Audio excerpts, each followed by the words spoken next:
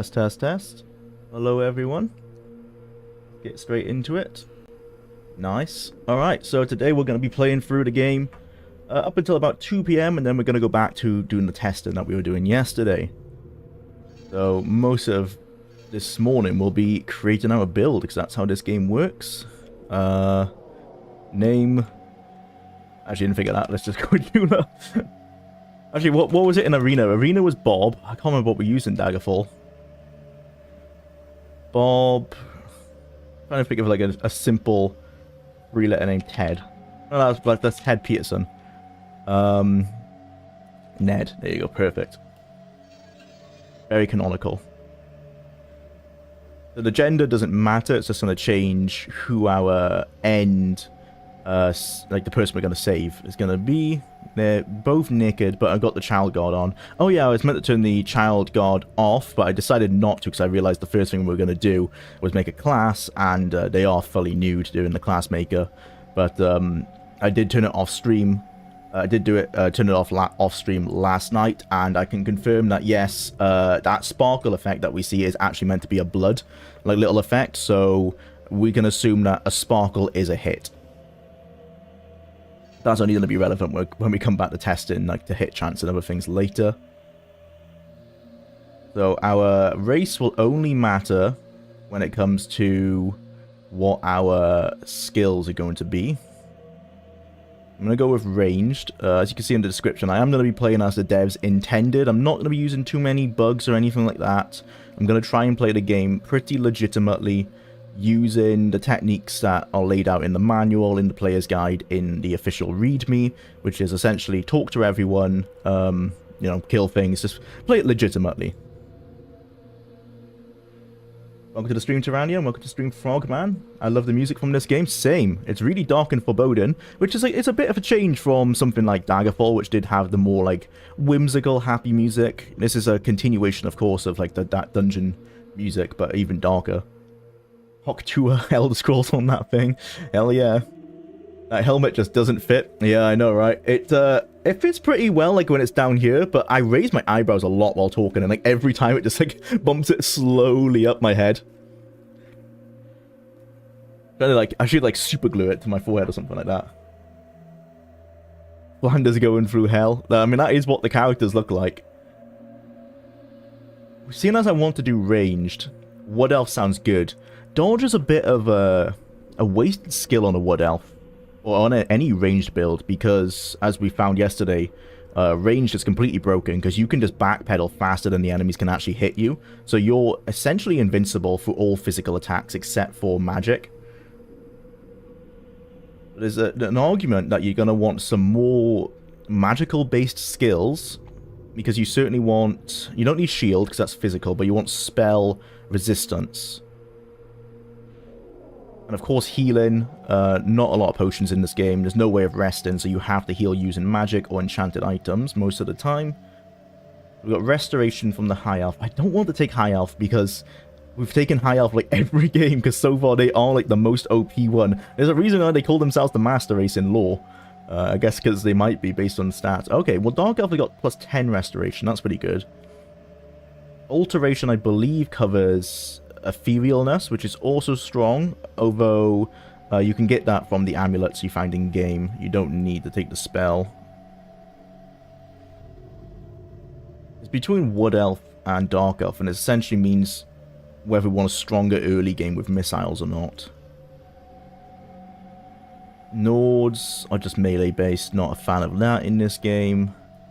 Okay, Red God, you do get missile, but otherwise not that great. I'm gonna go with Dark Elf. They do have the cool red eyes, like glowing red eyes in this game.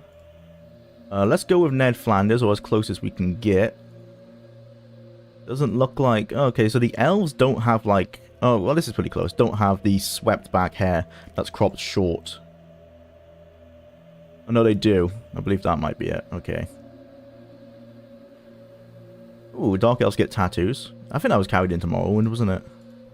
Of course, the scars. You can actually see that very much these faces pretty much were carried over to Morrowind. The only difference was in Morrowind, they were a bit more green than we see here. That's like a Divath Vir aesthetic. Let's go with that. I kind of wish I could have named him that now. But he wasn't here during that time. He does have a lot of... in the lore, Divath Vir has a ton of Battlespire artifacts, although he won't explain where he got them. And then we're going to take a page out of Bruce Nesmith's book, where you can use one of these default classes as your bassist. As your basis. So we are going to start with his Wood Elf character, which is kind of the same thing, because he essentially started with Archer and then modified from there. So we're going to do the same.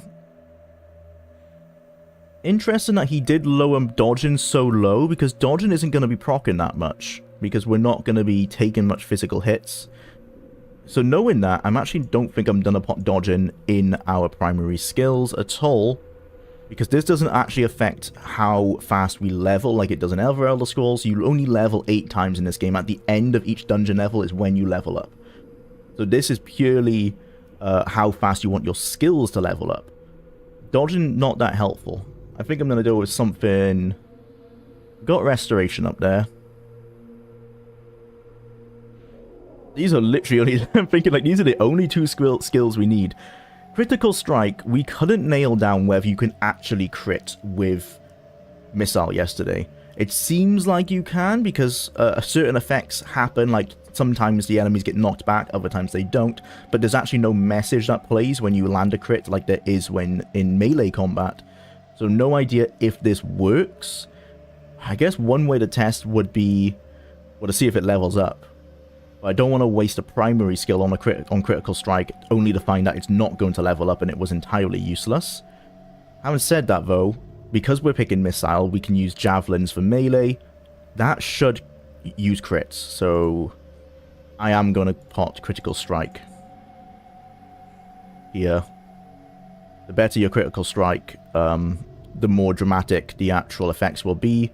At the greatest, I'm not sure. At the greatest for you getting critted, you can drop your weapon. I don't think that applies to enemies, but they certainly get knocked back very far, and can have their moves skipped. Actual, like, they lose attack rounds if you crit on them, so that's helpful. Jumping, not so much. Swimming, yes. There's a lot of swimming come level 3 onwards. You're going to want that. Having said that, though, we do want some jumping, and we actually don't want this to be so low, because jumping is essential. How we died to jumping when we were testing yesterday. If it's too low, you just can't make any distance at all. Around 20, I think, is where it started to look pretty decent. Backstabbing's pointless for us, so we're going to put dodge in there. This is looking okay. I'm not so sure about Destruction as a major spell, as a major skill. All of the magic skills do actually get used with enchanted items. So if we find an enchanted item that has a Destruction spell on it, that will raise our Destruction and is actually modified by the Destruction spell. So if you have Destruction 100, that enchanted item is legitimately stronger. So it's worth keeping the magical skills. Any skill that is not within these 3 areas gets no skill bonus whatsoever, so it levels up at the base speed, which is extremely slow. And I'm happy for these to do so, because we aren't gonna be using those. So yes, we have all of these blocked.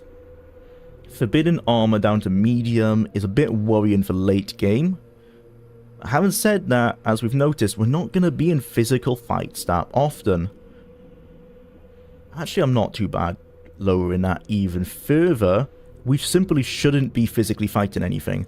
By level 6 onwards, most enemies are going to be purely magic-based anyway when we're fighting Daedra Lords and Daedra Counts. Sorry, Dremora Lords and Dremora Counts, so I'm not sure that's even essential. The same with armor material. There comes a certain point... Well, the way armor works in this game, I think I mentioned yesterday, it's light, medium, and heavy armor are actually based on your AC. They're not based on, like, material. So certain items simply won't ever be light armor. Daedric can't be light armor. I believe Ebony can't be.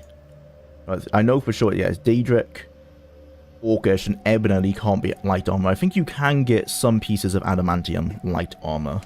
So maybe it's worth keeping it around there. We want Spell Absorption. That's extremely powerful.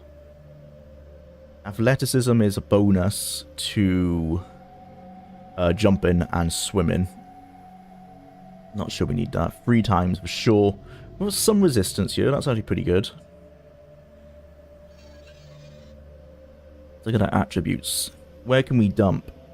I don't want to dump personality too much because the recommended way to play this game is to talk to everyone. If your personality is too low, most monsters won't even talk to you at all, and you are missing a large chunk of the game. This game has full voice acting, which is a pretty big deal for 1999, and especially for an RPG. Of course, there's not that many voice lines, there's not that many enemies actually you can talk to, and you do see a lot of repeats, but interesting nonetheless, and it is a large part of the game. Luck 10 is worrying.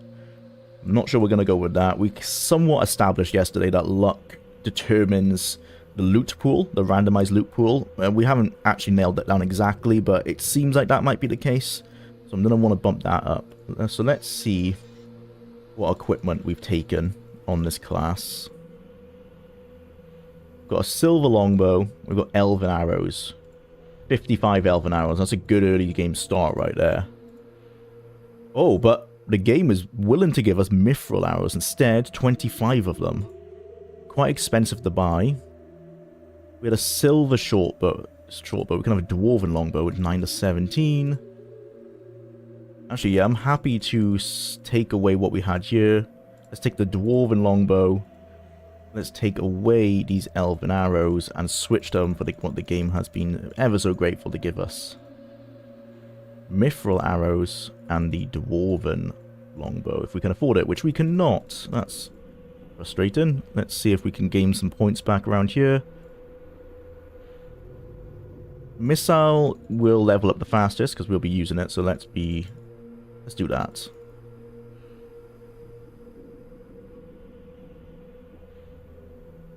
Dwarven longbow. Everything else we can find in the dungeon. Armor we can find in the dungeon, so I'm not going to waste any points on those.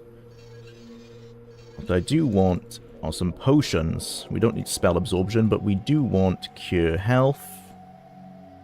Oh, but we will have restoration. Instead, what we want is cure spell points. We can find as a... Oh, we already have it there. Cape of Magica Restartus. A Tunic of Healing, that's not too bad. Okay, I'm actually happy already with what we have there. The spells, I believe we have Cure Health. Cause Damage, I'm not sure we need. I think we're going to save some points and take that away. As I mentioned yesterday, Vampiric Drain is a restoration-based spell that causes damage. And, of course, it actually absorbs health. That's a great 2-for-1 right there. It costs exactly the same as Destruction, as this Destruction spell to cast. So there's no reason that I can find to use Cause Damage other than Cause Damage has different elemental effects. You can choose like Fire, Ice, Electric, and Poison, and that will be good when we fight the elemental Daedra, but that's not going to be until level 5 or 6, by which point we might actually find a spell of Cause Damage, so whether that's needed or not, I'm not sure. For the co-op run, let's just min-max like crazy and kill everyone. Yeah, I'm totally down for that on the co-op run. I think that'll be really fun. Everyone should just like, there's a few Steam community builds I'll drop in the Discord when we come to do the multiplayer runs in like 2 or 3 weeks, and everyone should just pick a min-max build. There's quite a few different ones. This, what I'm making now, is pretty much a min-max build. There's also a hand-to-hand one that's really powerful. That's the way to do it, and just, you can sweep through the game really fast then. The game does pot in more enemies for multiplayer, depending on the amount of players, so if we manage to get 8 players in a lobby, the dungeon should be chock full of Daedra everywhere. But it should be pretty easy to get through, hopefully. Honestly, I think we'll struggle more with the platforming and with crashes and that kind of stuff. So I'm going to take that away. That gives us a bunch of points. That's actually really good. So can we bring that back? Acute Hearing, this is pointless. What this does is increase the distance by which you can hear things. I've not found sound to be that helpful in this game. It is like actual radiant sound. You can hear enemies 360 degrees around you. But like in Daggerfall, they have the thing where there's random sound effects. You know, randomly you hear a door open. Randomly a monster might scream where it isn't actually there. So this makes that entirely pointless. It only costs 200 points, but unless you want to be deafened by monster screams all the time, not necessary. what would be good is if we could get rapid healing. That would make our restore health, our cure health spell more effective. Athleticism isn't bad. It's just a pure stat bonus to jumping and swimming. Adrenaline rush, pointless. We actually, because we don't know what it does exactly, we need to test that later. But also because it only works when you're near death. We need to actually find out what that percentage of health actually is. But we're not going to play the game at a low health, essentially a one-hit KO all the time. Not worth it for that bonus. I really do want to get rapid healing if we can. So it's seeing what we sacrifice to do so. Any kind of low tolerance or critical weakness is near suicide.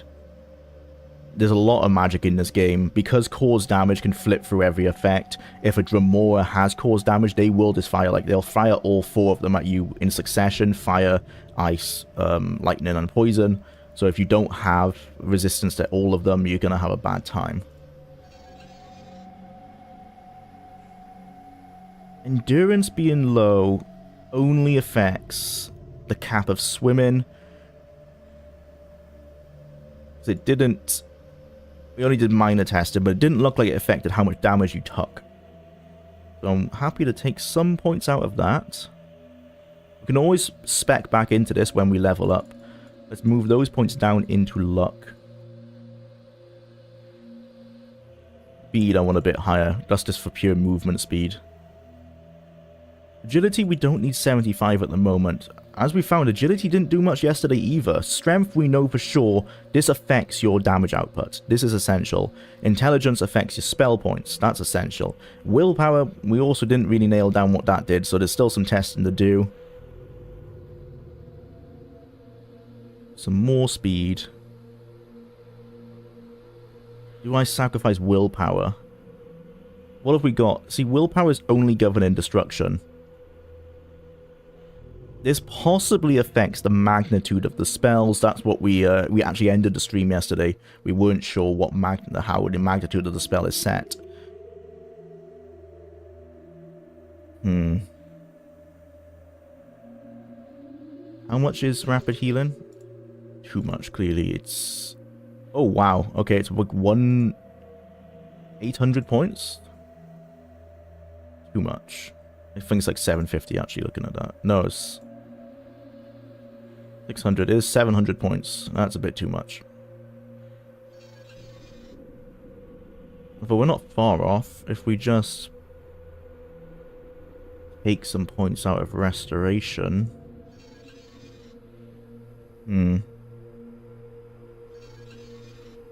That works. I'm somewhat happy with this. Maybe speed doesn't have to be so high. Can always do a little bit more damage. We afford to put points in anything else. There you go. Well, that's perfect. That you can't get better than that.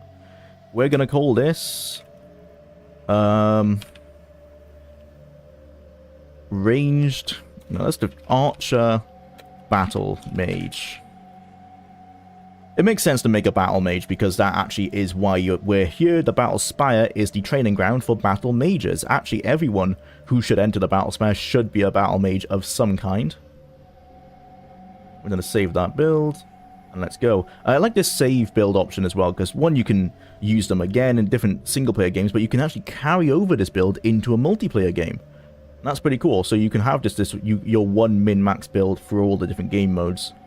And this build, as you see it there, it says it's a level... Yes, overwrite. It's a level 1 class. You can save it every time you level up, so it gets stronger. You can also carry that into multiplayer. The multiplayer games you can set to actual whichever level. So you can be like, oh, this is a level 8 multiplayer game, so it will have more custom class points for everyone.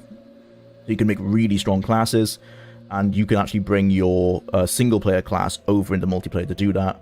That's pretty, like, well thought out. That's quite modern, actually, in an approach to a multiplayer game, to tie in the single-player like that. Spent almost 10 hours doing visual editing yesterday, damn, and today is going to be more of that. Yay! What are you editing? That sounds pretty cool, though. But, yeah, not a fun of doing it. Okay, let's get into the game. We should be pretty powerful. Instantly we're going to save. I'm happy to save over everything from yesterday, and we're going to have to. You're going to want multiple saves as you do this. Level 1. Start. I like as well in the official readme, it actually says how you can have multiple save files for different characters. And you're like, oh, cool, how do you do that? It literally tells you, go into the file system, copy paste to the save folders, make a new folder, you can call it your character name, and then paste them into that as an archive. And then you can just pull them out the archive when you want later on. And that's how you can have multiple, multiple character saves. I mean, it works. Definitely works. Those dumb abridged videos I've been releasing almost every month for a year now. Ah, fair enough. I mean, they're pretty fun, though.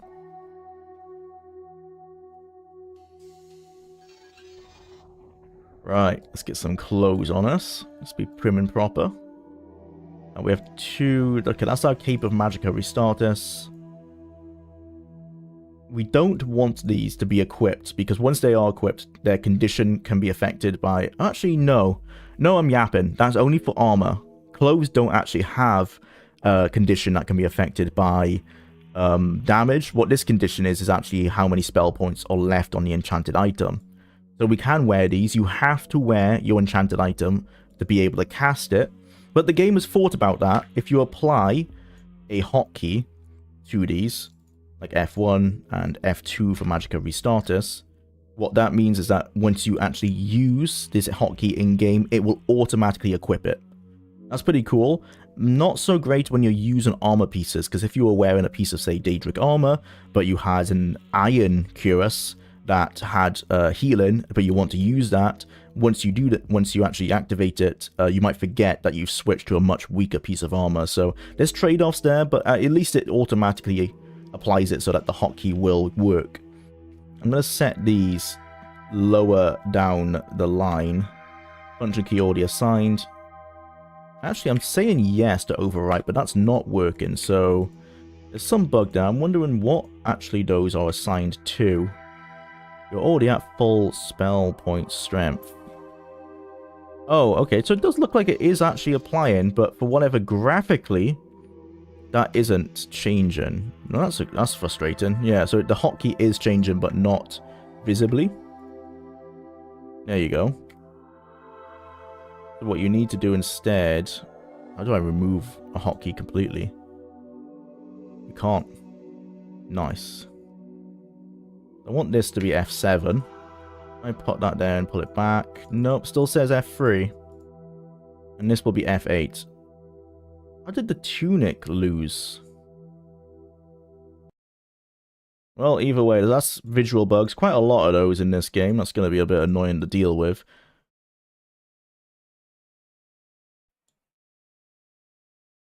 Okay, and let's set our spells. I want Cure Health on F1. I want Dispel Magic. Oh, that's... Dispel Magic we're not going to hotkey. The reason why Bruce said they use Dispel Magic is so we can tell what enchanted items do when you wear them. They just take an insane amount of work. There have been multiple times where I've spent almost 2 hours making a joke that lasts for about 5 seconds, bro. Yep, I totally feel you, man. The amount of time I've spent on, like, tiny transitions that no one will notice, but you just want them to be right. And then Vampiric Drain, that's our damage spell. That's going to be on F2. Currently on touch. I'm going to set it to Organic Target. We're going to have it detonate on Organic. As we saw yesterday, what this means actually is that the spell will bounce off walls, which is really cool. It means you can fire spells around corners. It does mean, however, if it doesn't hit anything organic, it won't proc. It also means that if it hits you, if it rebounds back to you, it will hit you and can damage you. I'm not sure if Vampiric Drain will damage us, but cause damage certainly does. This doesn't work for certain spells. I wish the game would just put like an X through this to tell you that. This is the type of damage that is used for Vampiric Drain and for any kind of spell that really isn't cause damage or a spell that would intuitively have a different elemental type. This is redundant, so we're just going to set it to Raw Magic. This is the icon. That's only helpful for spells that you're actually going to cast on yourself. It'll come in the top left so you know which spell you've cast on yourself. So I'll do that for healing, although this is duration is not available, so actually that won't come up. Yeah, none of our spells actually have any duration at all. This is what we need to figure out when we're testing later at 2 PM. What does magnitude do? Well, we know what magnitude does, but how is it calculated? What affects it? Right. Okay. I'm going to turn the game up a little bit so we can hear the wonderful voice acting. I'm also going to turn the game's sound down in-game.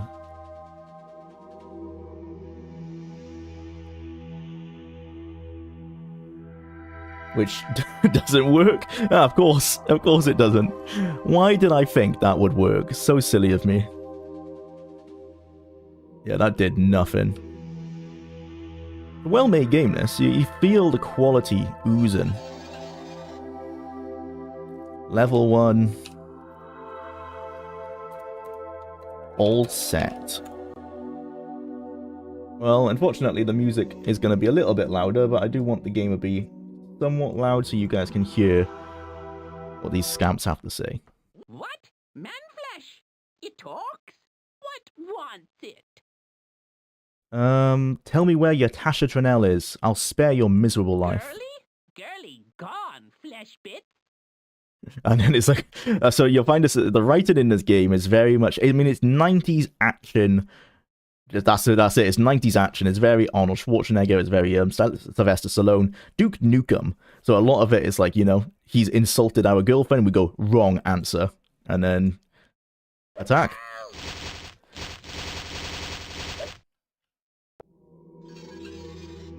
So is the writing going to be a bit cringe? Hell yeah, it is. That's by design. What we're going to do here is take this sack. We're going to put in that sack all of our amulets. This allows you to organize your inventory. It's pretty cool. There is also actual, as you can see, filters to do that. Actually, I've seen in reviews that people do this. Actually, not that cool, because it's not essential. No, why would you? Actually, no, never mind. Change my mind. No reason to do this, because you can just use... So if I hit magic, yeah, that gives you all of the amulets straight away. Clothing, yeah, never mind. So this, I mean, it's a cool mechanic that you can organize that way if you want to. Not essential, because you have this. And it has weight. That's also a big thing, is that we probably don't have great encumbrance. 122 pounds. Not amazing. I mean, pieces of armor can easily be 20, 30 pounds. So, yeah, a sack for 2 isn't bad. I guess we could put armor in a sack. I'm a bit worried. I'm not going to do it because I have, on other saves, used these sacks and found that if you mess around with them too much, they can just wipe, like just disappear from the game world and everything inside them disappears. Scary stuff. At least it's not like that menu is a definition of being poorly compressed. I mean, yeah, everything in this game is just, yeah, not the prettiest.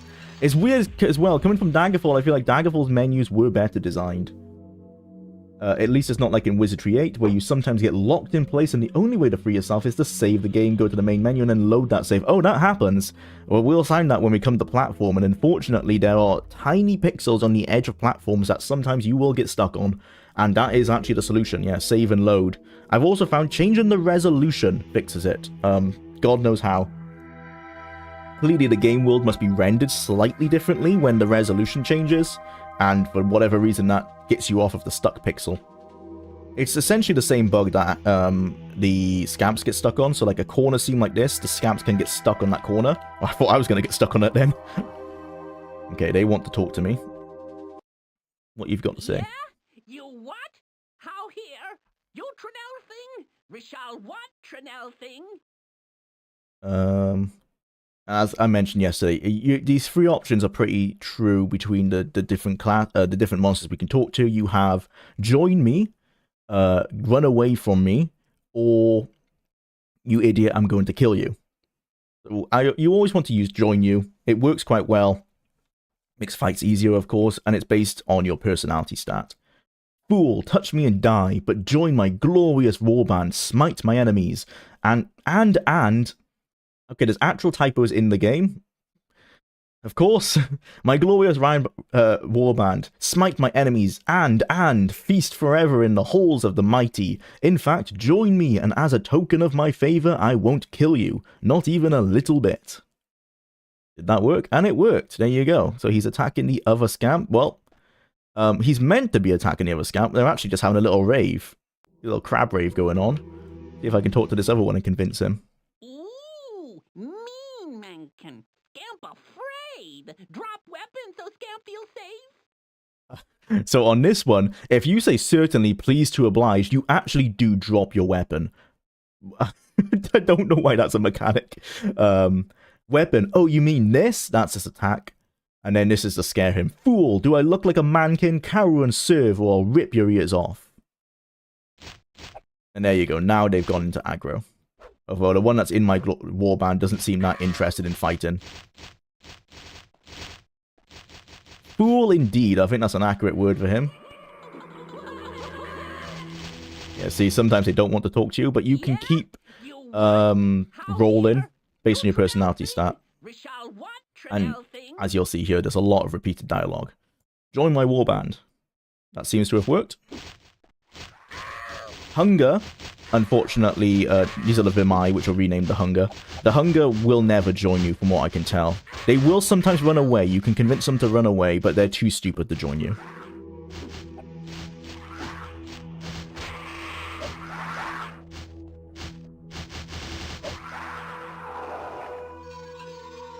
Iron short sword. Ooh, helmet. Nice. I'll take that.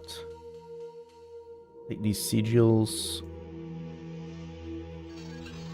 Should pop these on F. This is one thing that, I mean, a mod would be able to fix if this was a modding game. I want to have this on F3 because these are amulets cast etherealness on yourself, so it means that spells can't hit you. Very powerful when fighting Dremora. The problem is that you'd have to go into the menu every time to assign a hotkey to them, which isn't great. What I would have wanted, and I don't know why they didn't carry this through, in Arena, you were able to pull up a UI like this for all of your enchanted items. It was almost identically looking to the spellbook, which is what this is. I wish that was still in the game, because then we could just bring up the enchanted items whenever we needed to cast them.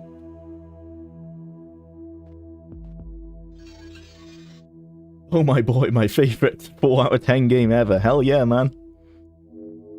I unironically like it. It's extremely quirky. But it has some cool features. I mean, being able to convince enemies to join your side and fight each other almost endlessly because they both have extremely low attack powers. But there's just a lot of cool features like that. And we are playing the game as intended, so let's read all of the lore as well. For Magtana, Greenway, Gatekeeper. A few more names for the annals and assizes of entry. I believe these will be the last for today. Samar Starlover, Master of the Serpent Blade. Okay, so this is a logbook from the Gatekeeper of all the battle mages who have come to the Battlespire. Grad Helfin, Grand Episimus of the Dissolving Fires. Clarentavius Valicius, actually we will meet him later in this level. Venerable Artificer, Greybeard, Master of the Hammer and the Harness. I wonder if there's any link to the Greybeards from Skyrim. Of course not, they weren't invented at this time, but I wonder if that's going to be somehow intertwined in the lore. Paxti Bitor, Exalted Summoner, Lion Lord Invoker, Pursuviant. Vatasha Trenell, Novice, this is our love interest, and she was the last person to join before the Daedra forces invaded the Battlespire, from the looks of it. Scribbled in an unsteady hand. The Daedra Prince has forced entry. Battlespire is fallen. Lomagan surrendered the portal keys, and he was struck down. I saw others taken. Trust no one. The gate home is closed by the invader's sigil. The only way out now is the old Star Gallery. I tried to guard the anchors, but most were loosed. If you may avenge us, restore the anchors. If you despair, free the last anchors, and die with our enemies. So that's setting up. We actually will try this, because I've read online that people can't get this to work. There's an alternate ending on level 1, where if you release the anchors, as he says there, the Battlespire falls from its point in Oblivion and crashes down and blows up. This is what Clarintavius actually wants us to do. He wants us to loose all of the anchors so that the Battlespire may be destroyed and the Daedra defeated that way, essentially sacrificing himself. But it's not so heroic. You can tell when you talk to Clarintavius, it's more from a position of having given up. Instead, what you must do to progress is restore the anchors, progress to the Star Gallery into level 2 of the Battlespire, and then progress from there. This is a note from our love interest. I sure hope you come through here. I could use the help. We're in so much trouble. All hell's broken loose here, and the gate's home blocked with some sort of damn thing which hurts to touch. A lot. Have a look around. See if you can find anyone alive to talk to. I'm going to try to get a disguise and get out in the confusion. I'm trying to remember what the instructor always said. Scout out the land, eliminate your threats, and gather resources. Or search, slaughter, and steal for short. See if you can keep up. We're getting a real big test. We're getting a real big test, looks like, for Tasha. So you and Tasha were both novices in the Battle Mage training grounds, and you both were love interests, as I've mentioned, and you go into the Battlespire to have your initiation tests into the Battle Mages, and from which point you would become an Imperial Guard for Emperor Uriel Septim VII, but in this timeline, Emperor Uriel VII is actually under the control of Jagar Tharn at this point. And Jagar Tharn is who is using or helping Mehrunes Dagon to invade the Battlespire, with the plan being that Mehrunes Dagon will take over the Battlespire and then invade Mundus, as he does in the Elder Scrolls 4. So that was the original plan of Jagar Tharn. It was just delayed by only like 50 years or so before the events of Oblivion. And that is mentioned actually in Oblivion, that there was a plot by Jagar Tharn to do this that was delayed. So that's all canonical. This is clearly the, I guess it's meant to be the Gatekeeper in his iron armor. And this is also why Mr. Julian Lefay chose to go with sprites. So sprites were not a technical limitation. They could use 3D models, as you see here, but he didn't like how 3D models looked. They tested them, and you can clearly, this is clearly like a leftover of that test, but he hated that they were so low poly, that they didn't look as smooth and as realistic as he felt that sprites looked like, and that was the reason for going with these sprites instead. Also, he says in interviews, I have no reason to not agree with him or not to believe him, because you can see there are 3D models in the game. They're rendering, our FPS isn't like completely dying because of it. It was just an artistic decision. Maybe not a well thought out one. Oh, well, oh damn. Maybe light armor was a mistake. I should have looked up the AC values. So the way armor works, as I mentioned, is based on AC. Light armor, I believe, is 1 to 3 AC. Medium armor is 4 to 6, and then heavy armor is 7 plus. And it maxes out at 9. So we can't even use AC 4. That's fine. I mean, once we eventually get AC 3 across the board, that's not going to be terrible. Again, as I mentioned, the reason we've gone for this is because we shouldn't be in any physical combat anyway. Shame that we can't use those silver pauldrons, but it is what it is. How much you want to bet her kept the dead guy in armor there just to prove a point? Could have done. Or just to prove the point that, like, hey, we could have 3D models. Like, maybe. Star Gallery? What in the Spelljammer is this? Yeah. I mean, this is still the Elder Scrolls era where they are using a lot of generic stuff, but I will say Battlespire is one of the first games where it's becoming very much ungeneric. Is when the whole Daedra lore gets pretty strong. So as the game mentioned, this is the way back to Mundas. It is blocked by this sigil, which is put there by the Daedra. We can test what that does. This is actually what the manual says to do as well. It says if you see anything that you want to test, like what happens if I jump down here? It says save and try it, which is fair enough. Satisfy your curiosity. What happened? He said it's going to hurt us a lot. Let's see how much. Half your health. Quite a lot. Let's not do that. The way these sigils work is you have to find an amulet like this that has specifically called a sigil amulet of entry, and it will let you past. However, we can't find this sigil on this level.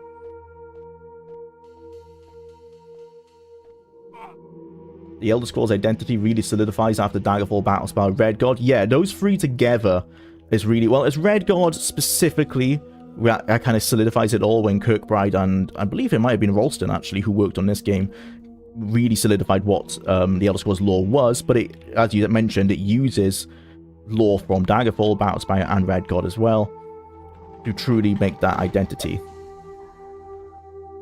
This is who we have to be worried of. I'm going to cast Ethereal on us and see if he'll waste his spells on me.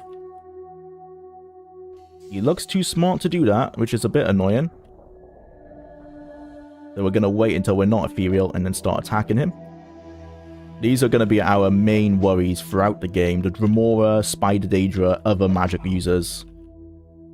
He might already be out of spell points based on the fact that he did not cast a single spell. Likely that he was wasting spell points behind that door. As the readme says, the Daedra are not very smart, and that what that translates to is the AI is very dumb.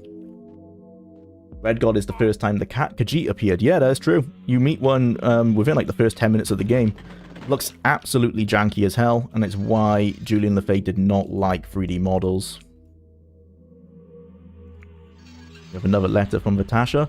I found another of those damn things like the ones which are blocking the rear gate, and a little Daedra went straight by it. I think he's got some sort of special charm or something that's let him through.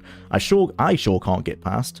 Oh, and here's another hint for you. There's a big gem thing just near here. Heals you right up. Boy, was I glad to find it. Yeah, so these are how the game gives you hints and tutorials through environmental storytelling, which is a good way of doing it. Generally from hints actually left by Vitasha. So she's telling you how to get past those sigils. You have to find the special charm that's on some of the enemies, and also she tells us about these purple gems.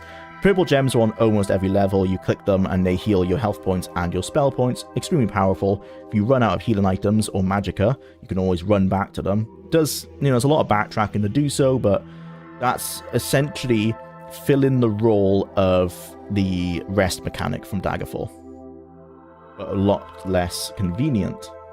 Wait, does this game use descending AC? No, but the manual actually dogs on D&D. It says, like, for some obscure reason, tabletop RPGs want DC, the lower DC, to be stronger, but we've decided that's stupid, so we've switched it around. But that's almost like the exact words it uses, which is funny, because in Arena, they did use the descending AC.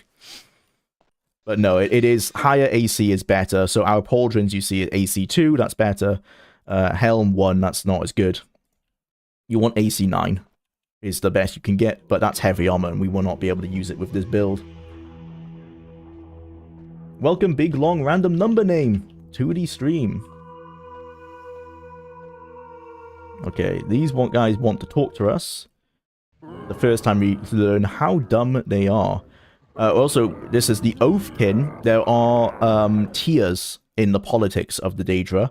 The normal Vimai, normal Scamps, those are low tier. Those ones are generally less likely to join you. There's something else as well. Like, there's side quests later in the game between the different monsters, the different factions. Scamps are a faction, Vimai are a faction, Dremora are a faction, and they don't like each other, and they will fight each other later in the game. They will have inter-race battles, I assume. If you talk to the Oathkin, these are like the lieutenants. So these are where you would go to for certain quests. In level 1, none of that really exists, but as we get into later ones, whenever we find an Oathkin, that's when you know, okay, this is the one we should listen to. He's higher up than your generic enemy. They don't look any different, but you do get this little name descriptor. And as I said earlier, it's very hard to get these guys to join you. I've never been able to do it, even with 75 personality, so I think they are legitimately too dumb. But you can get them to run away, which is using this one. Me, friend. Did that work? No. Yeah, I've never got it to work. The other one wants to talk to us as well, which is helpful. That means we can just take out this one guy first. That's too high AC. Yeah, we can't use that. Hello. Whoa. Okay, we got the Dremora up there attacking us. Yeah, this guy, oh, he's also an Oathkin at least.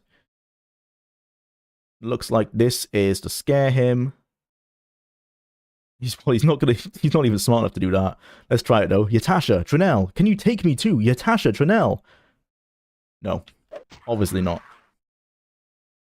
Am I weird for thinking it makes me think about the Half-Life aliens? Well, a lot of the graphics in this do have that kind of odd like kind of odd aesthetic to them. Right, I'm gonna start testing my health, my healing. I healed 52. Yeah, okay, rapid healing was definitely worth it. That is extremely powerful. Okay, where's this Remora? There. Ow. Come on, little target, come up. Oh man, okay, I should just let him waste his points rather than get myself killed here. You need to wait for that little target icon like that to come up. That's how you know you're gonna hit. There we go. That's the main thing I can notice your missile skill actually does, is the higher your missile skill, the easier it is for that target icon to come up. It gives you like a larger, I guess, cone? I guess it would be the way to describe it. The lighting in this game was praised a lot in previews and in reviews. I'm going to assume this is an emulation bug, because the lighting in some areas is pretty impressive for a game of this age. I mean, it's akin to Quake 1, which previews always highlighted as a good thing, because of course Quake at that time and id was seen as like Rockstar, right? Like Red Dead Redemption 2, years ahead. It's only like now we're getting games that look as good as that, and that came out in like 2018. So literally years ahead of the competition. That's how id was seen. So even though they're 2 years behind Quake at this point, this was still seen as in previews as very impressive. As well as this was a time when reviewers... Steel Dagger of the Hunt. I can't use Steel Dagger, so we can't even use the enchantment on that.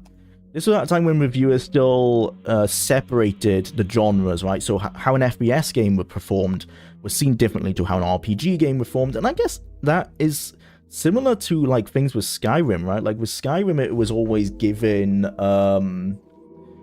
Skyrim, even though it didn't have the greatest graphics for its time, it was always seen as like, oh, well, for an RPG, it still looks pretty good. For a Bethesda game, it still looks pretty good. And that also applied with Battlespire.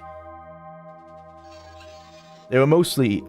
applauding it for looking far better than Daggerfall, which it does. I mean, the handmade dungeons in particular. Every dungeon in this game is handmade. These are the healing crystals. That one healed my spell points. This will heal my health points, although it was already maxed. It's not a bad-looking game for the time, but Terranium did accurately point out that it does look a little bit closer to what you'd expect from 1996 with an FPS game, but as I mentioned, they saw RPGs in a different light. Having said that though, this isn't like leagues above Ultima Underworld, and Ultima Underworld was 1992, so the difference being there, the resolution of course. Ultima Underworld played in something closer to... this window we can choose if we go into the resolutions. If the game doesn't crash, oh my god, let's save, because well, the game was going to crash for opening up the bloody options. Level 1, don't crash. We go into here. This is probably closer to how Ultima Underworld was played. Well, it is closer to how Ultima Underworld was played. And you actually do get a... that's interesting. This seems like a higher frames per second. I mean, I guess that makes sense, but yeah, the emulation is balked for DOSBox on this game. I cannot get it to run much faster than the 20 or so FPS it seems to run at.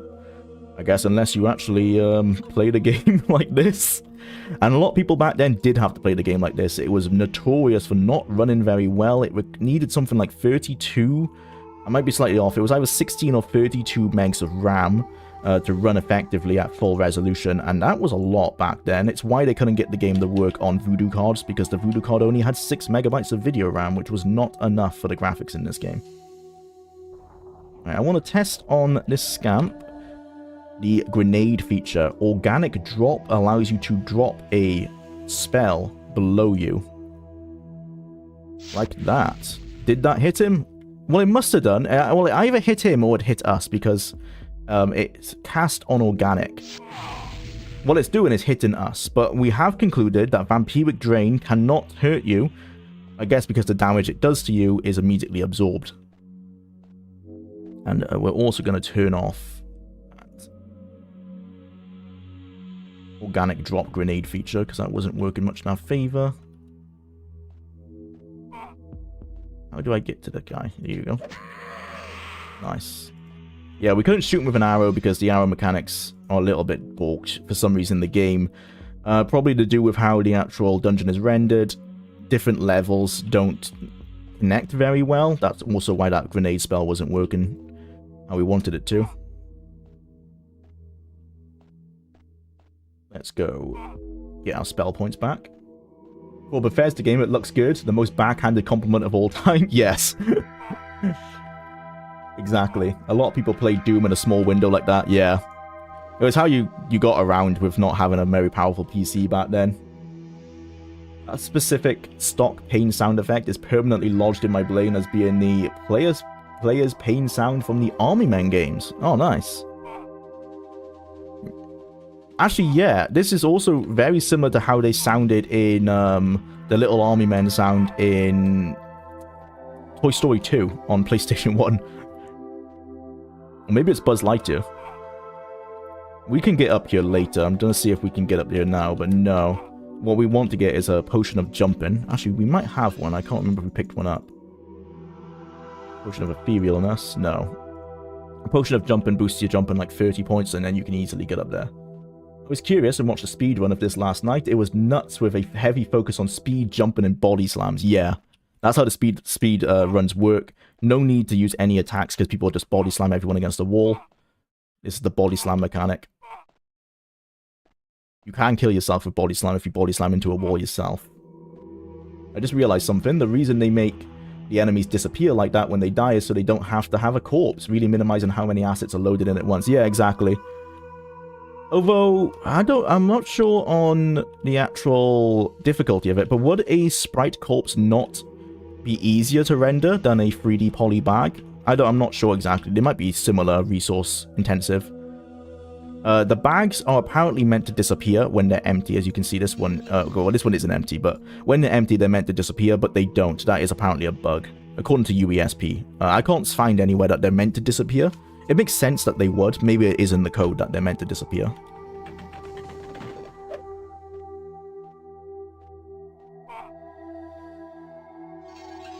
Yes, okay, we have a javelin. That's our melee weapon sorted. Let's pop one of these on F3. Okay, these are the anchors. As I mentioned earlier, we're going to try and keep them loose to see if we can get the bad ending. This tells you what the anchor does. Know that this is one of the 5 great anchors that moor the Battlespire in its place and retain it in the lifeblood of sustaining manner, without which there would be no light, no life, no being. In their overreaching wisdom, the administration that has required me against my every protest and complaint to affix to it a dreadful device, which you see before you, whose purpose is to sunder and divide this anchor and imperil the spire and all who inhabit it. Never divide the anchor. It is the rock upon which all our lives are founded. All anchors must be conjoined to assure the safety and stability of the spire. Above all, never, never, never allow them to be unloosed. Sure destruction shall follow, as the Battlespire departs the flux that keeps all sides of nature in unity. Now avaunt and quit this chamber, lest the imp of temptation and some unhappy humour overcome you, and lead you into the path of certain annihilation. Clarintavius Villa, whatever his last name was. CV. Yeah, these are the anchors. What you're meant to do is click this button, the anchors come together, you get all 5 anchors like that, you progress into the star gallery. We're going to keep them loosed. The Daedra will loosen them because they want to destroy the Battlespire, which is, as that note mentioned, the Battlespire is kind of acting as a tower defense against the Realms of Oblivion, against Mundus. Which does mean that this, I guess, is a redundant or it's a secondary defense on top of the actual fires in the temple that we find in Elder Scrolls 4. So once this is destroyed, which happens at the end of the game regardless of our outcome, unfortunately, that means that that's why the fires of Oblivion are like the only thing, or the fires of the Septim Bloodline are the only things that defend against the Daedra.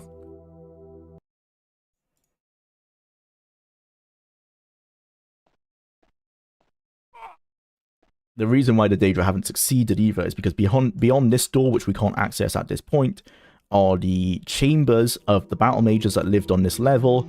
The Daedra can't get into them because they need a password that Clarintavius has, and in Clarintavius' room is the last anchor. That's why they've not succeeded. I believe this is the same thing. Yes.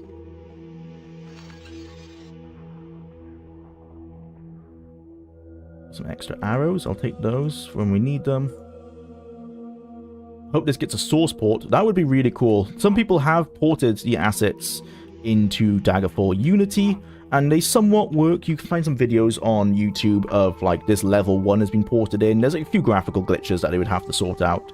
But watching that video made me realize that it's not as easy as a port as I thought it would be, because seeing this level in Daggerfall Unity, it doesn't have, the atmosphere doesn't work, the way the character moves and how the actual gameplay works, you just realize like it would lessen the impact that the game, or the atmosphere that the game has when you play it. And that's really all Battlespire has, is the lore and atmosphere is all this game has. The gameplay isn't that great, so Daggerfall Unity will fix the gameplay, but in doing so, it sacrifices the atmosphere, at which point I would argue there's no point playing Battlespire. So part of me thought, like, oh, if you put this into Battlespire, into Daggerfall Unity, perfect game, it would be worth playing. But it doesn't seem to be as simple as that, unfortunately. But yeah, I would be excited to see this get, I mean, a source port would be great, or its own actual port where they've tried to keep the gameplay as true as possible while fixing all the bugs and making it run decently. That would be the perfect thing. The way the stairs work is weird. It's just standard 3D stairs from this era, isn't it? It's just it's like a 3D ramp. It's just, I mean, it's just a ramp with a texture on it. I guess, yeah, it's weird in that if I'm not going to touch the mouse, it forces your view up. And then your view goes back down. So I would assume this is almost less so a ramp and like an actual normal flat plane tilted. And that's why the entire game world, like, tilts, your entire viewport, I should say, tilts up when you go on it. It works. It's not that different from something like Ocarina of Time or like other 3D games from this era. Battlespire Unity would be amazing. Yeah, as long as some effort was made to keep the gameplay, or keep the slowness of the movement and the light and everything true, then definitely, because that's the atmosphere, is what this game, that's the only reason to play it. I was looking up something about Battlespire, but came across something hilarious. Turns out it's easier to play Daggerfall, Battlespire, Redgun, and Morrowind on Linux than Oblivion or Skyrim. I guess that's because of DOSBox well, there must be a DOSBox equivalent, or DOSBox itself must run pretty well on Linux compared to trying to run Oblivion and Skyrim through Proton.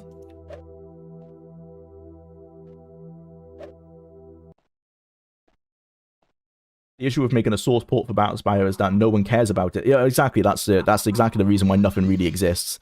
People have played around with dropping the assets into Daggerfall Unity, but then the description always says only for fun, not going to progress any further. Like, no one actually cares to make a true port of the game. Not that I can blame them.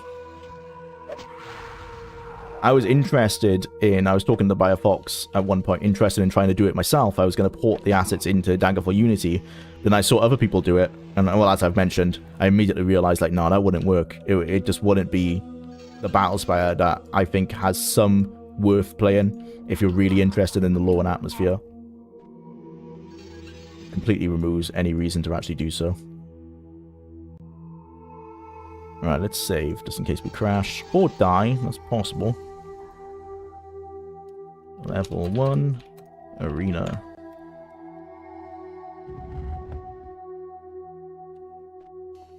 Here, all we want to do is kite around this pillar and hope that they use their magicka. Can't strafe jump, which is annoying. Oh. Don't hit me.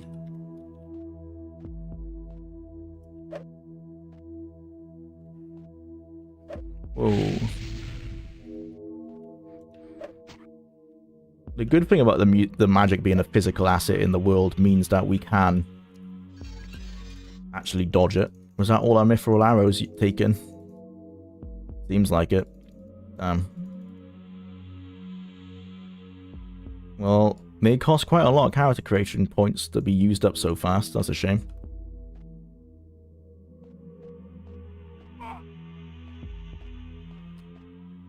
The bow takes forever to reload. There we go. Okay, we got some arrows back. I'm not going to take any more amulets, we have loads.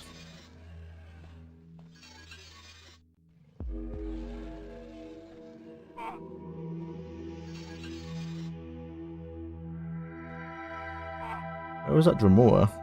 I guess he didn't drop anything. Yeah, he cast a feud on us. Use your spells, use your spells. Yeah, like that. Do that, do that. Hit yourself. Hit this wall. Hit this wall. No, don't hit me. No, no, no, no, no. Okay, well, at least he's out of spell points. Oh, God.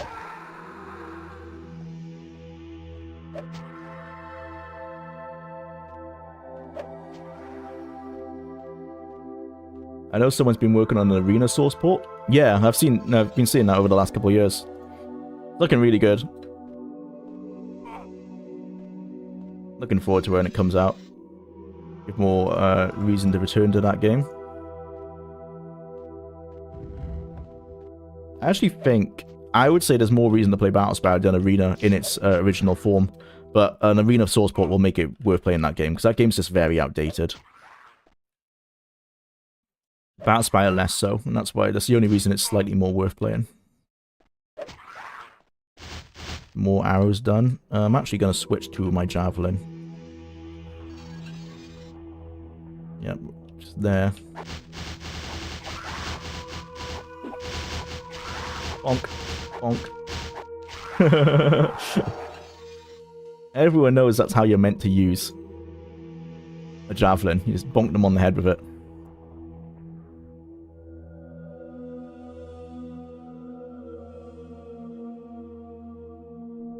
Where's my clothing?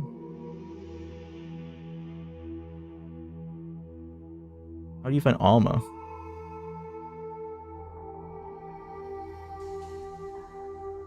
Potions, amulets, weapons. Oh, I guess what happened to my... Wait, is there not? Okay, it's on the misc. I was wearing gauntlets. Oh, this is a pauldron. Oh, okay, so the gauntlet goes on top of the pauldron. Nice, that's pretty cool. Paper doll at work.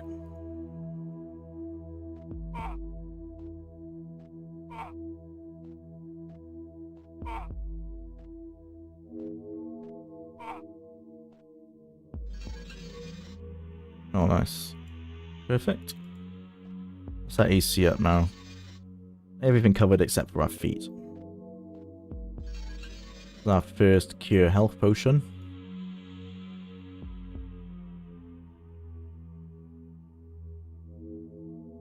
Keep these all on. We don't want to cause damage because that just damages us. This is the first jumping puzzle of the game, which we will try. Not essential, it just gives you extra loot.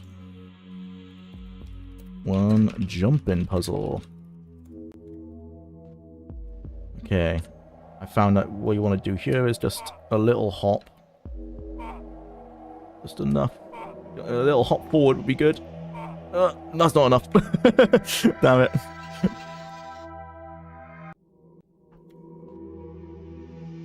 You would think you could walk forward, but the problem with that is that you will actually walk in like a trajectory like this, and it can take you over the edge. If we try that. Oh, okay, that was okay. I must have been playing with a higher speed character before, because I did actually like just completely trajectory over it. This is just a little hop. Oh, fuck me. So what happened there? Oh, and this is what I was talking about, how... Oh, no, never mind. We did fall to the bottom. I thought that was going to be where you get stuck in the wall. Sometimes you will get stuck in that wall. And this is a glitch where when you load a game, it opens the load screen again. I think what that is because we are emulating the game at a higher CPU speed than the game was made for, sometimes when you click, it sees that as a double click. So it thinks I double clicked load, and that's why it opened the menu twice. So what happened there was, if you stand still and you use the cone, it goes out in front of you very slowly and does that. I don't know why I took damage there. I think I hit my head on this. I think I bonked my head like a stormtrooper. Because I then pressed W when you walk forward, that increases the range of the cone. So I made the mistake of hitting W as I jumped, and that's what happened there. Want to know one of the most cursed things in existence? Prince of Persia 3D is also a Tomb Raider clone like Red God, but jank in different ways. Honestly, every Tomb Raider clone could not accurately emulate the game, like recreate the game. They all struggle to do so. That's not enough. Damn it. That's why you want to press W, because if you jump from a standstill, you just don't get the distance. But if you jump pressing W, you do. The only problem is that you're more likely to leap way too far. What you want to do is press W and then jump a little bit. Not enough. Okay, well, we know that this platform works based on weight. Oh god, now I need to do that. Yeah, nice. Bugger. Well, hey, we're training jumping. That's what we're doing. It's just difficult to set up.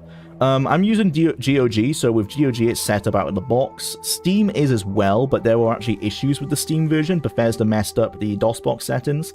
There's a Steam guide you can read to fix it, but I would say GOG just pre-configures it perfectly out of the box, so you don't have to worry about that. But if you have... Oh, that's not enough, damn it. If you have a... And as you can see, the big problem in this game, that cone means nothing. That cone, you'd think means this is where you're going to land. It doesn't really work like that, unfortunately. It seems it's meant to be working like that. It just doesn't. You can, if you have a CD, you can pre-configure not pre-configure, you can configure it yourself. Use the UESP guide. They have a guide on how to do that. I'm actually going to save here.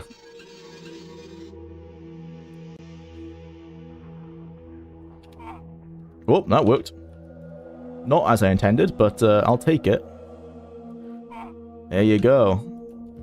And then we get here, we have a Dremora here. Dremora, well, that's already saved. I believe he's friendly. Yeah. He just won't talk to you. But he's not that interested in talking to us. Or attacking us. Potion of Restoration, that restores your spell points. This game also has the bug that most games had from this era, where if you press W and A to travel diagonally, you do run faster. I'm sure speedruns use that a lot. We are going to take this elevator. Thank you, Mr. Dremora.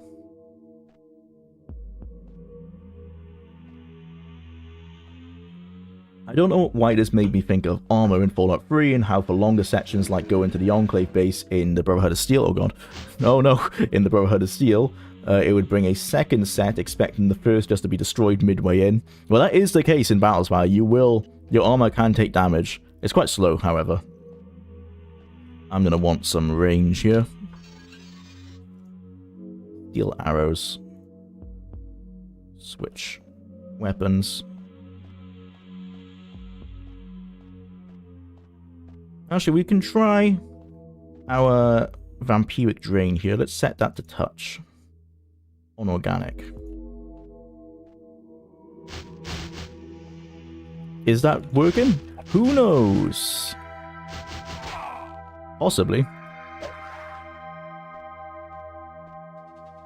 Why I don't like the touch spells in this game. There's just not any feedback that they're actually doing anything at all.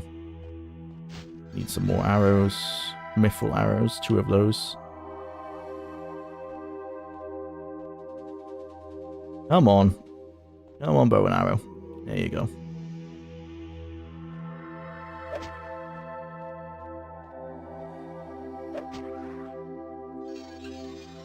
Oh, we've got iron left. Iron gives you -1 damage.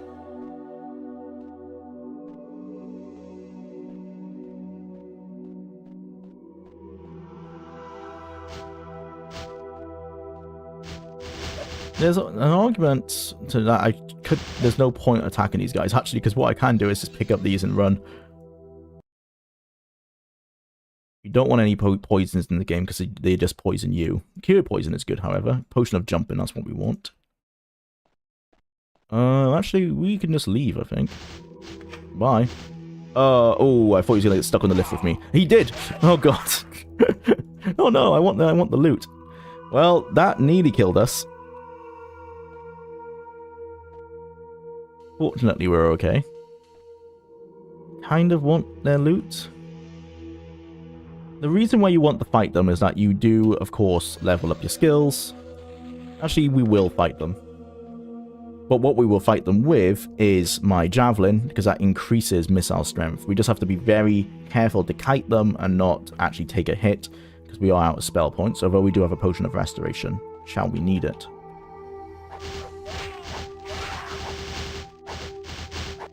The reason I'm using the bonk is because the bonk has the highest damage, although it does have the lowest hit chance. We might be fucked here because I just sent the lift down. Oh dear, we might have to reload. Yeah, I don't think there's a way to bring the lift back up. I'll check around the room, there might be a button somewhere. Was it worth doing it anyway? Well, we get our arrows back, so that's some worth. What's their loot like? A weapon of flesh flying, that's pretty cool, but we can't use it because we can't use axes. Bugger. Okay, we might have to reload. Is there a button up here?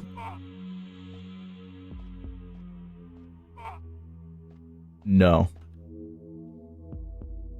There is potions of slow fall, but we don't have one. Classic. I just thought of something sad. Might and Magic 6 looks better than Daggerfall, and that was an open world game that was released barely a half year after Daggerfall. Yeah, I mean, that's the case for a lot of, like, games around that time. They weren't, I mean, based on the reviews and previews I was mentioning earlier, they just weren't compared that well, like that. For whatever reason, a lot of the reviews weren't pointing out, like, oh, this game, you know, looked better. They would point out, like, hey, this game now looks as good as Quake 1. Isn't this a great leap for RPGs? And then kept it at that, really. Not that the game reviewed well, by the way, I'm just mentioning that the game did not review well, but they didn't really care that much about the graphics. They were just like, yeah, you know, the graphics are pretty cool, real-time lighting, the magic looks cool. That's the same stuff they said about all Bethesda games, really. Like, even back in Arena, they were saying how it looks good.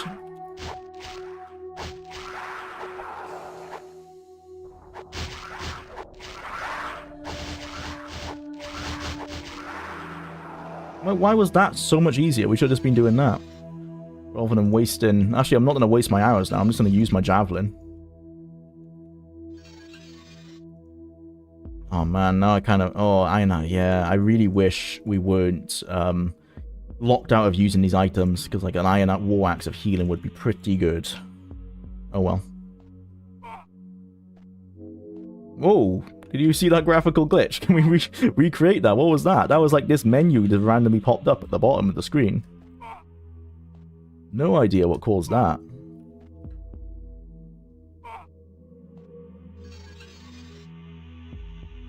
Cure health. Cure poison. I might pick up one of these sacks, actually, because I do want to keep my...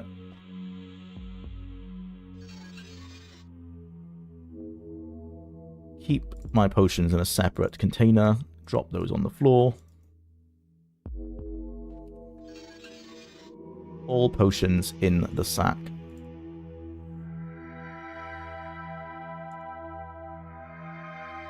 There you go. At least we know where we are more easily. What's our encumbrance looking like? 80. Not terrible. Let's save while we're here. L1 after J Puz.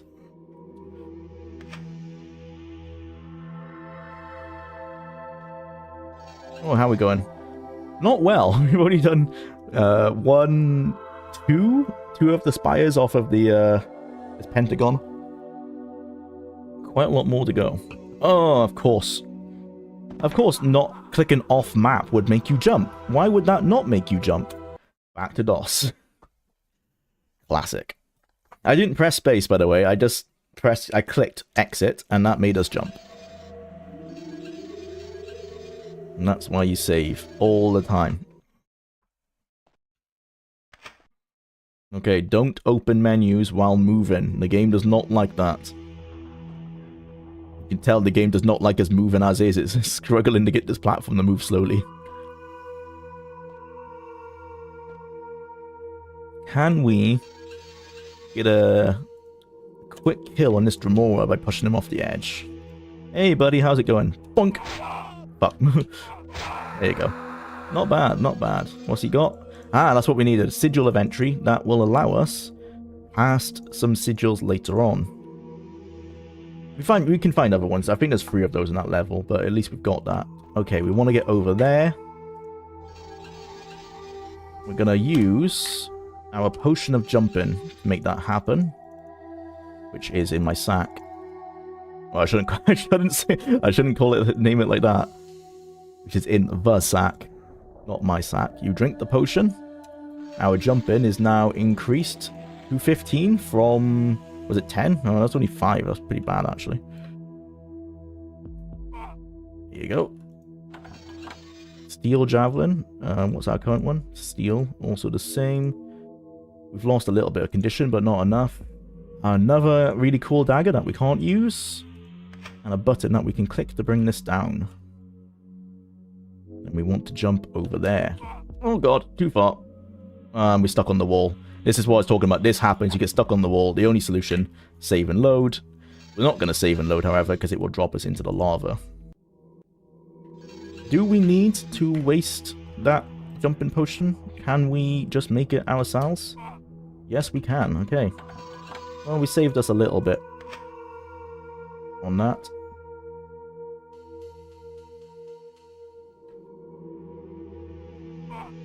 Nice. I don't think there's anything over there. This gives us these. Profane Fatality. I believe these are healing gloves, or...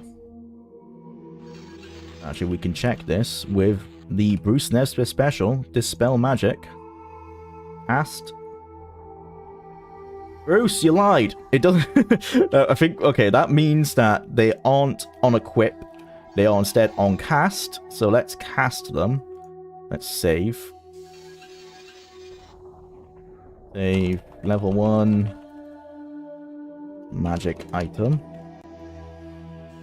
Right. Click to cast.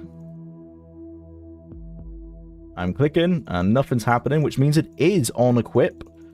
Which means either these items are broken, or we have been lied to. Nesmith. Oh, damn it. I thought that Dispel Magic thing was too good to be true. Well, they do nothing. And this is where we were earlier. That was where we were trying to jump up to. Then a full loop.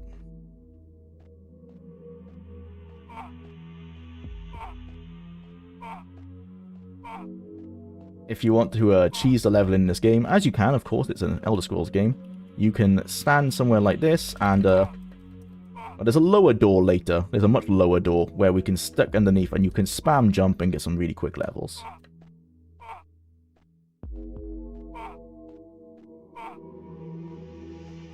That is what people use for a leveling bug. Now, we aren't going to be using, but the idea is you find an item of jumping, you equip it, which increases your jumping skill. You then will level up your jumping to as high as you want. When you level up, because you've equipped an item, something must be flagged that now allows you to take skill points out of that and reassign them elsewhere. You're not meant to be able to do that. That's a bug in the game. That means that you can level something quite pointless like jumping and assign that to your missile skill, to your attributes, to anything you want.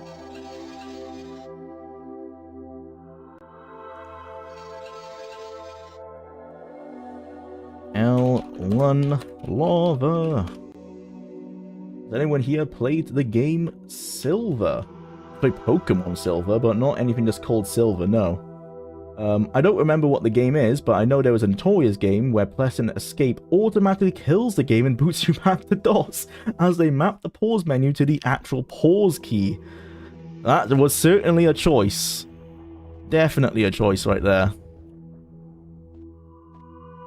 That was an annoying feature of games back then as well, to be like, boot you back to DOS for everything. Like when this game, you die, boot back to DOS. Exit the game, boot back to DOS. I don't want to jump. How do you cancel jump? Okay, like locking down, I guess. Yeah, we got another sigil of entry, but we don't need it.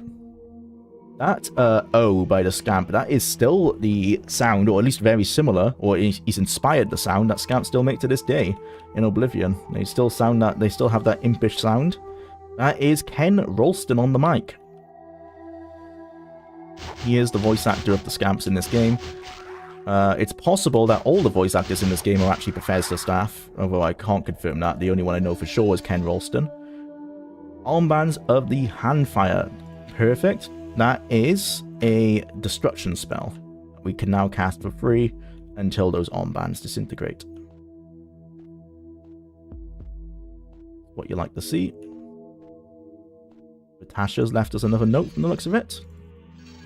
I've heard that one of the battle mages is still alive. Clarentavius, I think. I haven't seen him, but then I haven't had time to look for any secret doors or anything. This is the hint that he's behind a secret door. They wanted him because of some machine or other that's broken because of the anchors is why they want him. Oh, and Methats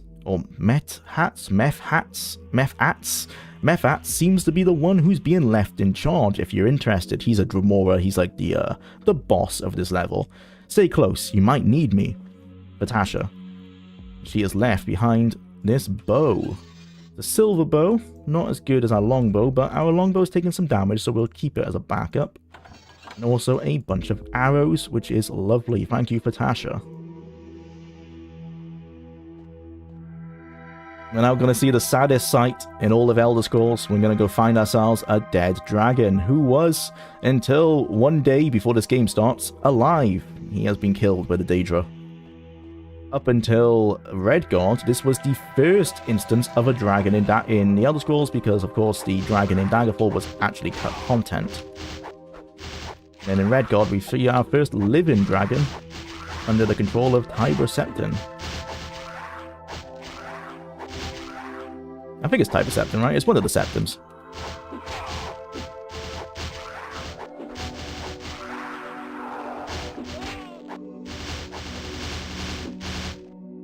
Nice. Oh, that didn't kill him. These are our armbands. Not very effective against the Vermai, I shall say. Steel Greave, Iron Greave. Steel sounds better than Iron, but there's actually no difference in AC there. Let's get rid of that. Let's drop that. Oh, we took off our silver gauntlet. Don't know why. RIP Scalmat. Existence probably got retconned by now too.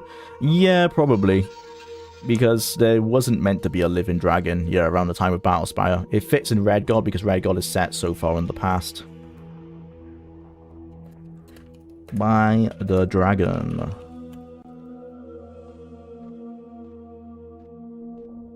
It was made by Infogrames UK back in 1999. I had a lot of fun with Silver. Need to look into it. Battlespire giving you wrong information? No, yeah, don't say it so. Iron helmet. Oh, we're free. AC, not bad. We've nearly, other than boots, I think we've nearly maxed out AC. Yeah, we get better pauldron, better greaves. But free AC is going to be the max we can get in this run. Not sure if I'm regretting that choice or not yet.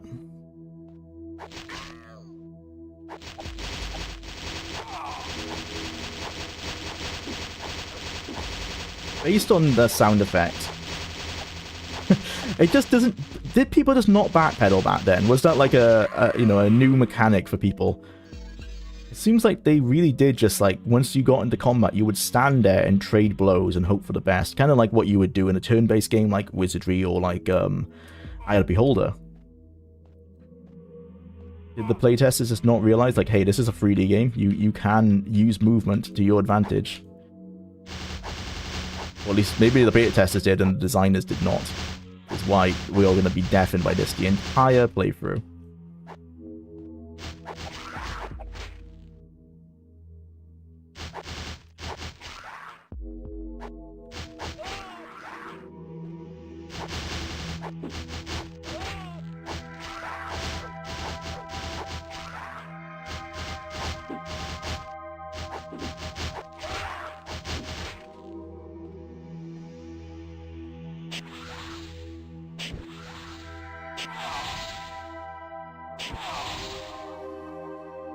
Why was that spell hitting me sometimes?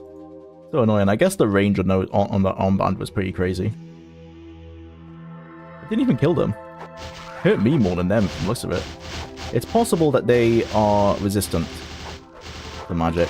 No, actually it's not, because you can see their stats in the player's guide, and it doesn't say they are resistant. But then again, that player guide, as we've already proved, is not that great. Crossbows just don't seem to be that good in this game. No, we can't use that. Yeah, 5 is too high.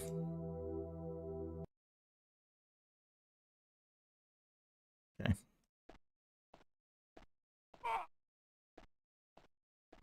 Will Shadowkey ever get a PC port? Yeah, we can hope. I don't think so.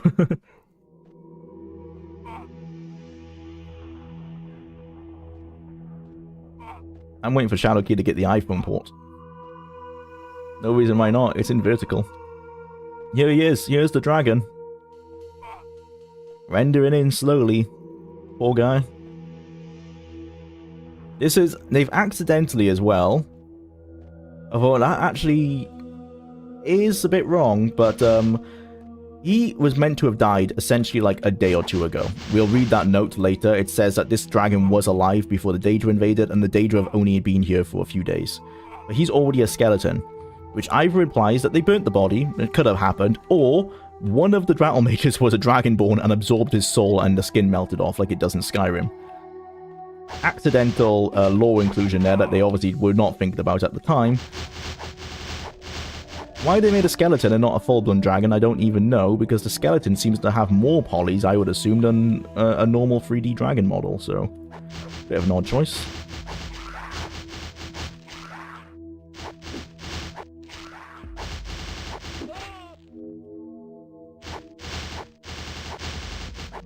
At least we're gaining missile skills here. That's what we want. And dodging as well, I guess. Oh, I'm against the wall. Oh dear. Okay, that's why you take these amulets. These are a built-in failsafe for this very reason. These amulets grant etherealness, which means you can travel through enemies. So if you get stuck in a corner, you just cast one of that, and then you walk through them. And they can't attack you. Even though they're making the sound effect for attacking you, they don't actually hurt. And I can't heal myself because we can't cast spells while ethereal either. Now we can.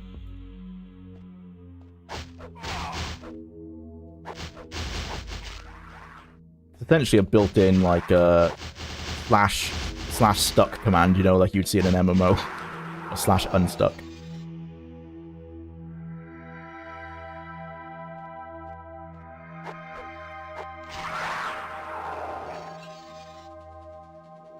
AC4, can't use that. And in Daggerfall it wasn't, it's actually pretty simple. Circle strafing was something people did in FPS games like Quake, Bethesda focused on RPGs, so they didn't know it was even a thing you could actually do. Yeah, I think that's very much the case. I mean, they were playing games like Quake. The multiplayer in this is definitely inspired by Quake, so it is a bit odd that they just never thought you could do it. And in Daggerfall it wasn't as much of an issue because of how the AI functioned. Yeah, true.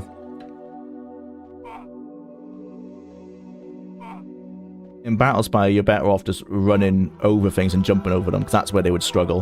Where in this game, you can't jump very high, so it's just not a thing you need to do.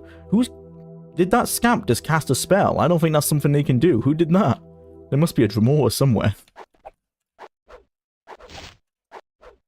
Oh, I just realized we're meant to try and talk to these guys more often. Yeah? Join me. Didn't work. Yeah? Join me. Didn't work. That's how you're meant to play the game. You're meant to try and talk to everyone and, like, recruit them and stuff. This doesn't seem worth it most of the time. I regret not taking Monster Summoning. That would have been very cool, because then you can just conjure allies whenever you need them. Not actually that expensive to cast either. We might find a scroll for conjuration. I hope.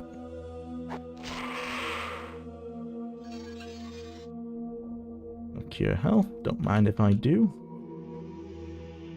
This poor guy. He got killed. Here's his trainer. And his note. Scrawled hastily on a page from the log journal. 6th moon. Alas, the Battlespire appears to be fallen into the hands of evil. Their many attempts in the past have failed until now. Dagon seems to have new minions at his side this time. These horrors are not at all too powerful beyond our magics and weaponry, but their numbers are feverishly great. We grow low on supplies and soldiers for this holdout. I fear the worst. So it sounds like before now that Dagon didn't have control of the Vermai and the Scamps, which is why later in the game we find that they actually form political factions and battle each other. Pretty much it seems like the Dagon only had the Dremora. I have presented to the few remaining battle mages my last hope plan. I will fight my way to the bowels of the Battlespire, where I will mount Dragon Papre, my dragon companion.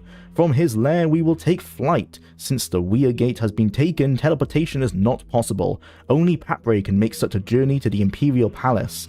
There we will report to the evil infection and return with a regimental force of rescue. May the powers be with me. Ninth Moon. It is as I feared. A carcass is all I have come to find.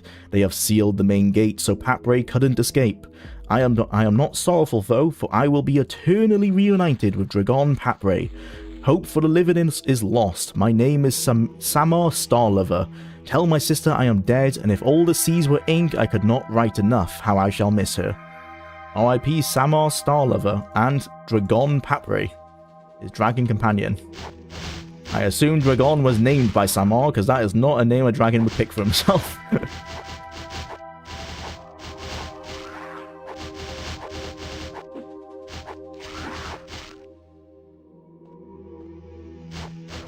Come on, die already.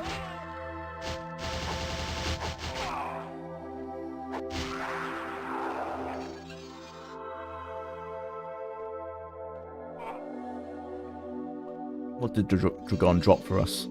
A cog that we need to unlock the Stargate, or the Star Gallery.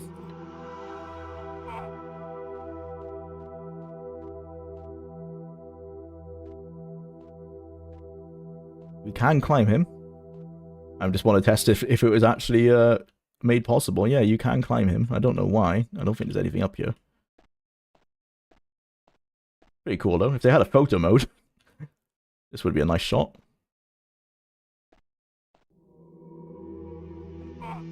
Nice. R.I.P. Dragon.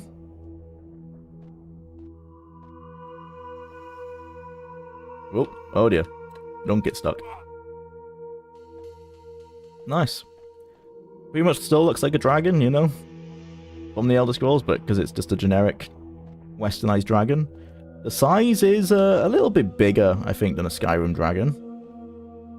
But they do grow to different sizes, so Dragon was a big boy. And this is his little den. I don't think the Bethesda cares about their 90s games at all. Well, Todd seems to care about Daggerfall, because he mentions it quite a lot, and he always brings up that Arena was his first game. I think he holds some sentimental value, because he did work on them back in the day, but in terms of, like, remastering them, no, I don't think they particularly care. He probably has the same viewpoint as he has with Morrowind, being like, hey, if you want to play them, they're still there as they were in the olden days, just do that. He also always brings up Red God. He does love Red God. It was his first game as project lead in the Elder Scrolls series. He did project lead Terminator Future Shock. He does always bring up that. He still says like he likes Red God, even though it, you know, he actually doesn't. I would say even though it's janky, but he never says it's janky. He just says he loves Red God. Didn't say anything about Battlespire, which is fair enough because he did not work on Battlespire. He did do playtesting for the multiplayer mode, because he's mentioned, just mentioned at some point in one of my research, in an interview with one of the developers, they mentioned that Todd and all the boys like would jump on multiplayer at the end of the day, like after they were working, just to test out the multiplayer mode, and that was like how they playtested the game. It's actually a very similar story to how they playtested Fallout 76. Interesting. If we know how that game turned out. But interesting is that these stairs are 3D models. Only these ones, all the other ones are ramps. And because these ones are 3D models, they don't have that weird gameplay thing where it tilts your screen up. It just stays normal. Although it does, it's still unpleasant because it bumps the screen up like that. This is another anchor, which we are going to leave loosed. I wish we could... Right. This is one criticism I have. Notes on this screen would have been great. Like in... I believe Ultima Underworld allows you to do that. Definitely I've played one game. I mean, did Arena let us do that? I can't remember. But I played an RPG that allowed us to leave notes on the map. That would have been great if we could leave one here. I mean, Morrowind lets you do that. I think I figured out what's bothering me about the stairs. Yeah? What is it? I mean, these ones are actually different from the other stairs in the game. Red God would actually be a fantastic game if it just worked better. Yeah. I mean, yeah, more so than Battlespire, because Battlespire got great atmosphere and lore, but the gameplay is eh. Whereas Red God has the bones of good gameplay. It just doesn't play very well. One of its problems is that it runs at an abysmally low FPS, which is a problem that also infects all of the games using this engine. The X engine. Silver Greave. AC free. Don't mind if I do. Steel Pauldron, can't use that. I think they did the Duke Nukem 3D thing where you don't actually move up them, you teleport on the above stair when you hit the wall of the previous one. Well, yeah, on the 3D ones, yeah, you're right. That's why this, look at, if you look at the edge of the screen, like how, it's almost like nausea-inducing. Like we are like bump, bump, bump, bump, bump, bump, bump. It's teleporting you to the new level, each level as you go. So, yeah, that doesn't feel great. But the other stairs, I think, are okay, because these ones, you're just moving down on a plane. It's a little bit unnatural how it moves the camera, but it would be good if you're playing in this mode. So this mode doesn't have... Well, there's a way to turn free look off. You can basically play this game as an old school RPG. Oh my god, don't crash. Every time you open that... Where's the don't crash, that one? Is it in screen size? No. In full screen, maybe? Oh. Ooh. Oh dear, we're hanging. Oh, that might be it. Okay, never mind. Full screen. No, that's just that. I can't remember how to do it, but there is a way to set it. You know, like how you can in Daggerfall to make it play like Arena. That is an option. Don't even know what that is. Oh, here we go. Movement cursor. This, I don't know how you even play the game like this, because there's no difficulty mode in this game. Like in Daggerfall, you could set the speed of the game, and that's essentially the difficulty. There's nothing like that here. So, you can play the game like this, like an old school RPG. How? How are you meant to play like that? I'm struggling with monsters using back pendulum and other gameplay modes that they didn't even balance for. And yet, you are meant to be able to like play like this, using click. It's just... How? Who balanced the game to do that? And the answer to that is no one, because they do mention in the manual quite extensively to not use that mode. They basically use... the manual and the readme are written quite colourfully. I feel like it's Ken Ralston's writing, because it lines up with how he writes in interviews and stuff.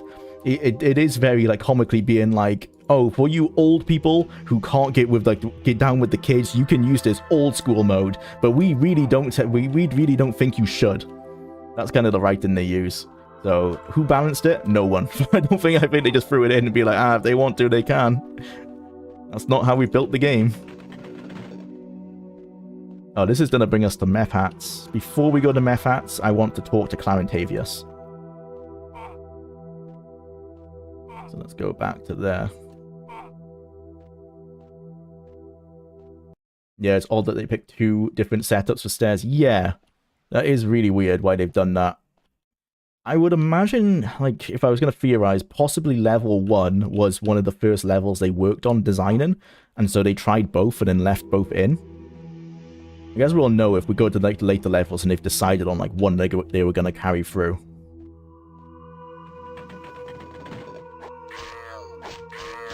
That's also the best thing about this game, is that it's all actually, you know, hand designed. It's always nice. I don't know how you would randomize these dungeons. It just wouldn't fit what they were going for. Oh, we don't want to go this way either. We want to go find Clarentavius.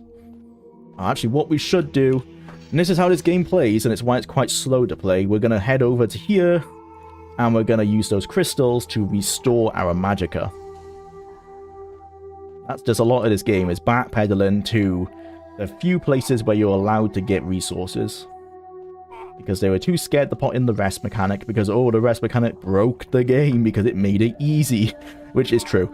But still, how dare they balance the game to make it harder? I want it easier, damn it. Let me rest anywhere. Fair enough, though. The reason why that worked in Daggerfall is because, well, one, just because it's good for immersion, but two, there was a negative side effect to resting, and that's time progressed, and because time progressed, you could fail quests, so it wasn't seen as like, yeah, resting makes the game easy, but also you fail quests, so there's a downside. Rested in this game wouldn't make sense, because there is no downside to resting, so there's no reason to not just rest all the time. So fair enough, I understand it. Totally makes sense why they've made that decision.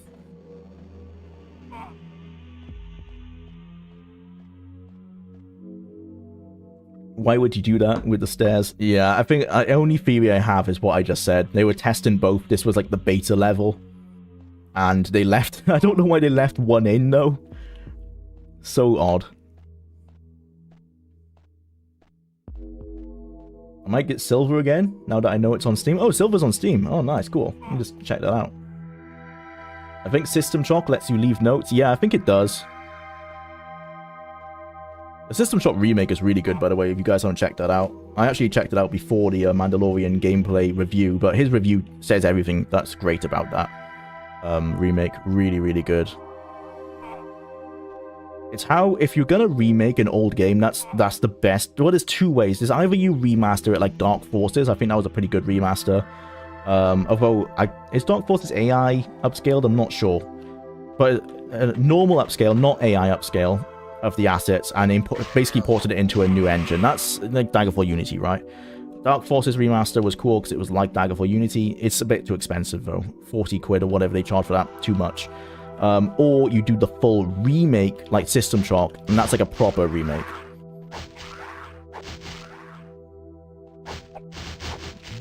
They made the game modern in controls, but they didn't remove what made the game so good, which was the level design, which is pretty much one-to-one, as well as the difficulty, which is up there.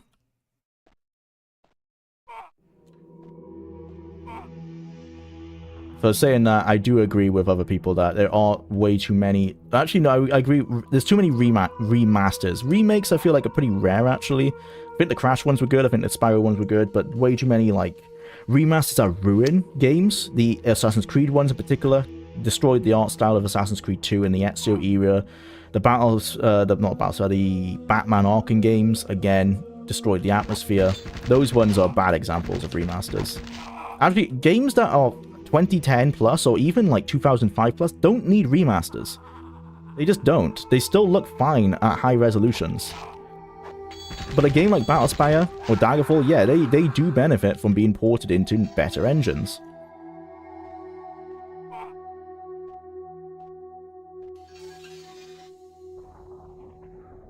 Silver Greave, already got one. Oh, finally we got some boots. Okay, the only thing we don't have at max AC is pauldrons. Once we get a pauldron at free AC, that is our armor done for the entire game. This is where we need to put the cogs. Star Gallery Crib Opening Mechanism. Operation without permission of His Honor, the Venerable Artificer, is expressly forbidden. Gaze upon this device and its subtle workings, and tremble with wonder by the grace and gifts of Clarentavius Velicius. Thus the Star Gallery is made fast and secured thereby. So that's 2 of the cogs put in. We need 2 more, I believe. This is the secret door that Note told us about. Steel helmet. No, thank you. This is Clarentavius. This is his password that we need. I'll take that for later. Alright, buddy. What have you got to tell us? We shall call this Level 1 Howard. At last! Oh, joy! Saved! Saved! Oh, I knew you'd come. I waited so long in all this desperate, terrible nightmare. Hang on, who in Mara's hat are you? What? Do you know who you're talking to, you whelp? I am Clarendavius, the Emperor's chief artificer and the only battle mage left alive in this power's forsaken wasteland. Ah, so what kind of deal did you have to cut with the Daedra to keep your skin? I persuaded them I was taken and bound to them, ensorcelled one of them. But I'm not. And now you're here, and safety, sweet escape, and an end to this nightmare, and the darkness. But where are the legions to cleanse this realm of its infestation? Legions? Well, no legions. Just, well, you see, I'm all there is, here, at the present. No legions? Just you? And what use are you? Useless! Useless! All is lost! The Weir Gate is barred, and the Star Galley, that can only bear us deeper into the darkness and the madness. Well, that's the end then. Here, the password to my chambers is Boosterfeeden. It's on a piece of parchment somewhere around here. Take the password and go to my chambers. Sever the last anchor and we shall be done. You will reach them through a mystic conveyor, if you can get past Methats, that is. Yeah, you see, he wants you to sever the anchor, so he actually just says, like, let's just destroy the whole place. Easy, friend. What's all this about a star gallery? A stove for... The writing, bro. A stove for cooking stars? You come strolling through here, you don't have a legion, and you know jack all. Nothing. Go to my chambers. All your questions will be answered there. Then you'll taste of utter despair. Nice rhyme. Now be gone, and let me make my peace with my ancestors. So, yeah, that's like the writing in this game, as I mentioned earlier, it's very much like an action film, and it's written from the perspective of the player, which is an odd choice because it does work against role-playing. We're meant to be a battle mage novice. We're meant to have, decent knowledge of how the battle mages work. Once you not fight your way through, once you do the trials of the Battlespire, which I don't think we ever find out what the trials were, but once you went through the trials of the Battlespire, you would become a full battle mage, so we should know some stuff. So the way we're acting is a bit weird, but that's also kind of the 90s, right? Like, it was meant, like, late 90s, particularly with games like Doom. That was just the way they were approached. Almost you didn't want to take them too seriously, because that was, like, nerdy and stuff, and how dare you? Yeah, it was kind of just that era of gaming. That's why games, I think, like, at this time, when this game came out, a review was mentioning, like, how CRPG gamers were, like, on an absolute, like, they were famine, they just had nothing to play, and they said, like, if you threw a copy of Fallout into a room, they would all fight each other to the death to get it. Like, that was what it was like. Fallout was this, like, bastion for gamers at the time, because that was really all that was coming out. There was, like, very few and far between CRPGs. That's why there was some excitement for Battlespire during the previews, but they were also lamenting the fact that it was an action game. They're like, well, I know you still have the RPG mechanics, but where's this huge open world that we love from the Elder Scrolls? We need that right now, because it was such a barren landscape in the RPG market.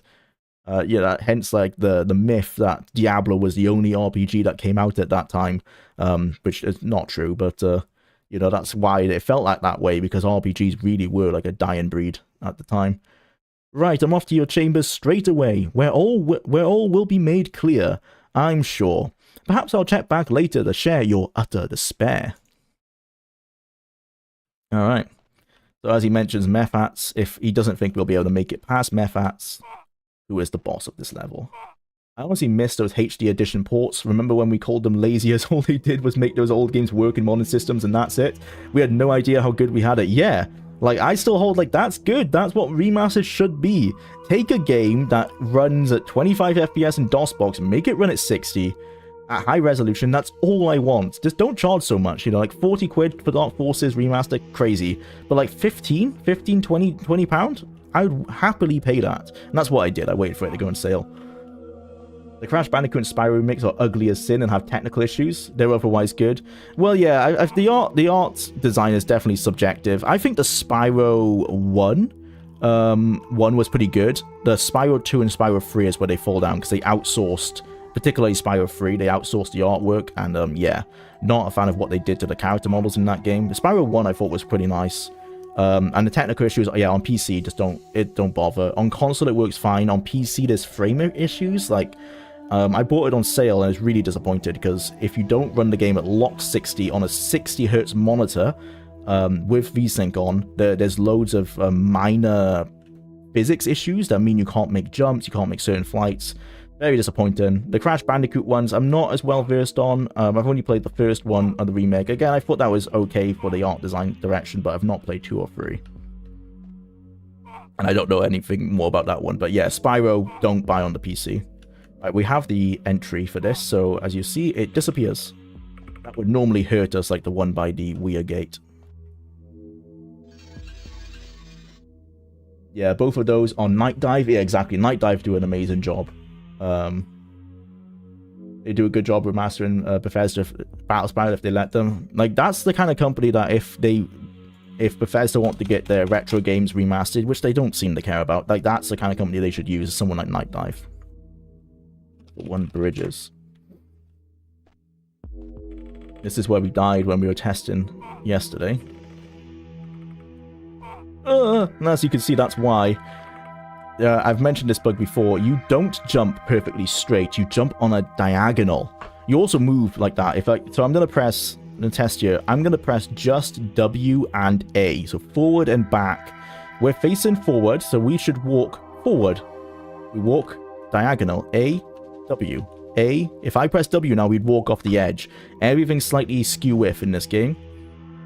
I wonder if it's to do with the compass, I just realized. So the compass was pointing northwest there. If we put north, no, we still walk diagonally.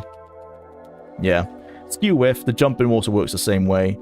I thought this was to do with the emulation, but I have found forum posts on Google Google Groups.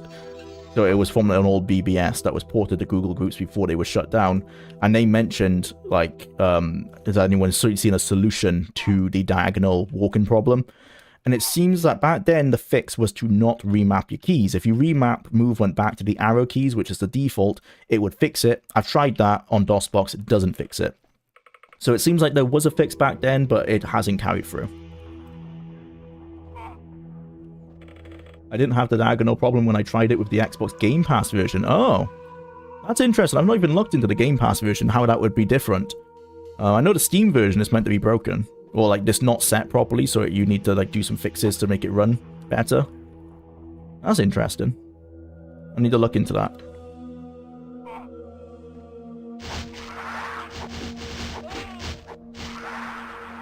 I will also say it does... Oh, nice. Masterful Golden Wisdom. That is... Masterful is plus 20, I believe. So that should be our willpower up from 20... Oh, no. What was our willpower? Okay, we're going to try what you said. We're going to try the old Bruce Nesmith trick. Does not work. That just is not a thing. That did not tell us anything. God damn it. Thought we were onto something then. So what does this item do? Take it off.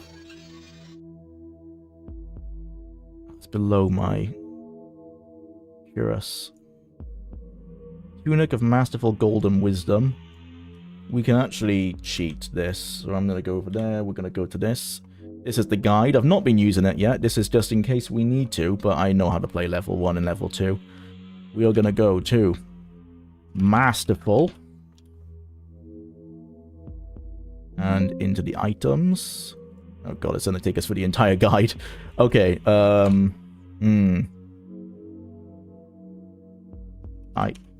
let's actually just go to the references. At the back, the index. We want items or loot. See, items. That would be an I. No, Daedra. Maybe loot? No. Tables. Tables. Magic item effects. Where's that? See also tables. What? Oh, no, tables here. Okay. Okay, tables, magic items, 81. I was about to crash out. It's like, you can't just be like, see tables, and then not give a page number. Alright, so they said 81, so that's going to be like 91. There you go. Okay, so it does say... treasure types. Okay, that's just the type of items. These are the fixed. These aren't the random loot. So you have like Scourge, you know, the old Daedra artifact. You can find that in level 2. That's the fixed loot. Where's the random loot? here. What's it called? Wisdom. We also have Vitality. That's not there. Wizard Hand? No. Fiery Hand. Gleaning. Oh, Golden Wisdom. Golden Wisdom. Alteration. Okay, so that's what that does. And then it doesn't actually say here, but Masterful is the how many points it goes up by. I thought it would tell us in this guide. Doesn't seem like... That's annoying. But it should be like, there's like Apprentice, Junior, something like that, Masterful, and that's just how many points the enchantment will give you. Okay, so what does Vitality do? Because we found something that gave us Vitality. That's not mentioned there. Not mentioned there. So I guess we don't know. Visual. Okay, no, this is the spell shield. Right, because there is a cuts skill that was called shield, which is meant to be a block skill, but this is probably the spell shield. No, there's no mention of Vitality in any of this. Oh well. Back to the game.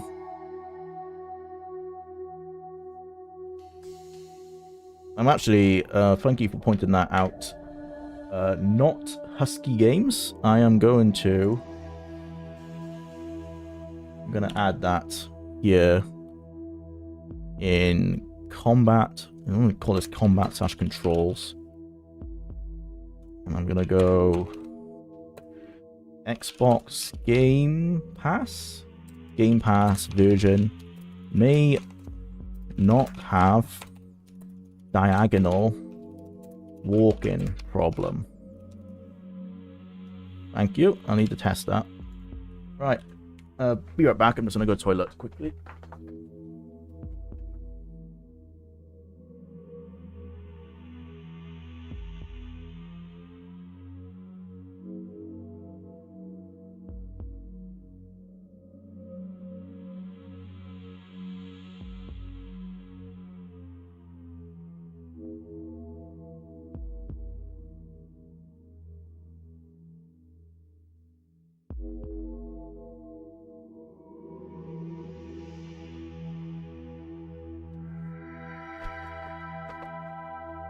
Alright. Also, let's see. Early game. Worth leveling missile.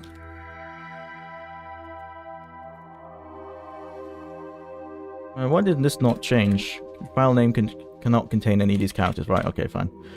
Combat controls. Plus controls. Early game, worth leveling missile using a javelin. Because arrows are limited. And the enemies are weak. Alright. Only the first... I have a small video... I have a video on my small channel where I go through the Game Pass version. Still wonky jumps. Only the first level, though. Oh, nice. I'll check that out. Yeah, the jumps might just be a wonky problem everywhere. On every game, unfortunately. On every version of Battlespire, unfortunately.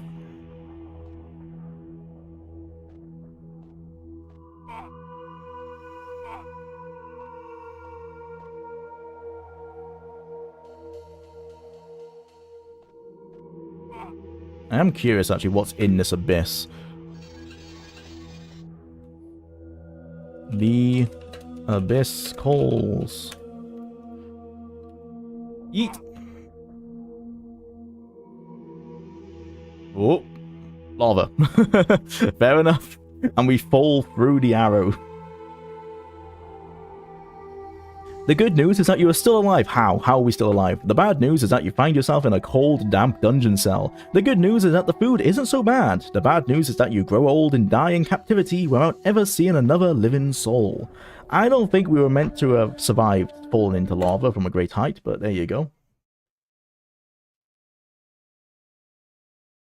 Just remove the not in Husky Games and you might find it. Again, small channel. Yeah, fair enough. The search functions on YouTube are just not very good. Okay, that was actually a legitimate thing that README tells you to try. It says if you want, if you want to jump into the Great Abyss and find out what happens, save the game and do it. At least, they do emphasize a lot that you should not be against save scumming, which is an interesting take, because in Daggerfall they were very much saying don't save scum. We've made this game so that you don't have to. They failed at doing that, but that was what they were trying to do.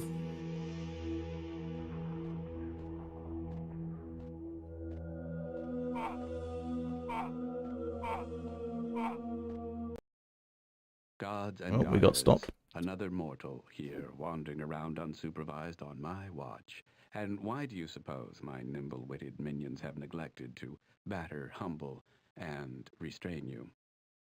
So the actual personality of the Dremora comes from this game. They still act this same snooty way. It's just that their voice acting is very much different now. They became a lot more generic demonic, like demon, come oblivion.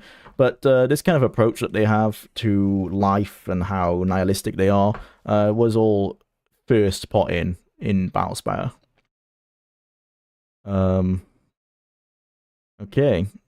So this is, well, not a glitch, but seems to be a mistake on his behalf, because he believes that his minions have neglected to kill us, which is a choice that can happen. If you swear yourself to Lord Mefats, they will stop attacking you. He gives you an amulet, and this amulet, the sigil amulet, will have certain enemies, I think it's just the scamps and the Vimai, will no longer attack you. So that can be true. In this case, it's a mistake on his behalf because we've just killed him instead. If the warty clowns I've seen so far are any indication, I doubt your minions capable of handling so grand a hero as myself. I have no idea, my lord. Perhaps they hesitate to interfere with someone of my evident prowess and good breeding. And then you could say I serve Lord Mefats. Yeah, let's say good breeding. Indeed. Even as a mere animal, you tower above them in intellect. In much the same regard as we exceed your wits, I expect. I am Dremora Rathine. At this stage, humble groveling is customary, accompanied by a handsome gift, or alternatively, a lingering death may be your object. So clearly this is what Clarintavius gave him, the traitor. Thousand apologies, Lord Rathine, but I am a stranger to your customs. Yeah. Well, this is probably going to fight him. What a coincidence, that just happened. So this is obviously going to fight him as well. So let's see what happens if we continue to grovel. Thousand apologies, Lord Rathine, but I am a stranger to your customs. What sort of gift is customary? I doubt that you can give me what I would really like, Fleshling. However, I'll settle for the head of one Vatasha Trinell. Bring it, and we might find a position for you here. There are many new vacancies here on Battlespire as a result of the recent unpleasantnesses, and I'll put a word in for you with your lord. Now go. As you can see, I'm inordinately busy. Well, I can't give you your head because she's not on this current level. I shall consider your words and take counsel with Mefats on your proposition. Goodbye. Yeah, and he's not going to attack us unless we attack him. Now, we do have to kill him at some point because he has one of the gears we need to open up the Star Gallery. But we don't need to do that currently because we can go convene with Lord Mefats and see what we can do there instead, and then we can always come back here. This is how the game is meant to be played rather than as a pure, oh lovely, Hands of Magicka restarters, that's brilliant. And we have more ways of keeping our spell points. We are meant to, talk to the good old Daedra and learn all we can, rather than just beat them like a standard dungeon crawler. The game has been designed with that in mind. Okay, we don't need these standard clothes anymore, because we've got magical clothes.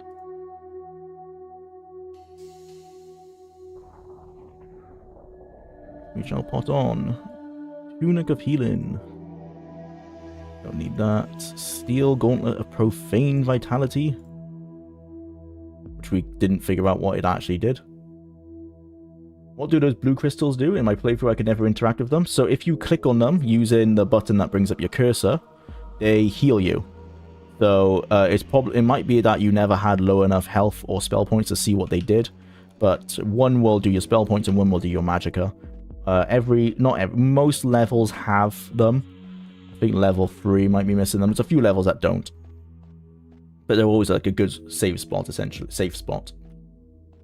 No, I absolutely had to save summons both games. I used your vanilla mod recommendations for some time ago. Never looked back. Oh yeah, like they in the manual they said that Daggerfall doesn't need you to save scum because they've built the crime system and other things so that the game can always continue on. You can fail quests and nothing bad will happen. You can get arrested and nothing too bad will happen. But obviously, you can still die, and that will be bad, and you can still have all sorts of bugs happen. So save scumming was still essential, even if that wasn't... They did try to work around it in the game design. They just didn't fully succeed. Whereas in Battlespire, they don't take that same approach, and the manual says, like, no, you have to save all the time. Every time you fight, save. Every time you jump, save. Every time you do anything, save, because you will die. I read meth hats as meth heads.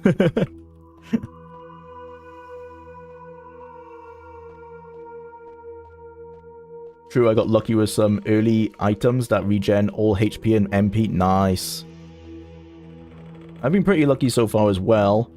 We were testing yesterday to see if the luck stat has some degree of effect on random loot, and it does seem to have had, because when we were testing with a build that had 10 luck, we were not finding any magical items, but with 25 luck, I've found a few. When I've played with 50 luck, I was swimming in them, so it does seem that it has some effect. I'd be interested actually to see what a 75 luck build is like. Do you just get crazy items out of the gate?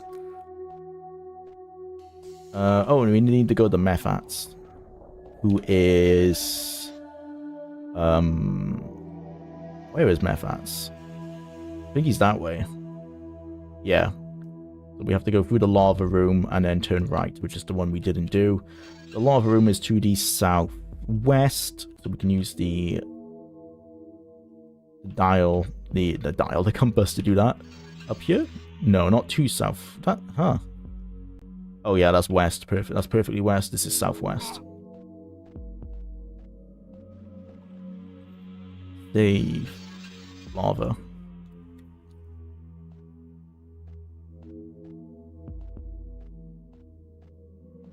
Ooh, knee fell off the edge. Is it this way? Yes.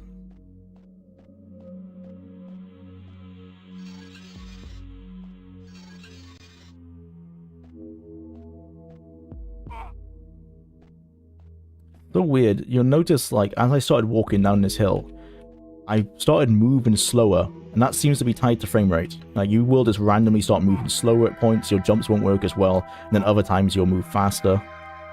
It does make everything just feel a bit weird, you know? It's hard for anything to feel, like, perfect.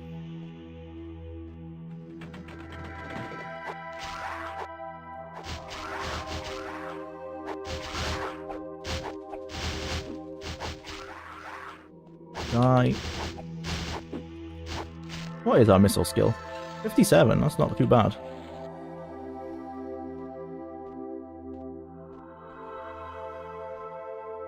And we got like a little cave system here.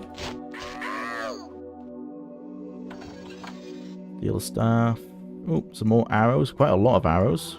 Very nice. They're all iron, unfortunately, but this is something. An axe that we can't use. I'm gonna set my amulets onto F3 because oh, that's the wrong amulet, not the entry one, just a normal one. Because if we do have to fight Mephats, he's gonna have a lot of magic at his disposal. Potion, Melian. I believe this doesn't work. Yeah, that does nothing because Chameleon is a cut skill. So we can drink it and have no effects. Cure health. I've made the mistake, actually, I've just realized, of using that crystal because it has lowered our... It's increased, sorry, our spell points, so my spell absorption will no longer work. Currently set to a single creature at range. I want this to set to be an area at range.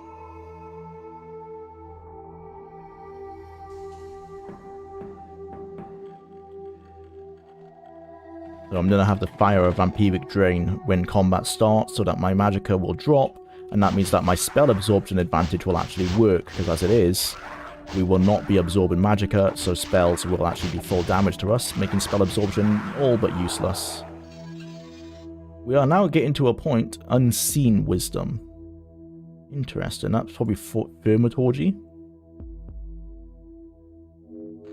At the moment, our alteration... our alteration... Oh no, we're not wearing it. But if we wear this tunic that we just picked up... This cape, sorry. What does that increase? Thaumaturgy. Okay. And we also have the tunic that does alteration. As it is, though, I'm going to instead wear that cape of healing that we had. Oh god, did I just delete it from the void? That can happen. Oh no. Oh, and I just deleted... So this is the inventory problem I was telling you about. I just deleted all... Oh no, okay, thank god the potions are still there. They were just off-clipped. I have actually managed to delete potions before.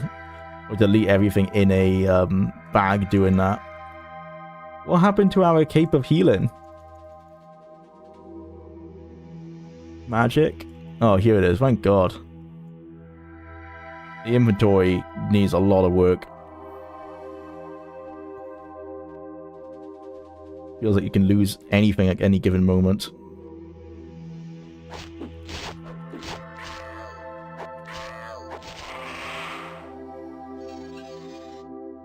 Is it because our critical strike is... Well, our critical strike is only 13, but we are starting to get more crits now. You can see those proccing in the text at the top.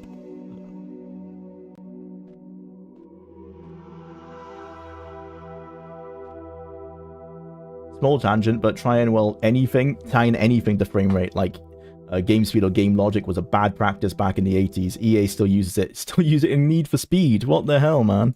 In 2014. The Potion of Confusion will apply confusion to you. That's normally a spell that only works in multiplayer.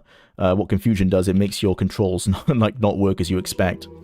Like all your movement keys will be jumbled up and stuff. So we don't want to drink that potion, but it's very fun in multiplayer, or at least it's meant to be. I'm yet to have used it.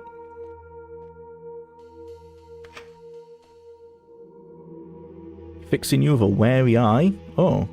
The Scamp wants us to speak with them. 3 of them. Alright, let's see what they have to say. They might become an ally to fight old Mephats here. Scamp. Hey up, buddy. Nasty mankin, die now! That's what you wanted to say? Okay, man. If you say so. Oh, he caught me off balance. God, this guy's strong. Okay. How about you? Mankin, drop weapon, now! No, why would I do that? Look, clown. So this is what I mean. You can wear certain amulets that they will listen to. Look, clown, I'm wearing the amulet, so kiss my butt. Then be real nice and beat it. I paint the walls with you. That's the noise. You see the wah! Danger, danger! That is the Scamp noise that's in Oblivion. Wah! This comes from this game. Wait, no, it's my amulet. What makes you think? Ah, phooey. He's gonna run away. Yeah? You what? And that's the same as the first one. Join me. Oh, he has. Nice. I like the atmospheric music and the 3D modeled objects. Yeah. I think the atmosphere is the best thing about the game, for sure. They're gonna fight each other now. Chase each other around. There is a way to lift this platform here. And you can see down there, there is Mephats. What we need to do, I think, is click this button. Yep, and that will open that. So now the Scamps are going to fight the Vermai. The Vermai are going to fight us. During that fight, we can actually apparently turn the Vermai on him, I think. But I don't know how to do it, because every time I talk to a Vermai, they're too stupid to understand. We want to fight the Vermai without making Mephats aggressive. So I'm going to try and see if we can hit them with some spells. I want to be able to talk to Mephats. We will have to kill him eventually, but let's see. I'm trying to play the game, you know, trying to get the full experience, so let's actually take advantage of those things. And that was the sigil amulet, not the spell. Cannot cast spells while ethereal, fair enough.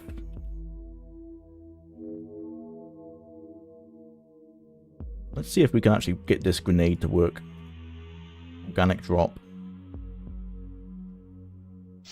Oh, there you go.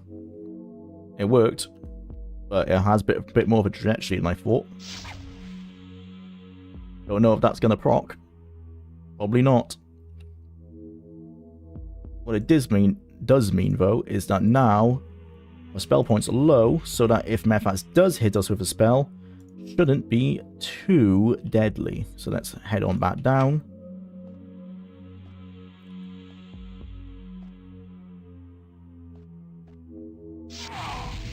Cannot get that vampiric drain to work. I need to set it. I see, I thought it was...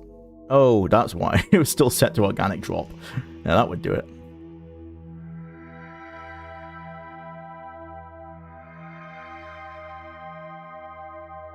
Okay.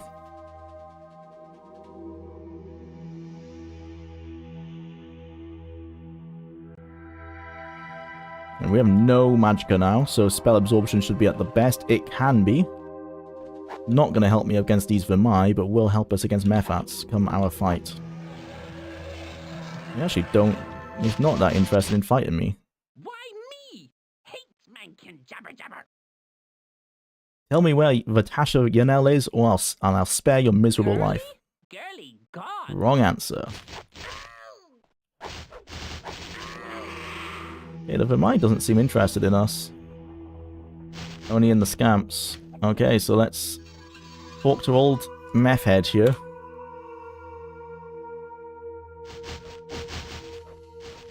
From its baleful glance, you guess it's little interested in anything you have to say. Well, you don't have to talk to me anyway, bro. I have awaited you and have a proposal that might spare your life. Please place your weapons on the ground in front of you. I'm not falling for that We one. can talk. Not a chance. Then you are a fool and shall die like one. You wouldn't like to take a bet on that, would you? Alright, we have to fight him regardless. Ooh! Oh, our spell absorption's working. There you go, look at our spell points. Unfortunately, it does look like the game lies, though. You do not, or the player guide lies, you clearly do not fully absorb all damage, because I did take some, but we are gaining magicka. We could just use our heal, and you can waste all his spell points on us. Nice.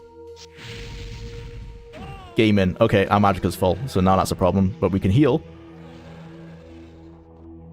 And I think, from the looks of it, he's out of spell points. There you go, boss defeated. Now it's just a game of whittling him down ever so slowly. Oh, and not getting killed by his Vermais in the meantime. There you go. And that's we beat Battlespire, guys. That's the entire game. Forget the other 7 levels. Only this one matters.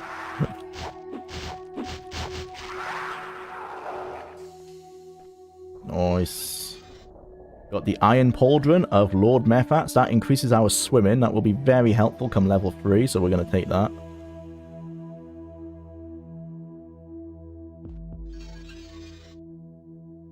Nothing else of interest. See if those scamps that were killing each other dropped any loot of note. Doesn't look like it.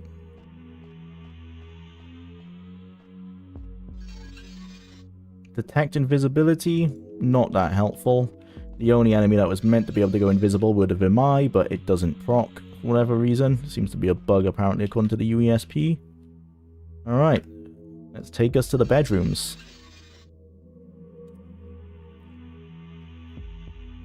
There you go, we've teleported now. These are the chambers of the battle mages. We're going to want to go into each one because we've got some pretty good loot here.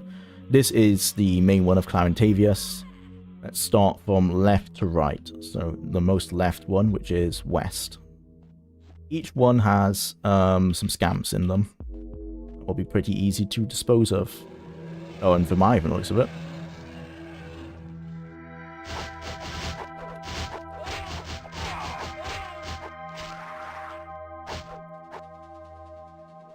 Come here, buddy. Nice. Ants of the Steward. Don't mind if I do. Steward, let's look at all of our points. Let's see what that does.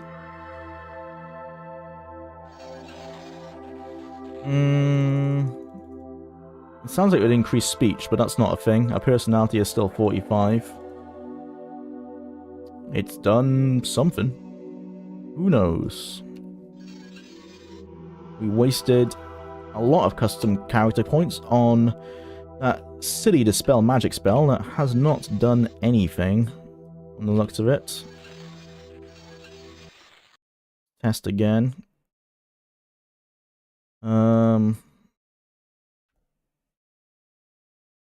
What if I change any of these? Shouldn't make a difference.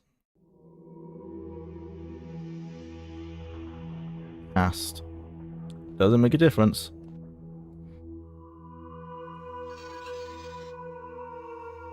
Oh well. What's this? Shirt of Assured Stalker. Now that is surely stealth. Stealth. Yep, there you go. Stealth in this game, by the way, works like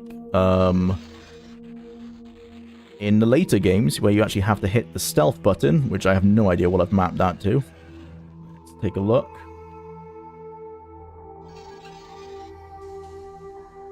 Sneak mode. I don't know why I picked B, but there you go. If you hit B, there you go. You see this little sneak icon. You move slower. This is the only time that stealth is actually running, so you can only get stealth to level up when you're in sneak mode. But you can level it like in the other games. If there was an enemy on this floor, we could just like stand here and keep walking into the corner. As long as they don't see us, our stealth skill will go up. Which is different from Battlespire, whereas in Daggerfall, sorry, where in that game stealth was always being checked. So that's why your stealth would go up even if you weren't playing a stealth character. Not so in this game, they have fixed that.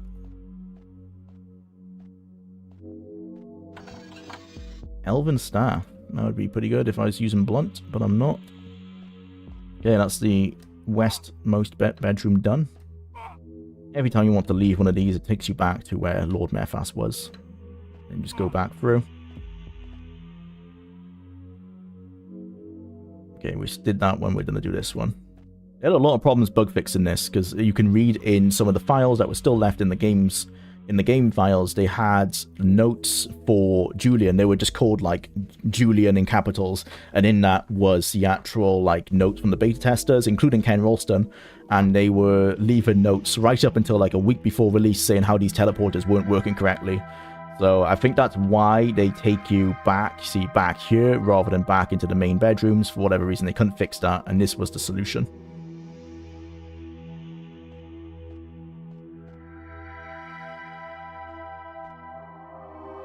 The weird thing I was reminded of, the jumping in this, do you know the PS1 port of Ultimate Under... I did not know that it was on PS1, oh my god. You can kill yourself by jumping at the wall, because hitting the wall deals damage to you. That sounds a lot like the body slam mechanic in this game, how the body slam into a wall can hurt you. I did not know that Ultimate Underworld had the PS1 port. That sounds really cursed.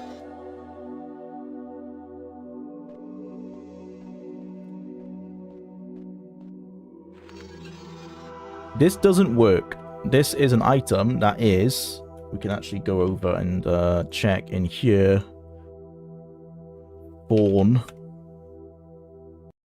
This is meant to... The Gem of Thorns Gleaming, which is one of the treasures. It's meant to increase your magery by +1 and forbids heavy armor. But you can't wear it in any way. You can't...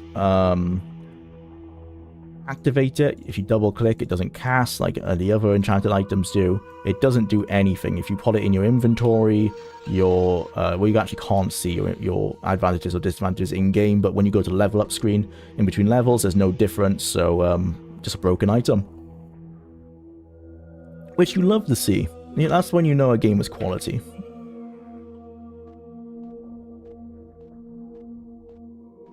Got some arrows here though, which I'll very happily take, because we need as much as we can for the next level. Even more, thank you very much. Let's come to the next level is when we are gonna be struggling a lot with magic. Got a bow here that also grants us alteration. Not that great. Doesn't do as much damage as our dwarven bow, so I'm okay. Also, the way that these battle mage chambers have been designed, they're meant to be for different skills. So this one is clearly for an archer-based battle mage. Others we'll find are for like warrior-based and so forth.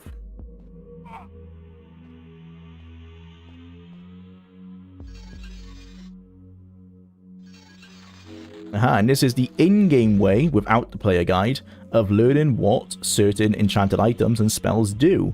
Malham's annotated Compendium of Arcane Contrivances of the Second Age Volume 4. These are also meant to be books. There are book assets in the code, 3D book assets, that were meant to be lying around, and in those bug fix notes I mentioned, they say that for whatever reason the books aren't showing up, they're all showing up as scrolls.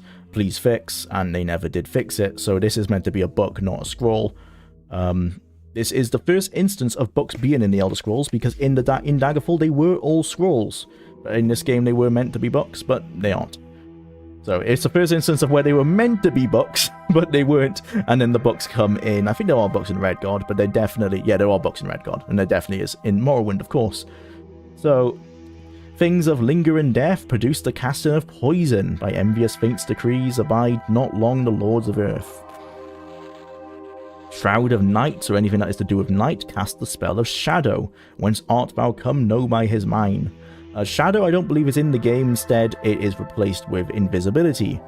Beacon of warning, anything of warning renders the power of detect enemy, which works in this game by showing you icons above the head of enemies, through walls, through floors, so somewhat helpful, somewhat not. If there's loads of enemies around it, it's just a bunch of like icons all around you. They also show as dots on your compass. Thine enemy be known. Glove of service, that's what we want to find as a service item that grants monster summoning. Vow they lest be least answer thy call. Vow they be least answer thy call. Horn of the Hunt, we found a Sword of the Hunt here earlier, but we can't use it. Grants the gift of Modest Summon Brute, which I believe is that these are all the same, basically. These are just different levels of summoning monsters, so lesser would be something like Vermilion Scamp, then you got Dremora, and then this would be the higher one. Badge of the Steward. It grants the gift of Summon Wise Monster. We found something of the Steward, didn't we? I need to check my inventory. From parched and arid wastes beyond the stars, the wise hearken to the clash of war. Garden of the Warden. Grand Summon Guard, so higher level of summon. Summon surpassing horror, and higher again. Knower of Nightmares. I'm interested if these even work, because the only spell in the game is monster summoning. There isn't tier of monster summoning, it's just pure monster summoning, and what it does, it just pulls every monster that's in that level. So in level 1 it's purely Scamp, Vermilion, and Dremora, and it will cast them at random. I think it's weighted in such a way that the more powerful they are, the less likely they are to spawn. So I would be surprised if this is actually weighted properly, and if it isn't just monster summoning that works at random. Arcane Sight, that's detect spell. So this is what... sounds like this is what Bruce Nesmith thought this spell magic would do, but it doesn't work. But detect spell, I do know items of this do work. Like, you cast this on yourself and it comes up with a list of everything that's affecting your character. That's what I thought dispel magic would do, based on how Bruce Nesmith described it in his character class, but it doesn't work. Curtain of the Unseen World, invisibility. Averted Eye, Chameleon. Chameleon's not in the game, so this probably just casts invisibility. Feathered Grace, Slowfall. That would be very good to find. We are dying quite a lot doing those jumping puzzles. I guess we'll keep that. That is the in-game way of knowing what items do. There are 5 of them. That was Volume 2, I think. You need to find all 5 to learn everything. Most of that one was wasted as well on monster summoning. Okay, I think we're done in this room. The Elder Books. The Elder Tomes has a ring to it. Oh yeah, it does actually, yeah. Elder Tome sounds like a soul-like version of the Elder Scrolls. Right, so we've done that one, let's do this one. PS1 port isn't actually bad. It was done in Japan. Oh, nice. It's somewhat recently got an English patch for it. There's also a Japanese Wizardry games on the PS1. I was aware of those ones, yeah. Wizardry is really popular in Japan, and it was the inspiration behind the actual JRPG itself. JRPGs are actually like Wizardry clones at their, like, you know, in their infancy. Excuse me.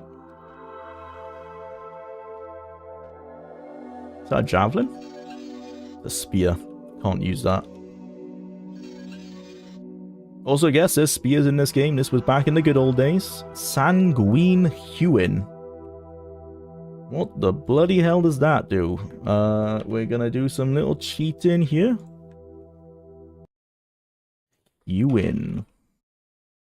It is Longblade. Never mind. Throw that back on the floor. Gross.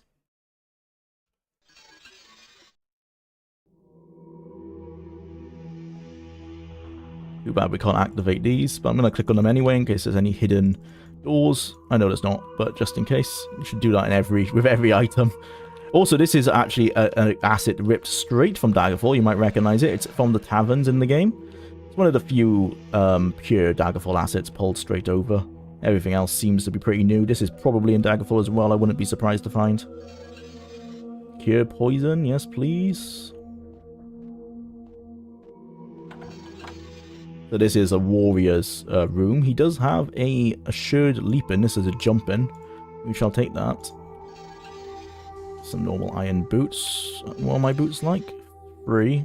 It's just a pauldron that we need to get better. Seems to be an empty room to me. You can actually see that the asset's just stretched. Here it is squeezed in. Here it is stretched.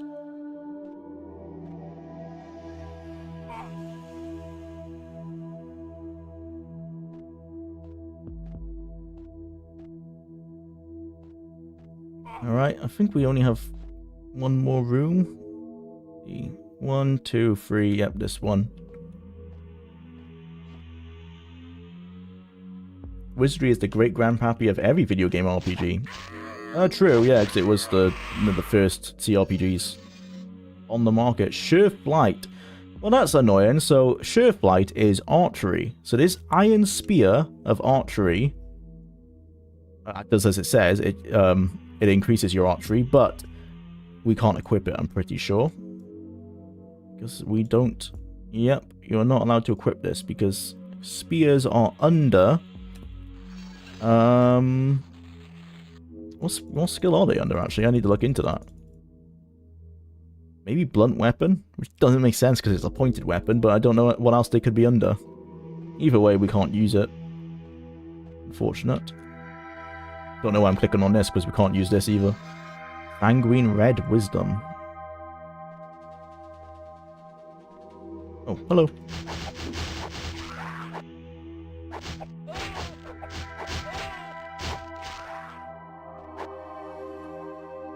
A little bit of healing. What is our... So our missile skill's now 60, so that's what we started at. And we brought it down so we could spend our points elsewhere. Critical strikes got up pretty high. Restoration hasn't at all. I found out with the magic skills, honestly, they level really slowly. Even if you spam them.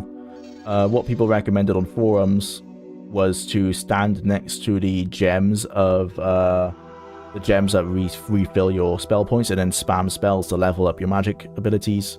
But it takes forever. It's just not worth the time. I'll get rid of this because it doesn't do anything. Same with that. Get rid of everything that's heavy. Silver short bow. No, thank you. I want a long bow. It does more damage. Probably get rid of most of these amulets because they weigh 2 each. And that's taking up a lot of our weight. Okay, there you go. What are we at? 102 encumbrance out of 122.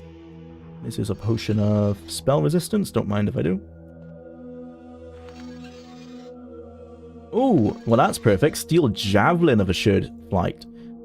That is ideal. So we now, if we use this, am I right in saying that our missile strength has gone up by 10? Perfect. Rare instance where they actually are, they work perfectly like this. This item doesn't work. This is Sanguine Fleetness. This is meant to increase your running skill, which was in Daggerfall, but it's removed from Battlespire, so this is a pointless item. This is a standard iron boot. And some silver boots, which we cannot wear. AC is too high. Alright.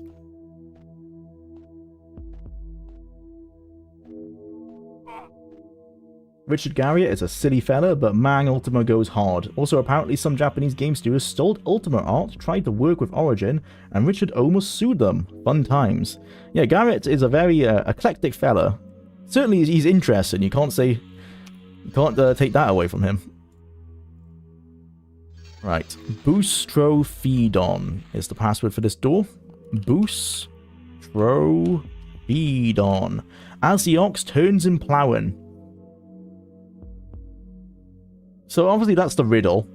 I'm trying to work out, is this a French word for what that means, like an ox turning in ploughing means? I don't know. I don't know how you'd answer it without the password being given to you, which is why I guess the password was given to you. I cannot figure out if the dote elements actually did anything. So they cast, if you click on them, they cast etherealness on you, which means that you can walk for enemies and they can't hit you. So it's kind of a get out of jail free card. You use them in times where you're stuck against the wall or you don't want to be hurt by magic being sent your way. That's what they're for. They can be pretty strong. My only gripe with them is that if you assign a hotkey to one, it doesn't automatically apply to the next one. Which means that, I was showing this earlier, but like if you set, say, F3 to this, if you use this in battle, it doesn't automatically put F3 on another one. So it's a bit annoying. You have to keep on going into the inventory to do that. Right, okay, so we should be able to end the game early here with the bad ending. If it works. As we read in a scroll earlier, if we loose all of these anchors, we should have the bad ending. It's described in the UESP, but I've seen someone say that they didn't manage to get it to work. And I can agree, it does not work. That is annoying. That is meant to give an alternate ending. The alternate ending is in the game code. It has its own unique ending screen, and it's essentially like the Battlespire blowing up. But clearly, doesn't work. That is the last anchor. They have all been loosed. Nothing has happened. That's a shame. We did as Clarintavius told us, and nothing has been achieved. This one wants to talk to us. Why me? Hates man. Really? Okay, sure. One way back to man world. Big boss sigil. Catch, go, boom. One way out, go with bosses. Real safe. One way ride, busted magic boat, stay bosses. Real safe. Now, you promise, no hurt. God's rot if you sneaky sneak sneak sneak. Okay, so I've not done that third option before where we basically said, help us get out of here and I'll spare you. That's how we get out, but it doesn't work because we need the sigil, and as he says, you need the bosses to get the sigil. An oath is an oath and a sacred before gods, so we won't attack him and he'll just be friendly. Can I do the same with this guy? Nasty. No. Die now. No, thank you. Bonk.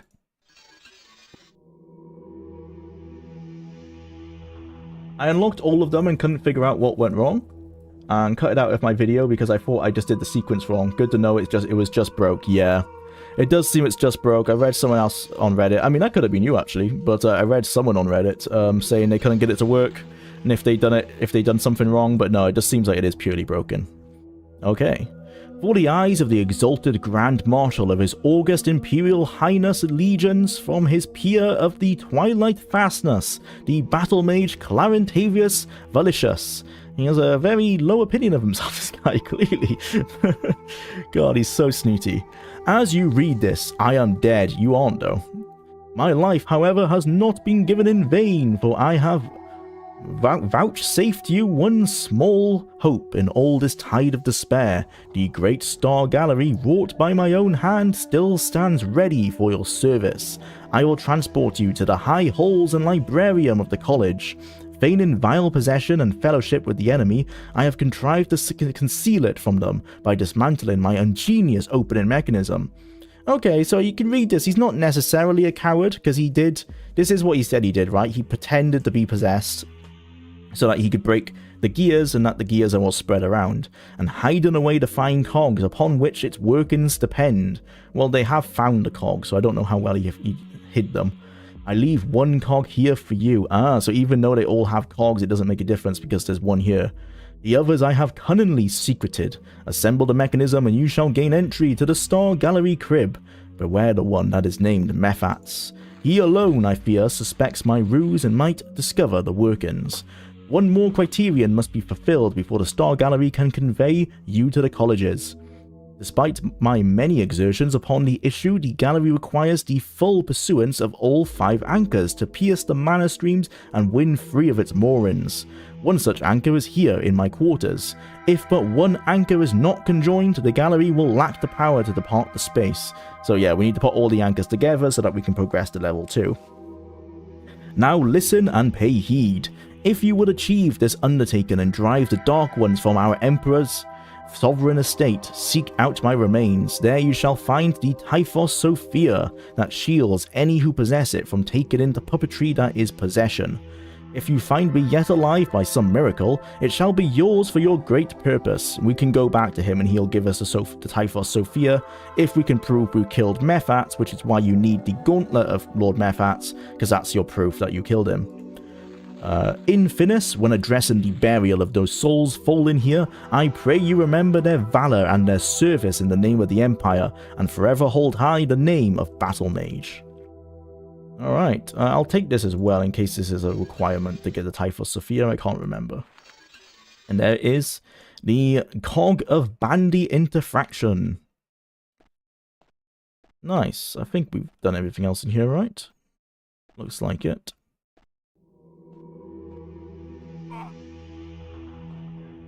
Got the friendly scamp. Oh, another scamp. What's up, buddy? Oh. No. You can kill him, yeah. Fight it out, boys. That was from that scamp. I don't have a Reddit. Ah, fair enough. Well, it was someone else then on Reddit asking, because they were also making a video. But yeah, they were saying they were trying to make a video to show the bad ending, but they couldn't figure it out. Alright, let's put them all together. The scamp voice is the best voice? Yeah. Best voice acting in the game. Okay, so now we need to go conjoin all of the anchors. It's a bit frustrating because we've so far left all of them that we've found. I need to remember where they are. I believe there's one up here. Yep. Nice.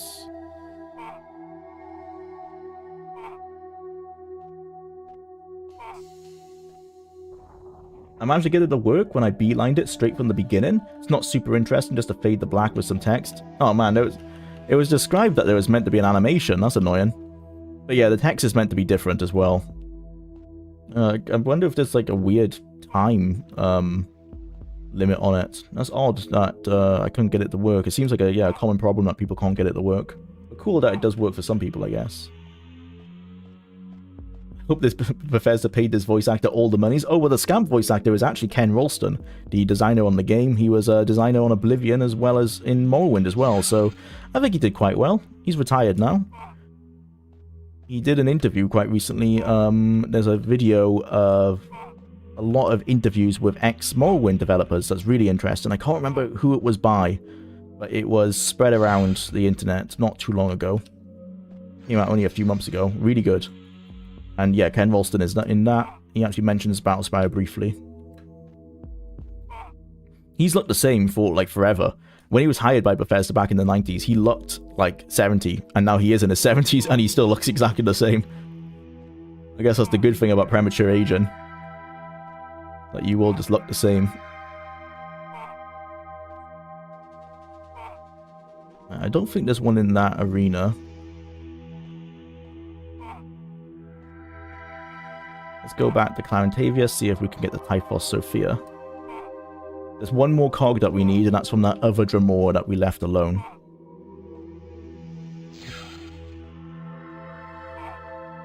So we need to go back to him as well. Yeah, missing one more. Oh, I just noticed there's a note on the star gallery. It's a star gallery. No admittance. Hello. You again. Why is the anchor still intact? Have you learned nothing? I tried to, bro. It didn't work. I've been to the rooms and I've read your note. Where are the rest of the cogs? Oh, now you see. They are too strong, and the Star Galley just delivers us among more powerful foes.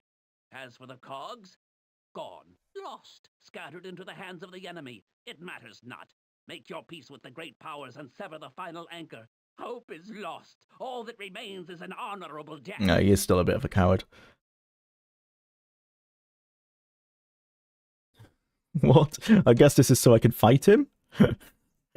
Well, ages bring wisdom, they say. Suit yourself, I have a fine. Consider, aged father, I might have a chance against these fiends of if you were to lend me the Typhos Sophia. You must be mad. That Methods, he'll be in my mind, drawing my soul through torment, sucking me dry. He'll peel my skin from my bones. Look, what if I did Methats for you, knocked him into oblivion, or the 13 hells, or wherever Daedra go when you smack their spirits right out of time and space? You're priceless, so naive. Yes, cast Methods from the world, and I'll give you the Tipo Sophia. Absolutely. Why not? While you're about it, bring me his right pauldron, where he wears his seal as proof of your deed. Might as well grab the seals of the 13 patrons of the 8 powers while you're at it. This almost sounds like the 8 divines, you know, 13 patrons of the 8 powers. But I really like this dialogue system. I mean, it just works. It's very similar to Oblivion, right, where you can have items early and be like, oh, I've already got the item. What do you mean, like this pauldron here? By the powers, you amaze me. Very well. Take the Tipo Sophia. Much good may it do you in the colleges, but you shall see. Yes, you'll see soon enough. These creatures you see here are but pups compared with their masters. As you dangle for eternity in some Daedric pit of horrors, you'll wish you'd taken my advice and died gloriously with me in the ruins of Battlespire. There's an alternate history where the Elder Scrolls 3 Morrowind that we got was all voice acted like this, and I'm not sure if that would be seen as a better or worse game. Certainly would be a much more campy game, but I just love that the dialogue system actually works and that it does notice, like, when you've got items early and things like that. That's what you'd expect in, like, you know, Morrowind and stuff, and that's what you miss in later. I mean, Starfield had lots of issues where I'd have items early and you'd have to end the dialogue and restart it for the game to notice you have it. It wasn't, like, coded in such a way like this was. Look, old man, hide here in closet if you must. So many typos, though. Hide here in the closet if you must, but don't kill yourself and don't get Battlespire drifting off to the ends of time. Someone has to stick around here and report to the Legion, so tighten up. I'll see you later. Alright, now we need to fight that one last Remora to get the cog, and then we're finally done with level 1, and it only took us about 2.5 hours. You can do it faster if you're speedrunning it, and I have done it a lot faster than that, but as I've mentioned, I'm trying to play the game as the devs intended, see all the content before we move on, talk to everyone and so forth. In previews, they said the game would be 40 hours long, seeing as every level takes about 2.5 to 3 hours and there's 8 levels. That's not quite true. It's closer to about 24, 25 hours, but not a terrible length. Not short by any means.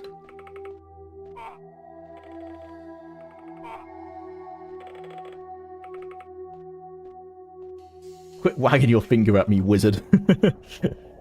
Yeah, Clown Tavius definitely has, like, he's a very snooty guy, isn't he?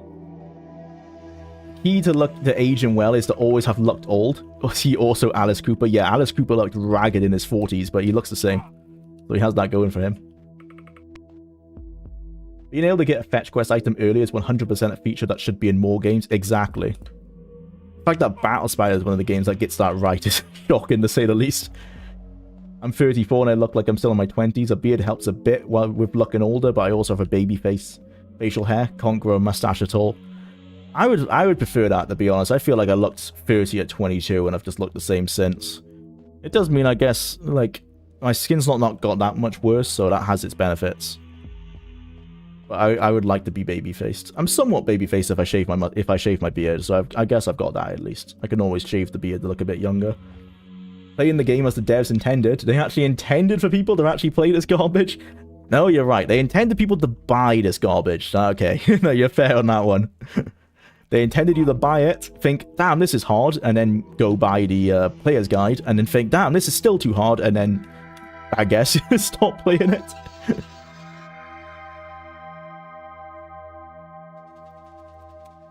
What was this guy's name? Like Raphis or something? Actually, I think we will try and use ranged against this guy, so let's prep for this fight. We've got the ethereal dote sigil ready. We've got our silver arrows, so we just need to get our bow and arrow out. Let's save, ready for the fight. What have you got to say? You again. How tiresome. I assume you bring me news of Trinell. By the heavens, sir, I think I see him over there. Now that's a typo as well, because it's meant to be her in this instance. Heavens, I may be in danger, please, excuse me. Yeah, okay, I don't think we can get anything from this. You again. I'll keep looking, yeah, it's gonna be the same. Oh, he's... You again. How tired. He moved. Oh god, he went hostile. I thought he just disappeared. Wow. Look at that AI, boys. Isn't it amazing? Top tier, and that's what we want. Nice. There you go, level's over. There's no point getting those, actually, because your health and spell points restore at the end of a level. The only thing we got left to do is go find a little Easter egg. The Grand Tortoise Grand Turtle. There's an Easter egg on this level that I have discovered. I actually found it on my own, even though it's on the UESP, because I've played this first level. This is most of my time in the game has been on the first level. That's why I kind of know everything about it. I had 20 hours in this game before starting these streams, and much of it was in this level, level 2, and a little bit of level 3.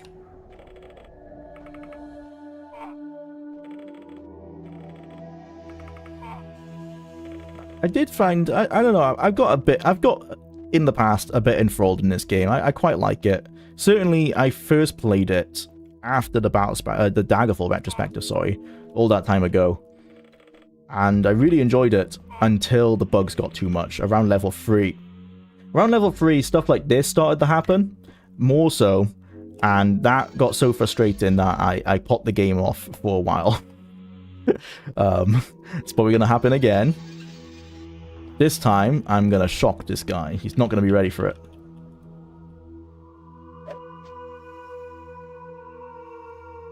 And then hopefully he'll just kill himself again. Yeah, it looks like he will. Nice. How you do it? But yeah, I was really enjoying the game at one point. I think there's something here. There really is. If they fixed, you know, it's almost not worth saying, because basically what I'm going to say is, like, if the game was good, it would be good. That is most of the... I feel like that's what the analysis is going to be. But, like, yeah, if they fixed the bugs, if it ran better, if it... I mean, that's the main two. Fix the bugs, make it run better, make the platforming not based on this bloody thing, and then you're there. You know, if the game was good, it would be good. Unfortunately, the game is bad, and so it's bad. Enthralling analysis, I know.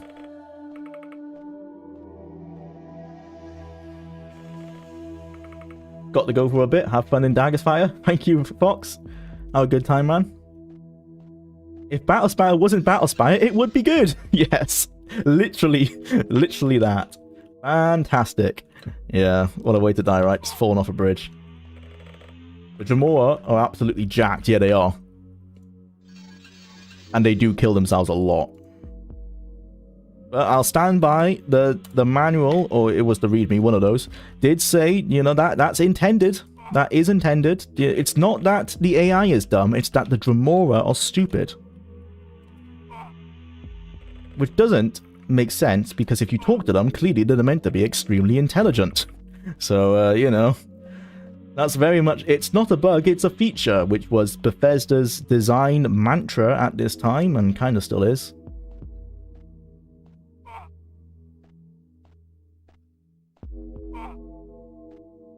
Is this the first instance of Bethesda saying that this is a bug, that a bug is a feature? So... I think that's in that Daggerfall, actually. Julian LeFay was a massive fan of that saying and used it a lot to explain away things that were quirky in Daggerfall. But later, not at the time, because there's no interviews really from that time, but interviews with Indigo Gaming. When Indigo Gaming points out like weird quirks in Daggerfall, Julian Fay like, oh yeah, it's not a bug, it's a feature. Like they used to lose out all the time in Bethesda, so that is like a real thing for them. But yes, in that README, that is probably the first instance of them explaining away something, like actually in the documentation saying that it's a legitimate strategy to kite Dremora until they kill themselves. Yeah, R.I.P. Julian LeFay. I'm gonna have a little dedicated memorial at the end of the Battlespire retrospective for him. Just, you know, taking some clips from his interviews and stuff that I thought were very poignant. He seems to have withdrawn deep within himself and won't be talking with anyone. Alright.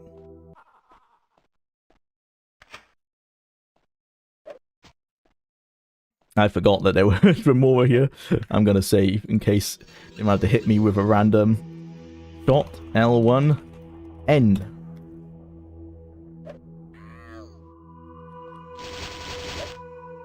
Alright.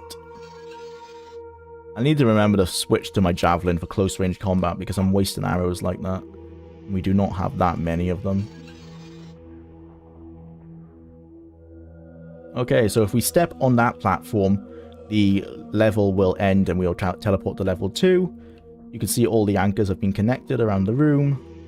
Where we want to go is down here. I think we want to go from the other side. This is where a spell like Levitation would be great, but for whatever reason they cut it for this game. Probably because, as Bethesda later learned, spells like Levitation do make dungeon crawling too easy. And so how do you fix that? You just take them out the game. Which is a shame, but it's the choice that they use. Nice. Come here, we teleport in here, and here we go! The Grand Turtle! The Mock Turtle introduces himself as a member of the rare species of great turtle from which it is made famous the Mock Turtle Soup, the Soup of Kings. Sit down and don't say a word until I've finished once, said the Mock Turtle with a deep sigh.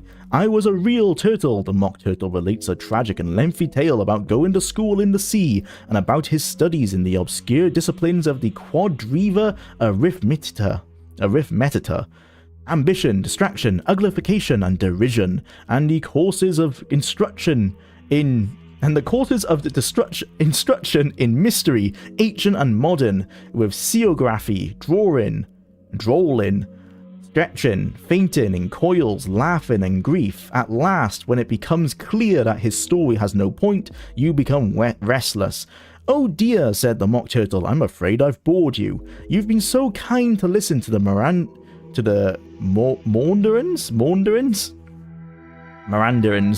of an ancient reptile. Please say my name backwards, where it will do the most good. Accept as a token of my gratitude a product of my researches in the field of speculative ontology. Alright. That's certainly something. Ken Ralston has a very specific way of writing that you see sometimes in Morrowind. If you ever see a character that writes like this, if you read a book that's written like this, it's always Ralston. Okay, and as he said, write his name backwards. So we want K-C-O-M-E-L-T-R-U-T?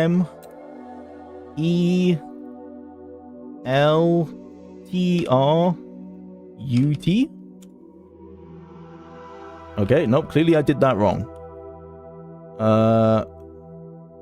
Oh no, because I did... No, it'd be turtle first, wouldn't it be? E-L-T-R-U-T K-C-O-M. There you go. And this is his present. Pants of Precipitous Travel. This is a teleportation item. Oh, it's actually... I might be wrong on that. Or is it swimming? No.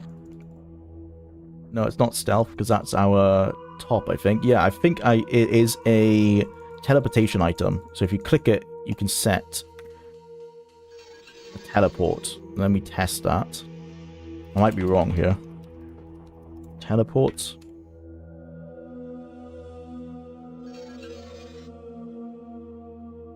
Yep. Leave inventory to leave spell. Yeah, you go. Anchor. And then if we go here, teleport away. And if we use them again, leave, teleport, and there you go. So we now have Mark and Recall. One of the few Mark and Recall games, Mark and Recall items in the game.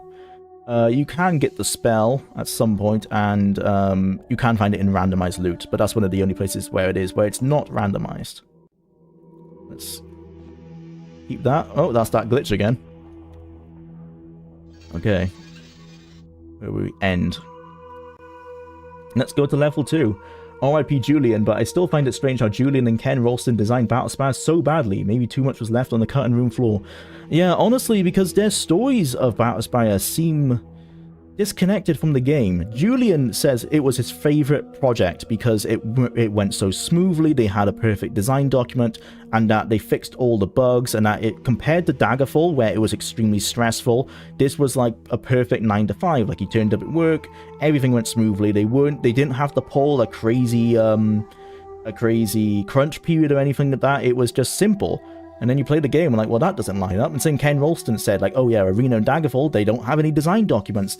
When they made the guide, like, the guide had to play, the author who made the guide had to play the game extensively to kind of make it. But when it came to like the guide for this game, it was simple because they used the design document, and they spent 3 months making this really clear and concise design document, and then they spent 9 months developing the game. And then you play the game, and I'm like, what the fuck are they talking about? Because it's clearly not what's going on. We looked at the player's guide yesterday. The equations don't make sense to the game. A lot of things don't make any sense. The game is full of bugs. It doesn't seem, you know, that particularly well made. So it's very odd. It is very odd. The only takeaway I can have is that, look, they clearly enjoyed making the game, and I'm happy that they enjoyed making the game. I just wish it was a better game. It is just, yeah, strange. Very strange. Levitation is such a cool spell. I wish more games had it. Make it a late game spell. It's a great feature for giving people a reason to go back to other dungeons and whatnot. Yeah, and I mean, that's how Morrowind worked, because Morrowind, you know, everyone always says how the game's so good because you become like a god as you play. And that's true, because like something like Levitation is extremely expensive early game. You can, of course, make a character that can cast it straight away, but the Levitation itself will be terrible. You'd be walking at a really slow pace. It's just not fun. By the end of the game, you are levitating at a speed maybe faster than your own running speed, and you're zooming everywhere. That's the best way of doing it. It scales so well.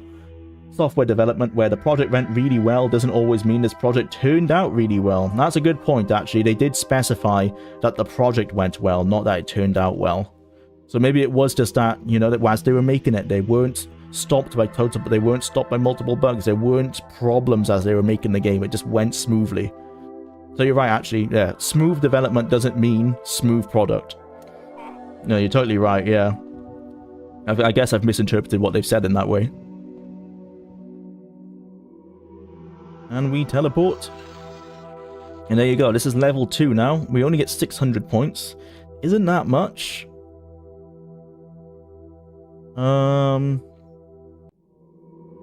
Actually, not a lot at all. Ooh, are we going to use...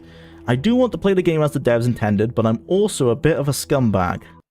So what we're going to do is do a little bit of cheating. And we're going to use the level bug so that we can get some extra points. Because 600 is not enough. I'm balancing the game for them, basically. I've said, hey, you've balanced the game poorly. I'm going to balance it for you.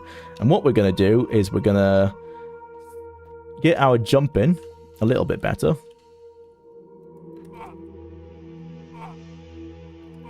By standing here, I would max out jumping speed, yeah. Let's see how fast it takes us to level up. Jumping skill is increased. If we just do this a little bit, if we wear that gauntlet of assured leaping, it means that, not the gauntlet, the cuirass of assured leaping, it means that we can take points out of jumping and put them elsewhere. I've been in software development for over 10 years now, and it's really common to have a project that goes extremely well, but the end product ends up being kind of awful. Then you'll often deal with projects that go horribly and turn out horribly. Oh, damn. Tell us about your current project, man. And I guess you have projects that go horribly, but turn out better than they kind of expected, which would be both Morrowind and Daggerfall.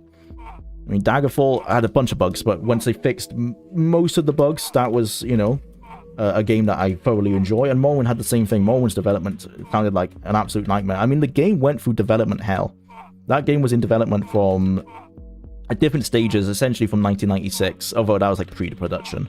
But like from 1998, I guess, until 2002, that game was in development, which doesn't sound much now, but back then, 4 years was a long-ass time to develop a game, especially as they scrapped it in 1999 or 2000, because they were making it with the X engine, which is the engine of Red God, Battlespire, and Daggerfall. They were making it with that. They scrapped that engine. That's when they picked up the beta, you know, I guess the alpha version of the creation engine, which was Gamebryo at that time, not called Gamebryo, called something else.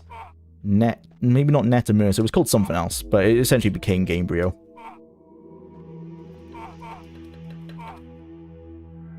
I thought this door was a lot lower. Net Immerse, yeah, something like that, yeah. That's when they adopted that engine, and then they made the game in about 2 years. Or 2 and a bit years. And they crunched basically that entire time. As well as Daggerfall. Daggerfall was mostly in crunch as well. So I guess Battlespire, they look back on it well because it was just soon. They went to work and they went home. They had home life. They had like a good work-life balance. They enjoyed making it. The game just didn't turn out great, but I'm glad that they didn't kill themselves making this game. Because that would be the worst one, right? Where you kill yourself making this game and then it turns out like this. Then I'll be like, oh, that's a shame. Project goes horribly, turns out great, does happen, but it depends on how burnt out everyone gets by how horribly the project is going. True. Yeah, it seemed like they weren't burnt out during Daggerfall. They got burnt out as soon as the game shipped, and then they had to move on to fixing the bugs. That's when Julian LeFay said he really got disenfranchised with game development because they spent like an extra year working on the bugs of Daggerfall. And he said that like, killed his passion. I think that's why he liked Battlespire, because Battlespire, like, he almost refound his passion for game development. And then he left the company because he wanted to work on multiplayer. Like, basically, he wanted to have multiplayer in Morrowind. He wanted Morrowind to work on the X engine like Daggerfall. He kept on pushing to do that. It wasn't happening because things kept on getting pushed back for Red God and then 10th Planet. He felt like he was spinning his wheels working on things that weren't going anywhere. So he left. That's why he left the company to go work on things that he wanted to work on instead. And based on his interview with Indigo Gaming, he actually ended up just chilling for the rest of his life. Like, he would work in companies where he felt like he didn't need to work 100%. Like, he was head of software in Blockbuster and other stuff like that. And he said he just felt like he was kind of going through life, kind of chilling, you know, just taking things easy compared to, like, his time at Bethesda. Still earning good money, still, like, he was still successful. But yeah, he just stepped away from, I guess, the crunch of Daggerfall kind of did hurt his passion, I guess, to some degree. He just went into normal software development then. I think, you know, worked out for the best. I'm sure his family life and everything seemed okay, so that's what matters outside of work. And then he obviously did kind of manage to rekindle a bit of his old game development ways with the Wayward Realms until his unfortunate passing. You have no idea how common this is with music. The band spends an immense amount of time and money making an album that blows up, but then they go and make the sequel and it's super easy, but album's crap.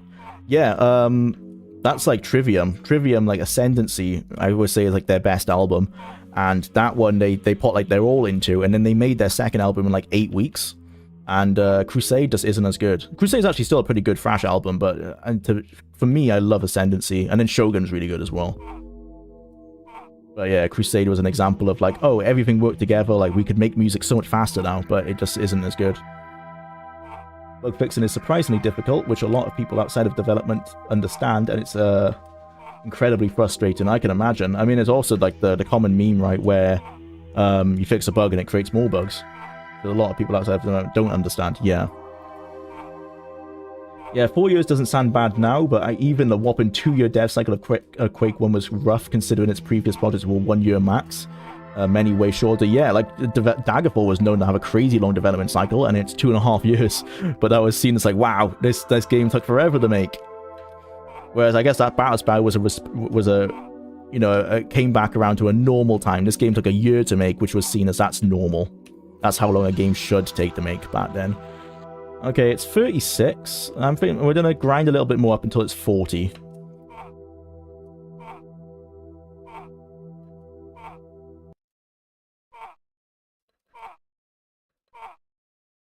And then we'll wear the items and cheat a little bit to get some extra skill points.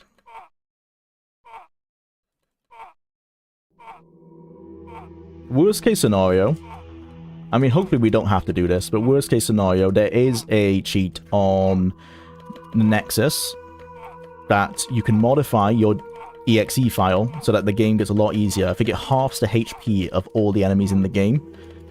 I don't want to use that because, I mean, that's beyond just bugs, right? That is, like, actually externally editing the game to make it easier. But worst case scenario, if we really can't get through it, that's what we can do.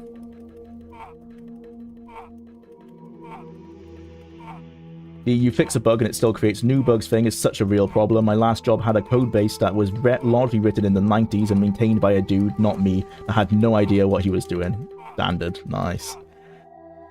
The code base was so riddled with bugs that it had code that relied on bugs. Oh, man.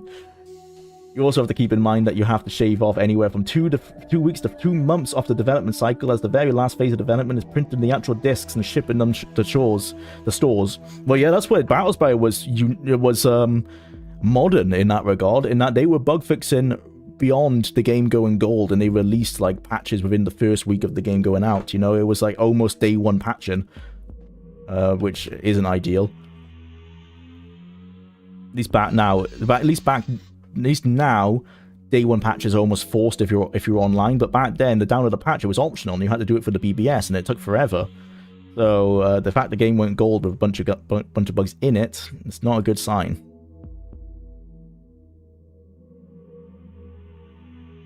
Where are we? Oh, let's put on all the items as well.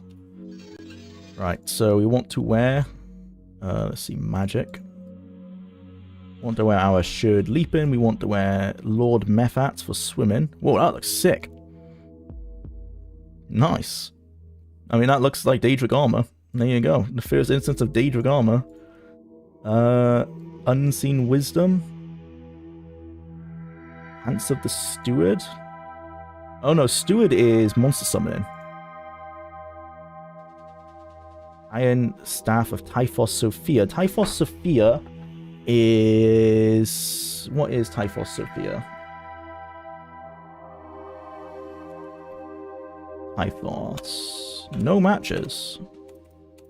Perhaps I've spelt it wrong. No? Sophia? What do you mean no matches? This is the game. It must say at the end here somewhere. Where are we? I just read it somewhere. Yeah, Typos. Is that how it's spelled in game?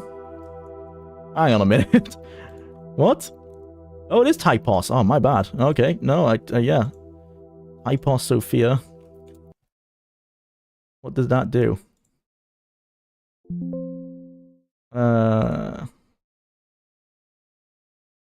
Yeah, spell resistance when used. Alright, cool. Oh, we can't use it. Bugger. Oh, that's pointless, actually. We might just leave that on the floor. Because I just realised we don't have blunt. Damn.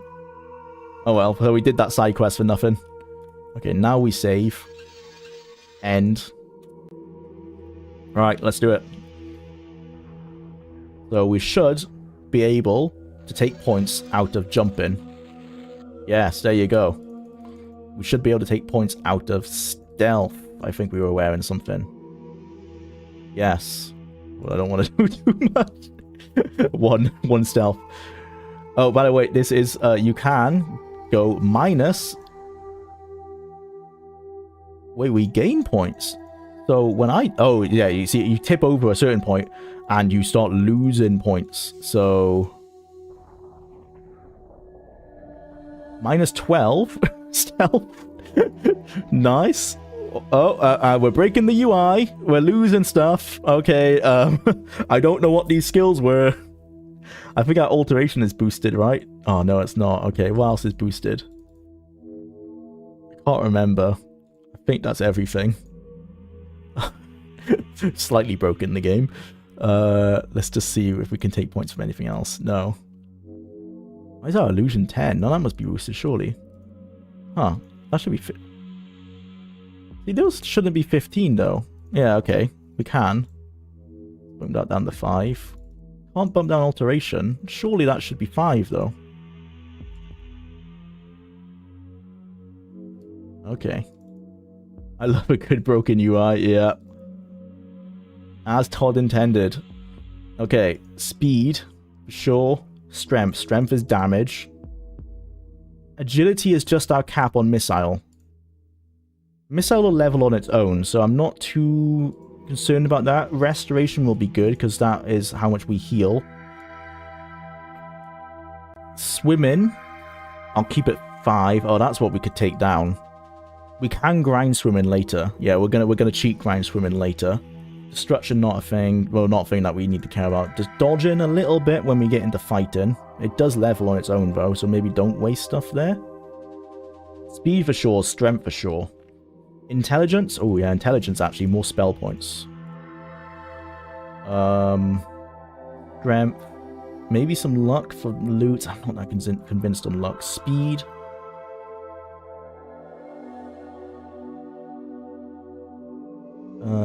What else can we do? Maybe just some levels. Okay. There you go. Pretty happy with that.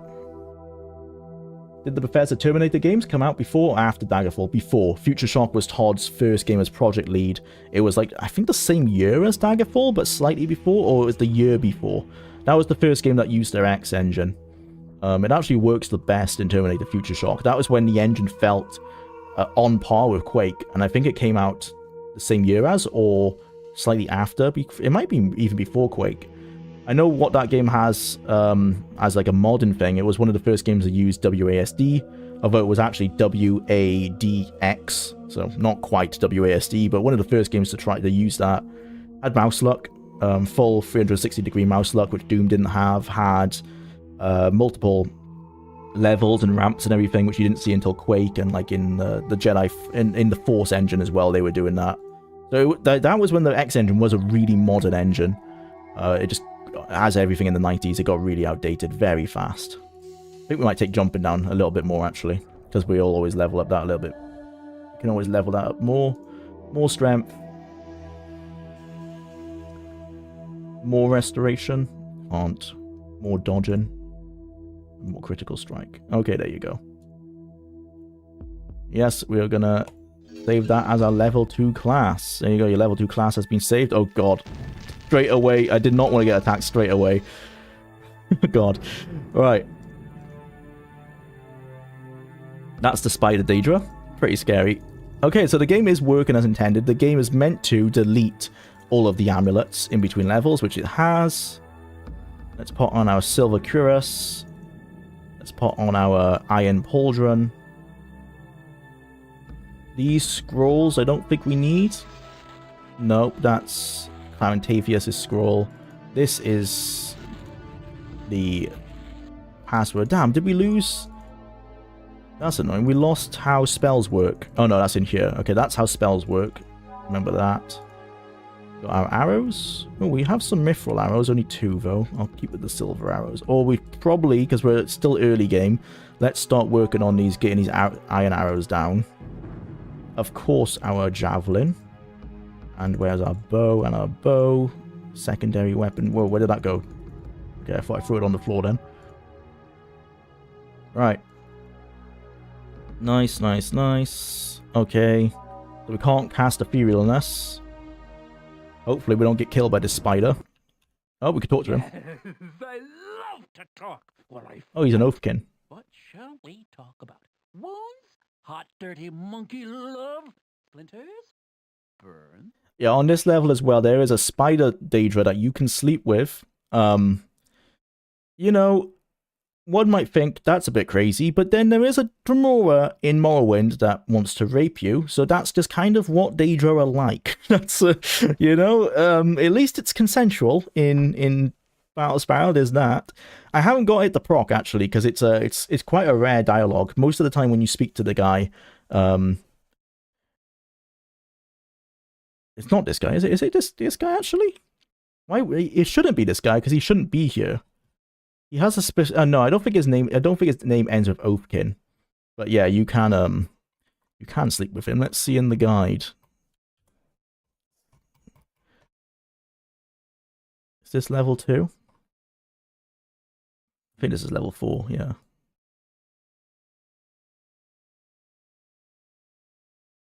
On DOSBox. Oh, there's no music because we're in the dialogue thing. Which level is this?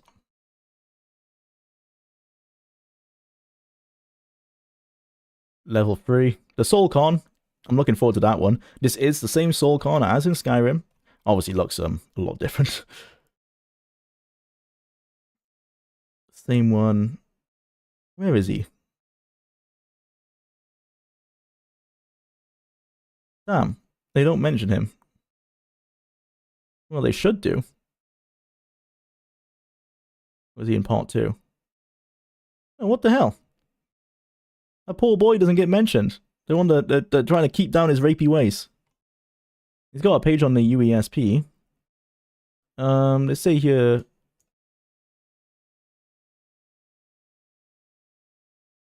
No. But it mentions, this is all mentioned in like the different leaders of different troops. This is all like hidden. It's very similar, reminiscent of in Daggerfall, where there's like vampire clans and there's like all these hidden mechanics that you wouldn't know about and they're not very well developed. That's how the politics works in this game. There's a whole political system where all the monsters are fighting each other and you can do side quests for the different oathkin, and that will allow the spider Daedra will stop attacking you, but scams will attack you will attack you harder. It doesn't really work. I've not managed to make it make any sense or actually work at all, but it's meant to. It's meant to be there. Yeah. But this isn't the rapey guy. We do meet him later on. He has a page on the UESP just specifically for him. I was just wondering, all I've ever heard about the sex life of spiders is pretty dire, so are you, is it like, let's not do that. You look like a fun kind of guy. What say we got some lumps on those long-eared termites and the long-armed dot-skulled clowns? Yeah, it's a very interesting dialogue system.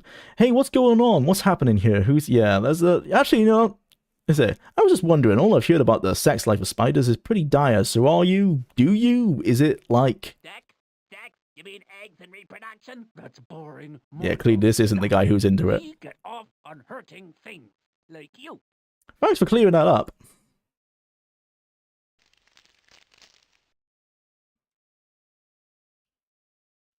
Oh, he's just decided to run away. AI working as intended, as you can tell. Come on, buddy.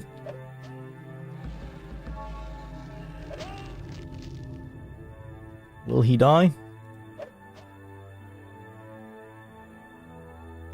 Yes. Eventually. Take his sigil. Okay, we got some potions of healing. 2. And another message from Fatasha. Glad you could make it. Bad news. 1. Wizards and guards dead. No prisoners I could find.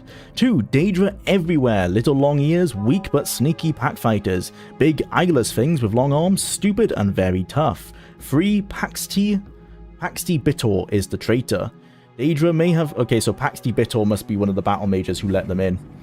Daedra may have some codes and keywords, but there are plenty of rooms and passages I can't get into. Teleports don't work.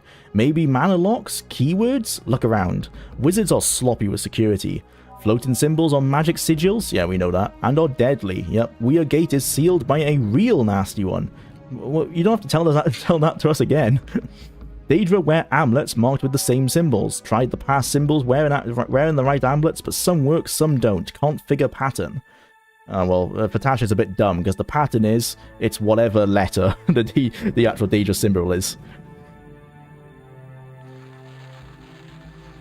Okay. Good news. I'm sticking close to a boss Daedra named Samir. Stole a clock, hood, and amulet from a careless bodyguard.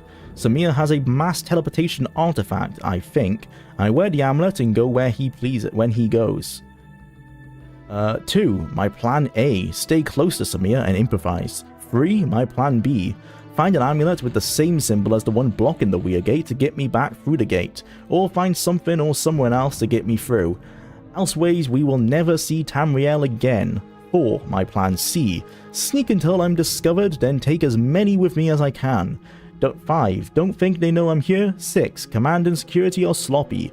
Politics? 7. Left you a pair of healing potions on this scroll. Toast my health when you quaff them. So yeah, this is like mentioning the politics system briefly. She talks a lot more about this when we get to level 2B and level 3.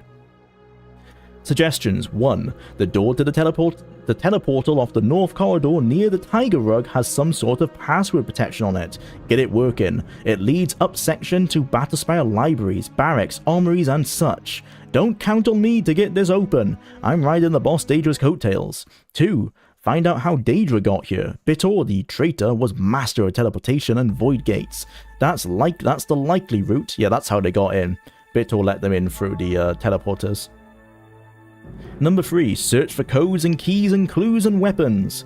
I don't think the Daedra got them all by a long shot. I couldn't search the battle mages or guards without drawing attention to myself, but some of them may have had time to leave something for posterity. And this is the Battlespire for God's sakes. Who knows what stuff they have around here?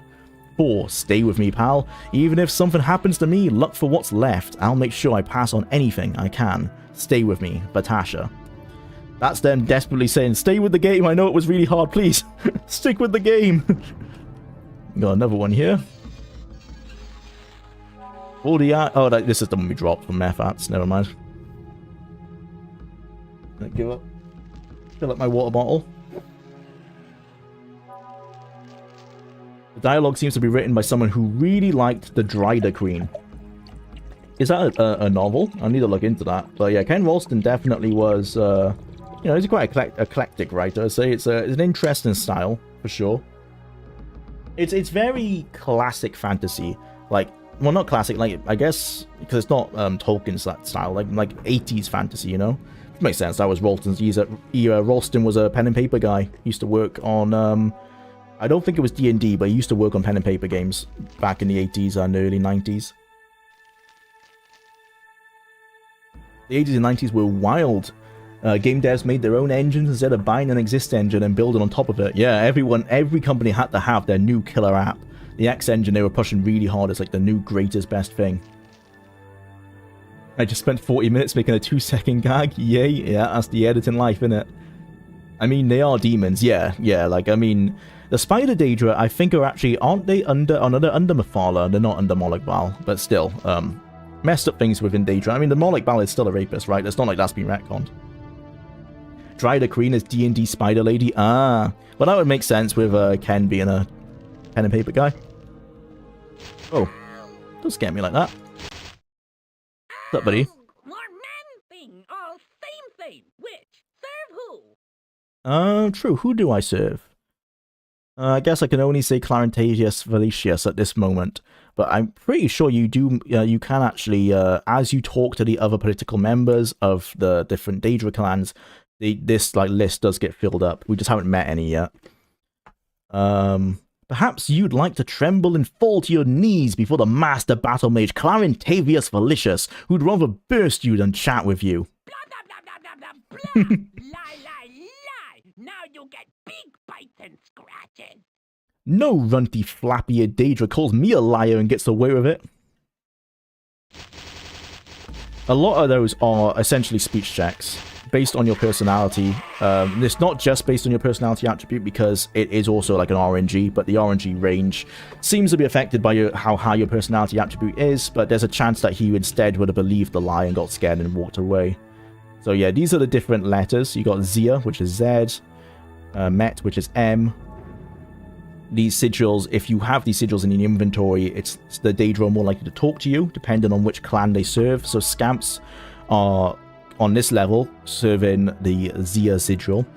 The Spider Daedra seem to be the Met sigil. So now if we talk to Spider Daedra, they're more likely to listen to us.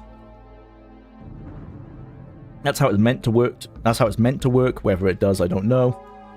And also, of course, you can also activate them to get the fuel in us. And there's also the sigils of entry, as we've mentioned, which we will have to find.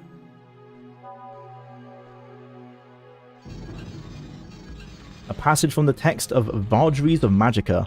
But take care lest power enfeeble the fundaments and curtail the flow for the conjuries, except when functions be warranted, and safeguard that the conjuries shall not be abused by prideful wizards, confident in their skill and blinded by their ambitions.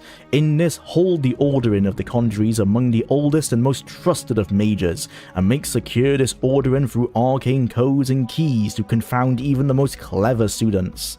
The restaurals must be most carefully guarded, for how often have even the wise lusted to overreach their bodies and souls with vitality and mana, and also must the magica fountains be damped and banked, sanctioning their engendering only to the reconsecration of essential arcane engines and templates, and then only by common assent of the council.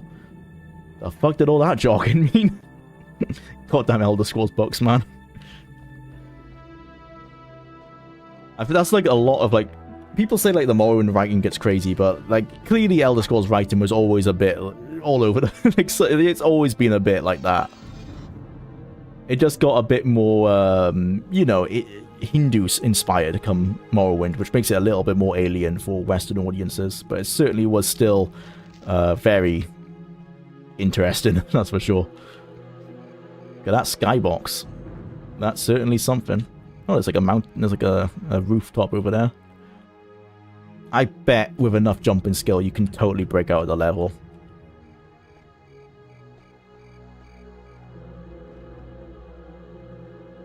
Look at that texture, nice. This is actually a 3D rendering that's in the, that was in the previews. But it was obviously high res. It was a high res 3D render, and this is extremely compressed. What's up, buddy? Look, is there anyone else here I can talk with? The pretty weapon.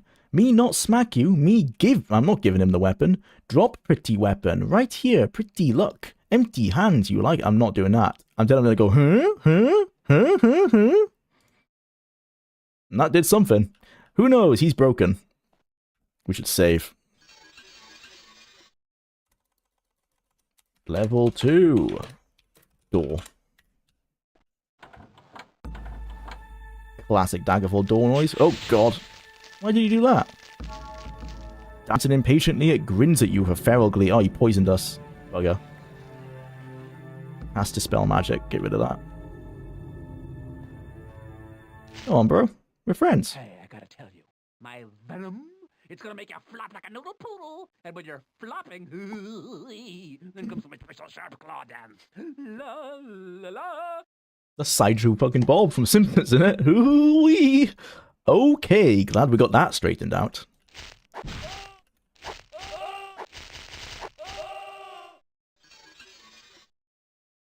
Okay, actually, no, it seems like some of the spiders are under the roach symbol. Who knows?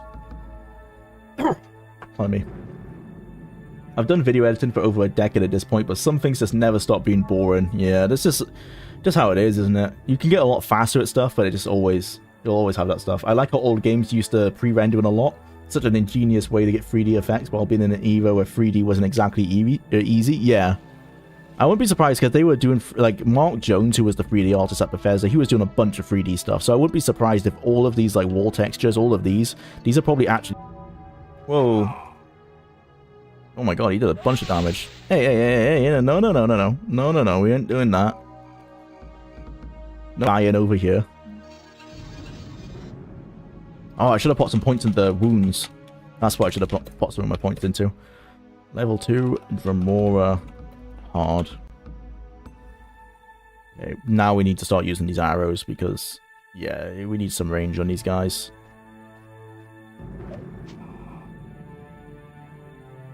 Whoa! Jesus, yeah, they're starting to hit like trucks now.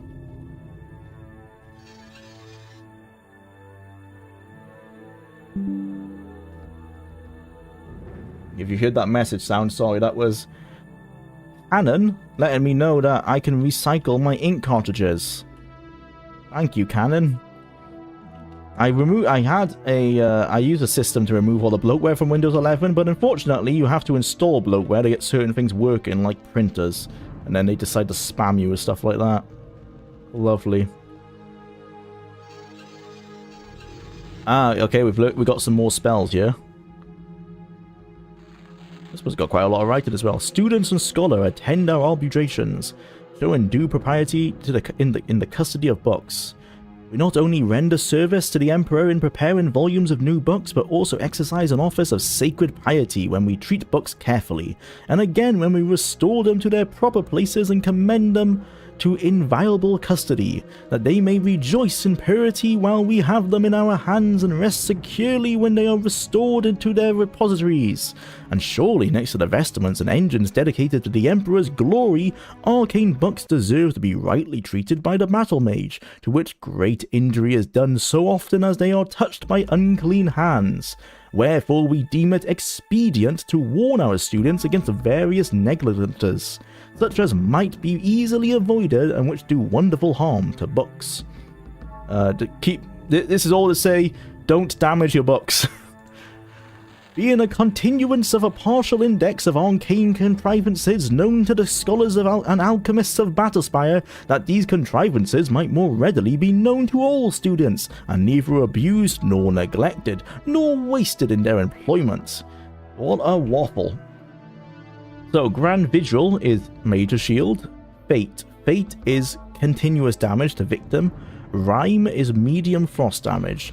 Cleansing Fire is fire damage. Baleful Woe is magic damage. Fresh Fire is poison damage. Broad Force is shock damage. Ward is resistance to magic, or mana ward, of course, that makes sense. Hero is cure health. Weird Bane is medium magic damage. Grand Force is shock damage. Seed of Healing is healing. Mage Rack is major magic damage. Frost Ward is resistance to frost. Stain is poison damage. Convolution is confusion. I don't think that works in single player. Skins of the Poison Ward is resistance to poison. Skin Chill is frost damage. Secrets is delayed damage. Bright Well is spell absorption. Nice. And that's it. Okay, well, we've learned some more spells. Or how the spells work, I should say. Windows 11 forced me to Linux after my Microsoft account needed its password reset, but would only let me authenticate the password reset with a password, which led to it demanding I reset my password. Ah, brilliant. Perfectly made. I had to use Vegas on a few editing gigs. I cannot stand it. I only used Vegas a long time ago, back when I was a teenager. Yeah, I was never a fan. I was a Premiere guy back then. Among the hundreds of riddles in this weighty tome, the Kend Hall Book of Riddles, 4 have been marked with scraps of paper. These are the answers to the riddles in this level. Loadbearer, Warrior Spirited, yeah, we can refer to this later. This is really helpful. Okay, this guy wants to talk to us. He must be the leader of the Dremora on this level. It's worth talking to all the leaders. As I said, it's meant to make it so that if we find a Dremora now, if we ingratiate ourselves with this guy, Dremora shouldn't attack us anymore. I've not got that to work. Maybe I didn't activate, like I didn't ingratiate myself well enough. I'm not sure. But that's how every level is meant to have politics like this. It just doesn't seem to work. Dremora politics.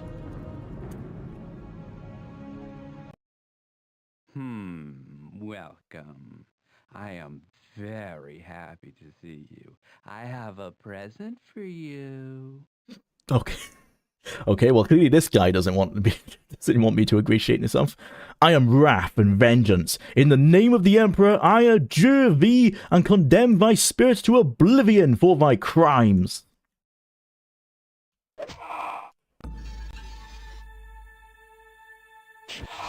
Can't hit me now, bugger. Haha. I love those sigils. So good. Cape. On this level, particularly level 2, there's quite a lot of physical items you can pick up. So I need to keep an eye out for those. Adobe is the tops, but DaVinci is all I really need for the most part. If I want to do something more in depth, I switch to Adobe. Yeah, I use DaVinci. That's what so I used to use Premiere back in the day, but now I use Resolve for everything. The only thing I don't use Resolve for is for audio editing. I do that in Audition because it's just better. Resolve is getting there. It's certainly getting there, but there's just some things like the way plugins work for audio, particularly. I just find works better in Audition.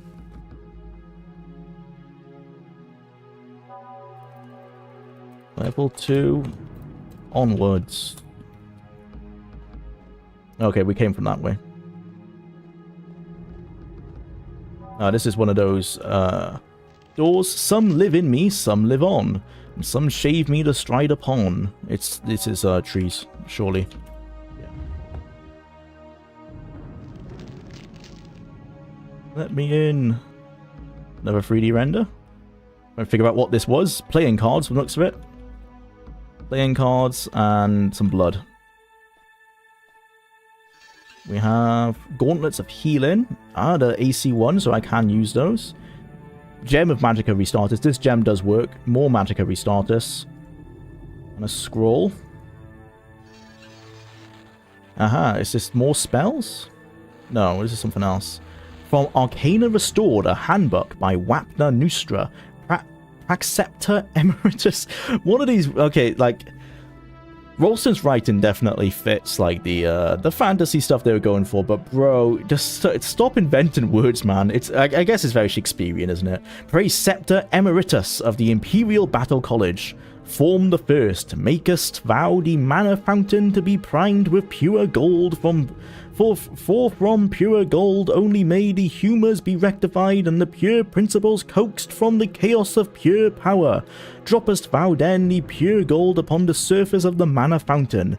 Takest thou exceeding great care to safeguard yourself from the insalubrious tempests of the mana fountain, for through such assaults may one's health be utterly blighted. Yes. Form the second. Make sure that thou havest with you the excellent manual, this excellent manual, so that thou might speak the necessary words straight away and without error, so that thou not in the carelessness caused by myself much else to discorporate and disorder the world with, I am losing my mind here, and disorder the world with your competent humours. Form the third, take in hand the item to be restored and held it forth within the primed fountain, murmuring all the while the appropriate phrases, which are, I feel like I'm sounding like a bloody auctioneer at this point, which are the learned, most expected and faultlessly on the manual, in this manual alone, notwithstanding the vile kilometers of the cost. And then what the fuck is this? That is, hey, yeah, that... God damn. If you find the dialogue geeky, go play Ultima. Richard Garriott is a god of nerds. Yeah, this fits that. Like, it's geeky. I like it, but like, what's going on, man? What is this talking about? Something about gold and mana fountains and healing powers and all sorts. My brain is smoking. Yeah, this is crazy. I use Reaper and Audition for audio editing. No, I've not heard of Reaper, but yeah, I use Audition a lot. I have a single piece of software I have to run in a Windows virtual machine, because running it on Linux via Wine is impossible. That was my experience with Linux a long time ago, to be fair. Oh, okay, that is a button that moves this. And does that do something? Oh, it reveals this, which is the scroll we just read. Okay, well that would imply that this is somewhat important. I don't know how that's meant to help us, but okay. Oh, over there is... Oh! Okay, they're definitely... Okay, we need to write this down. There was definitely some randomized features with the enemies, because that was a Dremora in another playthrough. But it's not a Dremora here, so... Over here, level design. Enemy locations appears to be randomized. A location that had a Dremora that fired spells over a chasm in level 2 had... In level 2 was a scamp in another playthrough. Okay, yeah, it seems like all these things are like we found that like chests can have similar material. The items are randomized. Chests don't always spawn. We saw in the previous level actually. Sometimes they spawn as bags. There was a bag in Clarintavius' room that was a chest in another room. Sometimes they spawn as bags. Yeah, so certainly a lot of randomization here. I don't know why. part of me thinks it's just a carryover from Daggerfall, because Daggerfall had a lot of randomized features. Because who's replaying this game being like, oh, I can't wait to see if the chest is different, you know? Who's like, oh, I love my roguelike Battlespire. Maybe that was the intention? I have no idea. It seems very odd. Be right back, but yeah, certainly something to think about.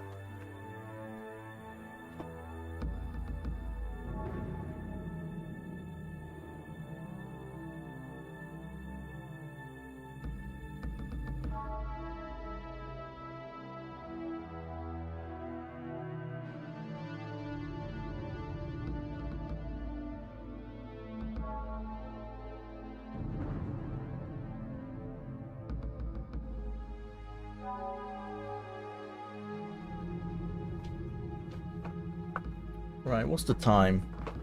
1:15. Okay, 45 minutes more, and then we'll move over to doing some more testing of the stats and all that kind of, I say good stuff, but not really good stuff.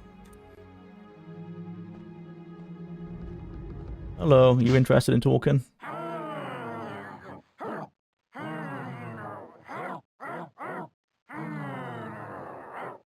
Oh, very well, if you insist.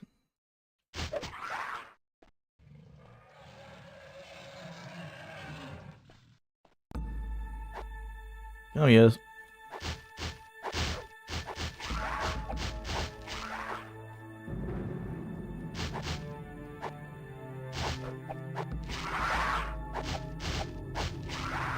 Nice. It seems in between the levels, the Dremora are definitely stronger, but I don't think the Vimai don't seem that much stronger. Iron boot. What do we need? Just a pauldron we need stronger.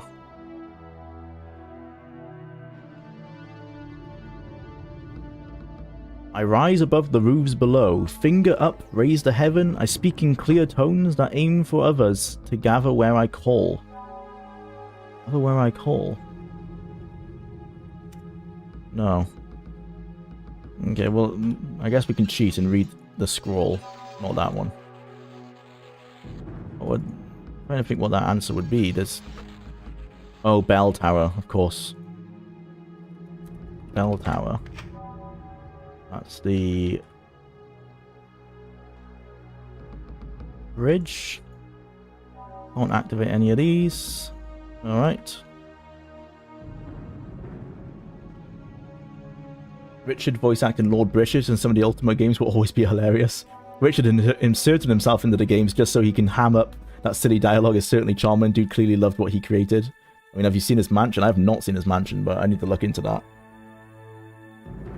Rebullet is an actual door. Oh, okay, so it's like, yeah, it's much more than just audition then. I use it for recording as it allows me to digital sound processing during recording, and I mix music in it when I get those gigs once a year. Oh, nice. Fair enough.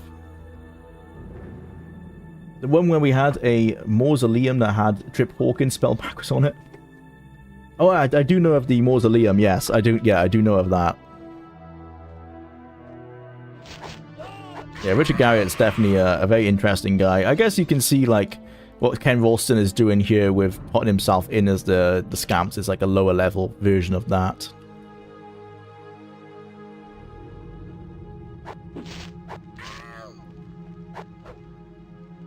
Caught us off balance, damn. Okay, so this woman... I say woman, she's a little girl. Is that missing texture? That looks like a missing texture. This is one of the weird Daedra children that we can talk to. I think her name is Riffmol? Something like that. Hello, little manling. My name is Rishal. A bad manling took the voyage guide without permission. That's bad. That's stealing. But you're a nice manling because you will bring me the voyage guide. That would be so nice. And I'll give you a nice present. Sure, but first you have to tell me what a void guide is and what my nice present is. Okay, the voyage guide is a kind of key thing and a kind of a map thing. that guides a traveler through the big empty places to the place he wants to go, see? And your present is a secret. a surprise! And if I tell you, it'll spoil it, won't it? Well, they definitely got the creepy demon child down. She reminds me of from The Exorcist. It sounds very exciting. I'll have to think very carefully about this. See you later, maybe. That was something. Lovely. Jumping puzzle.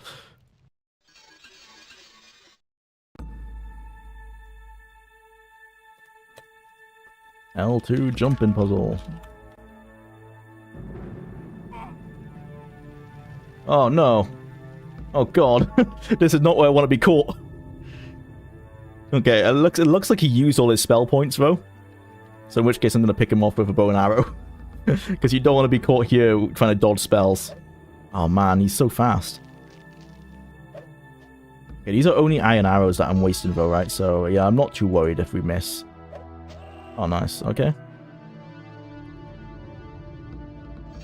I really like the synths in this song in particular.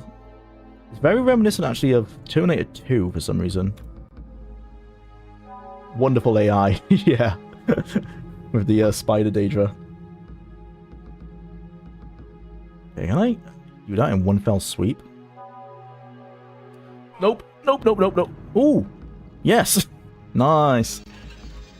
Restoration, another sigil.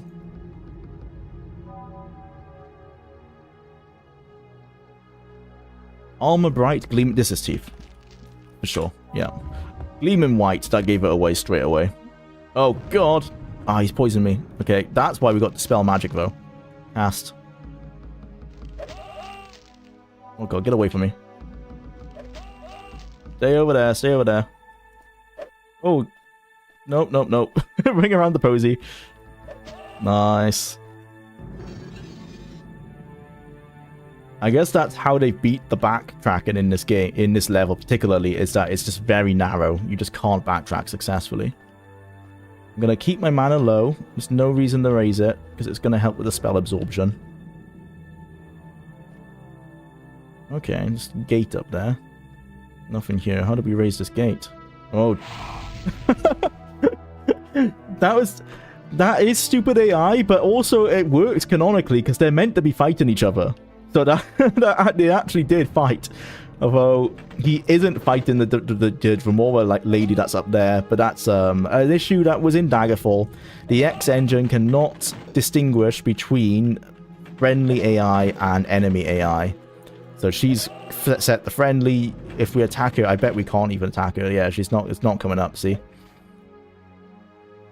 that's just a problem with. I mean, that's in Daggerfall as well, right? You have to suspend your disbelief for that one. Oh yes, finally we got a level 3 Pauldron.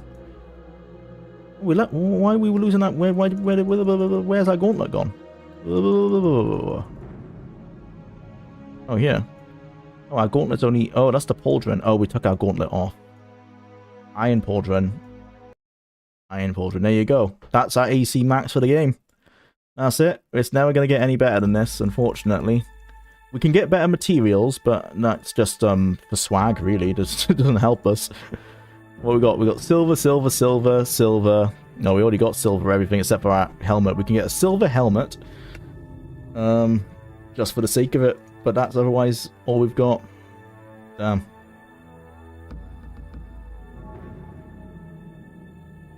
Ultima Underworld has not a fully working remake called Unity Underworld.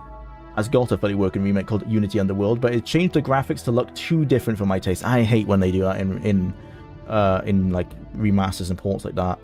I instead went with Ultima Underworld Portable mod, which gives some quality of life. Oh, I need to look into that. I played Ultima Underworld pretty much as intended.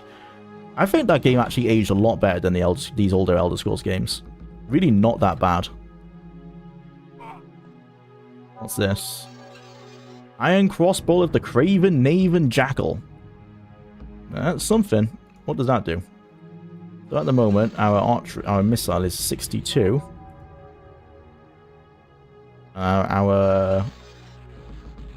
This is our character sheet. Pop this on. Nice. I'm that surprised, but I actually already knew that. I've played this level before. I knew that increased our missile, but I didn't know it was by 20. That's really cool. That's really cool. Really what we have to weigh up now is 20 missile higher, better than the damage difference? Because this is only 3 to 9, which isn't that good. This is 9 to 17, much higher. I mean, literally the lowest... Okay, never mind, that seems pretty simple. The lowest damage that the Dwarven Longbow can do is higher than the best that this can do. So that seems a pretty simple way up. But what this means is that we have that as our backup. Seems good to me. We can't use that anyway, so no point. Is this a javelin or is it a spear? This is a spear. Can't use that. Can't use that. That's that render again. Hello. Where is it? Dremora Politics. Dremora Politics. Goodness, where did you come from? I thought we'd done all the guards and the battle mages on the list. We got a lot to choose from here. Oh lords, no, I'm no battle mage. Haha, the idea. No, I'm with Vishal. Okay, so we can swear ourselves to Vishal, who's the little girl. We know who's got the Void Guide. So hand it over, no harm done. But Vishal doesn't know who has... Okay, so we can assume that maybe this girl has the Void Guide. Because we don't know that. Vishal doesn't know where it is. Void Guide is missing, in case you haven't heard. I have to get a Void Guide back, or the boss will pop my spirit like a bubble. Can you help me? Oh, haven't you heard? Mephat sent me to give you a hand. Okay, we can use that, because we got the Mephat's Gauntlet. That's pretty cool. That's carried through between levels. Aha, Battle Mage. Ha ha ha. Well, perhaps I do look a bit shabby. This sounds like... I say fight, but I don't think you can fight these ones. All you can do is fail the dialogue check, and then you can't talk to them again. So we're not have to worry about fighting here. I'm supposed to report back to One Scholar. Who the fuck is One Scholar? We haven't met her yet, so that seems to be an oversight. Because I think when I was looking at the guide earlier, it did mention a One Scholar, didn't it? Level 2. It was one of the ones that was pulled out of a picture. Zenaida, Vishal. Oh, maybe not. Where were we meant to learn? Okay, One Scholar is here. How were we meant to know that? Right, at some point, maybe Vishal mentioned One Scholar. Someone mentioned One Scholar. So it seems really odd that that would be such an oversight. She's not even on this level. She's on level 2B, which you have to finish this level to get to. So I don't know how that makes sense. I must have missed something. I think I must have missed something there. Right, your worship. No, I'm not on the list because I'm not a god. I'm with... Who the fuck's Lomagan? Oh my god. I think Lomagan is the Spider Daedra. Oh god. Okay, let's get UESP up here. UESP Lomagan. Lomagan Mariel. Who is this guy? He was Emperor Uriel VII's Imperial Secretary and personal liaison to the Battlespire. Oh, right, okay, so... But he's a Daedra. What? Invasion of the Battlespire and a Leechcrafter, retainer of the false Emperor Jagar Thon. Use a special transmorph spell. Okay, so he transmorphed himself to look like... Oh, so this isn't Mariel, this is a Daedra pretending to be Mariel to gain access to the Battlespire. Right, okay, so... Is this lore that's in the manual? Because this is clearly this is actually the backstory of our character. This guy, who's actually a Daedra, has sent us to the Battlespire. But where was that in the game? Installation. Oh, sorry, I should mention that. Well, that's what I was looking at here. This guy is a Daedra. So Lomagan Mariel is the guy who sent us to the Battlespire. He was the Imperial Secretary of Emperor Uriel VII, but at some point he was killed and replaced via a transmorph spell by this Daedra. He sends us to the Battlespire. He is the one who allows the forces of Clan Dagon to conquer the Battlespire. But where was this in the game?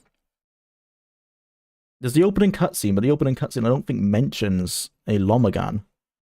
The manual doesn't mention any. The manual doesn't actually. I checked this on Friday. The manual doesn't mention any lore at all. So I don't know where that was meant to be. Did they intend the whole of the spire to be transversable, not level based? I mean, you can go to whatever level you want. Yeah, maybe that's possible. A lot of creatures ask for other people and creatures on different levels, but you can't backtrack. Yeah, that's entirely possible. It's something like that. Doom had infighting. Yeah, it does. Yeah.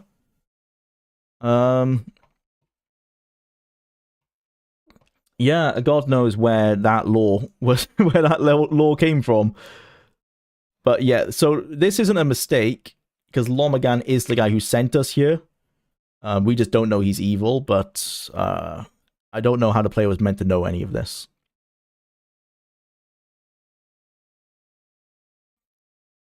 Okay, I'm gonna say I'm with Rishal, as we are. Really? How nice. You wait right here with my eager servants while I go have a little chat with her. Well, really, I'm busy, you know, and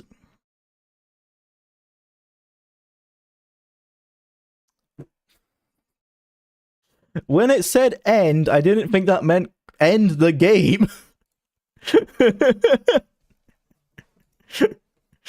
That didn't even look like a crash. That was just like, oh, end. I mean, that line looked bugged because you know there was like an E in front of every letter. What the fuck was that? It did say end, exactly, yeah. Okay, let's watch this, because maybe this mentions Lomagan. As it was told to me by the son of old Khmer these many years ago. How the legions of Daedra Lord Mehrunes Dagon overran the spire, aided by betrayal. How a young hero from obscure origins entered the Battlespire, proving ground and testing facility for the Shadow Legion, the Imperial Guard, and finding his test was more than he bargained for. Thinking this was only a harmless test of his skills, he enters the spire through the Pillar of Light and finds a hell created by the betrayal of the Legion and the perfidy of Jaeger Tharn, arch-traitor to the Empire. And so, our story begins. No mention of Lomagan there. Project leader, Julian LeFay. Programming, Julian LeFay. Something actions, Marvin. I missed it. Art, Mark Jones. Gary Noonan, too fast. Design, Ken Ralston, Julian LeFay. Additional design, Ken Ralston. Too fast, Richard Gray. Did I say Richard Gray? XL Translab, which, yeah, made the animation sequence. Music, Absolute Pitch. That was who they outsourced the music to. Graphic design, Mark Jones. Peggy, Mr. Too Fast. Special thanks, all the test. What a fucking joke. All the testers, yeah, right. No thanks, Mrs. Murphy. I'm assuming Mrs. Murphy was a dog or a cat. She's fully naked in the, if you turn Child God off. Daedra Seducer. We'll be finding a lot of those soon. I think level 4, you start meeting the Daedra Seducer.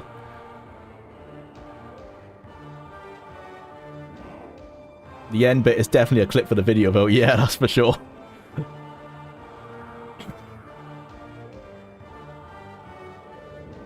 This appears to be the actual... Are these the mages on Earth? Oh no, they're doing something to a human. I was wondering if that was the mages, like that's like the arcane thing that connects the Battlespire to Mundus, but no. That was something.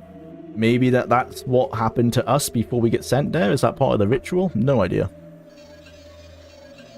Right, so we talked to her on this one. So we know not to click the Rishal one, because that doesn't work. Goodness, where did you come from? Let's say, yeah, I'm with Lomagan. Oh dear. If that were true, then you'd know that she's Siren Angada, not Lomagan Mariel.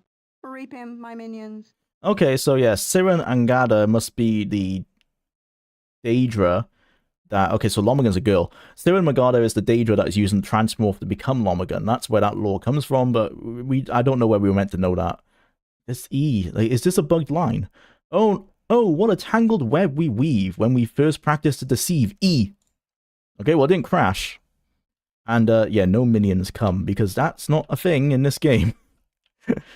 She's probably meant to be hostile, but she's not. Oh, it's you again. Well, you've been quite I like how clever, she's like, Trinell. oh, you're still But here. now we're on to your game. I have orders to take you alive. Ah, she thinks I'm But you've Trinell. never been much good at taking orders. Still, if you just drop your weapon and peel off all armor, I'll be spared the tiresome task of summoning minions to rend your flesh. I do like this subtlety. I guess it kind of shows that the Daedra can't identify men and women among humans, which is funny because clearly there are men and women among Dremora, but that's kind of a thing of Dremora. They just see, they are extremely racist towards manlins, you know? They just cannot identify any differences. Come on, that's just silly. Natasha Trinell is a female. See this chest? Does this look like a female chest? Yeah, let's go with that one. Excuse me. Perhaps I was misinformed. But in any case, you know this Trinell then, and therefore must be captured or killed while trying to escape. Have you a preference? If so, you might mention it to the ravening minions I'm summoning. I'll try the escape option first. Oh, well, she disappeared, but not so many of these minions that she's meant to be summoning. And there you go. That was something. It just works, guys. That voice acting, though. Yeah, I think I want to believe that a lot of the voice acting in this game was just the developers. Because some of it goes from decent to crazy to that, which was bored. Although I mean, she was probably told the soundboard, because that's a lot of Dremora, right? That's like their lore. They just generally are pretty bored of what's going on. She's just looking for the Void Guide and she can't be fucked. She's just been told to do it. She's like, oh, I don't want to. If I must. Oh, God. Stay away. Yeah, you stay stuck to that wall. Nice. Oh, hello. Sneaky, lying man thing. Sneaks and cheats us, hurts us. Now we catch it, pull its arms hard. Pop! Me? You must be kidding. I want to hurt a fly. Boom.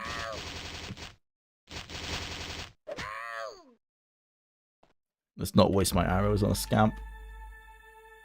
Personally, not a fan of the voice filters they use for the Daedra in Oblivion. No. That was part, for me, that's part of, like, Oblivion becoming, you know, everything's more generic again, you know? Like, oh, we got too... Oh, fuck, I didn't mean to take that potion. We got too crazy with Morrowind, let's pull it all back.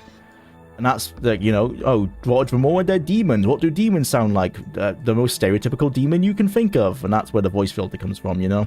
Not a fan of that either. I much prefer that they just sound like people. Because that's more of like the original satanic demon, right? Where it's meant to be like the Antichrist, like it's a human in disguise. Or it's like it's meant to be able to disguise themselves as humans in the world. You wouldn't be able to do that if you were a Dremora that sounds like they do in Oblivion. Okay, that is a sigil that I don't think we have yet. We have a normal Zia sigil, but not a sigil of entry. No, so I'm not going to walk towards that because that will hurt me. This another... Oh, I thought this was going to be a rumor door. Oh, okay, we've done a big circle. Right, so we started... Seems like we started in here. Yeah, down there. Let's go into this side then.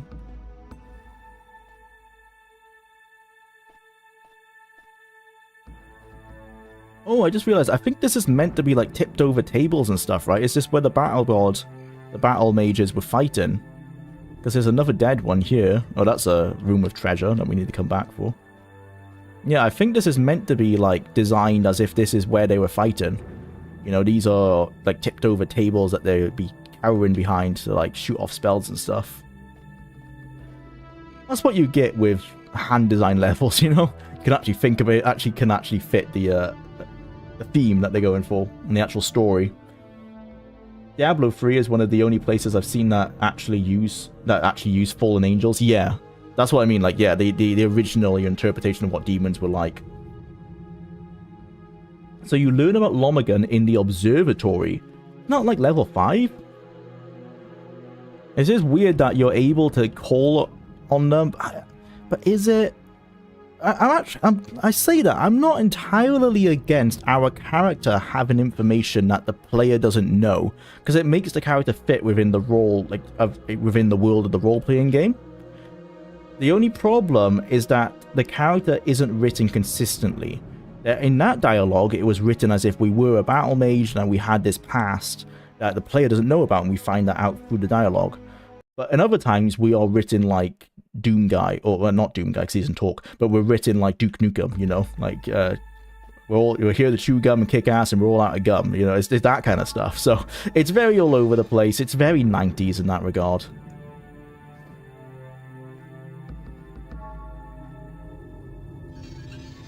Spear, can't use it. Only javelins.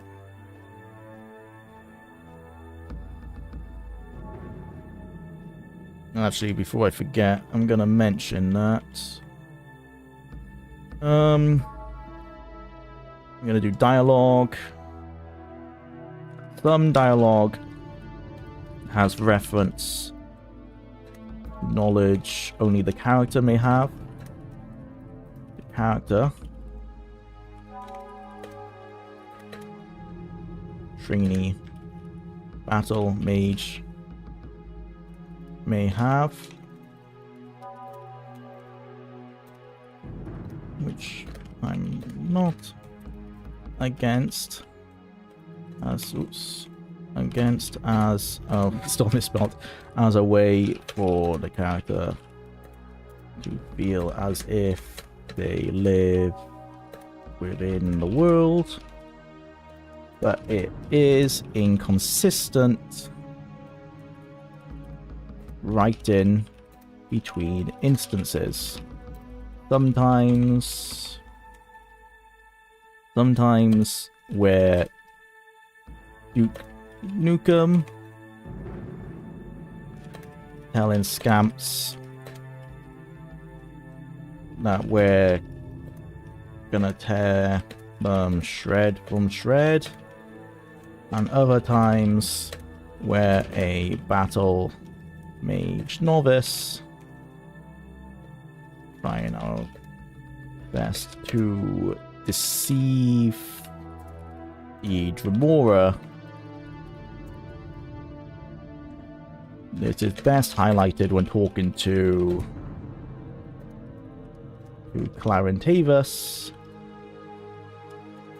where we immediately act, this might be by design, immediately act as a rude teenager rather than a novice pleased to find the only living soul, human soul. Yeah, maybe this is by design, you know, like maybe that's because we are a novice and that kind of stuff. Not entirely sure. Yeah, we spelled against wrong, didn't we? Novice, deceive. Alright. Okay. I gather from a cursory glance, the player is supposed to be a battle mage candidate on your rite of passage. Yeah, that's true. Yeah, that's what the law is meant to be. Hey, welcome to the stream, Sly Glitch. Have you gone insane yet? We're getting there. We certainly are getting there. The dialogue in this game is absolutely bizarre, but I wouldn't have it any other way. Yeah, it's the, you know, that's why I was saying, like, I like Battlespire's atmosphere. I like it. It does fit the lore of the Daedra. This is what they're like. Even in the modern games, they still are pretty crazy like this. It's just been subdued a little bit. The UESEP lore page of Lomagan Muriel references Siren Angada's dialogue. Oh, is she meant to have dialogue? Oh yeah, that's the reference. Okay, so I guess we're gonna meet, yeah, Siran Angada in the guise of Lomagan Muriel. Okay, well I guess we're gonna meet him at some point. Mariel was struck down and presumably killed after surrendering the portal keys of the Weir Gate to Ungada. Okay. We'll learn that later.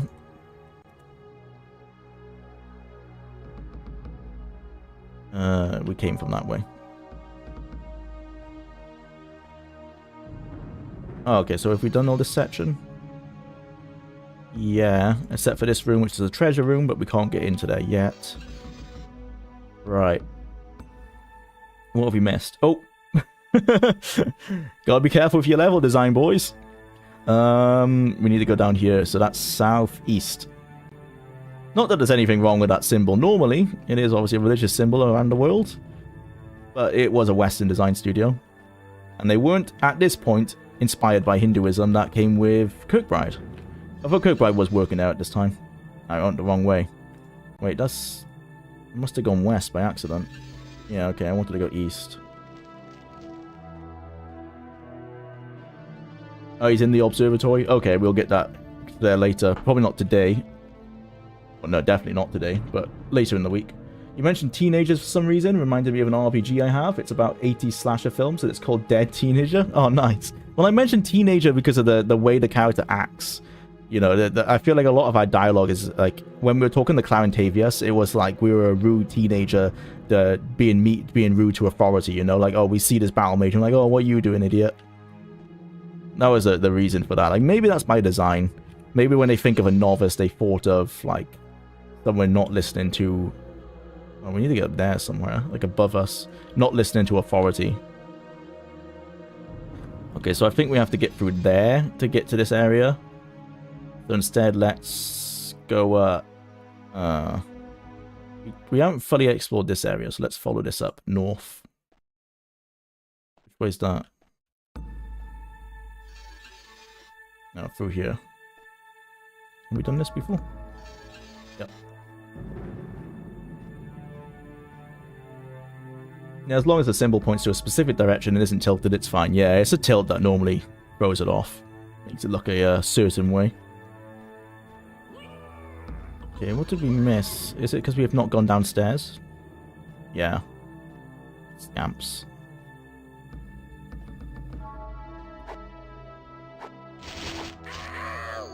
Scamp dies. Got another battle mage. There's a note. Handwritten scrolled on the floor with a piece of charcoal. I am dead. Tell my tender mother dear I loved her, and Tamriel and my emperor. Akatosh cursed the name of the traitor and all Daedra. Mara bless and guard my soul. You who find me, avenge me. Take the traitor's blood in my name, and take in hand the dagger of the stolid kin. Born by my father and forged by his father before him. Beware of magic while you carry this blade, but fear neither the sting of poison nor the sear of shock. Alright, that sounds like the blade has poison, resist shock, but weakness to magic. Gem of Withering. Elven Staff of Magefire. I can't use staffs. Got a chest with some pants in them. Iron Dagger of Stolid Kin. I can't use it because it is a dagger. It's a shame. This had nothing in it, right? Yeah. And then just plain pants. Cape Battlespire. Cape Battlespire. Cape of Arcane Spirit. What a name. of Arcane Sight. Oh, we know what Arcane Sight does. We don't even have to use the guide like a cheater. Hang on, it says in one of these. Lingering Death, Night, Warning, Service, Hunt, Steward, Nightbears, Avertis, Arcane Sight, Detect Spell. So this item, the Cape Battlespire, Cape of Arcane Sight, this is what we were lied to by Bruce Nesbitt. This is what the spell magic, this is what he said the spell magic does, but it's not.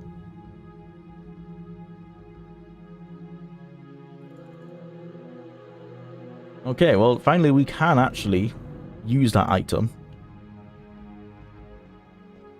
Whenever we pick up a... Oh, actually, if we use that now, does it tell us what's on us? So if we check, it should tell us that we have increased stealth and increased alteration. I think that might be. Let's see. And let's save, actually, before we do that.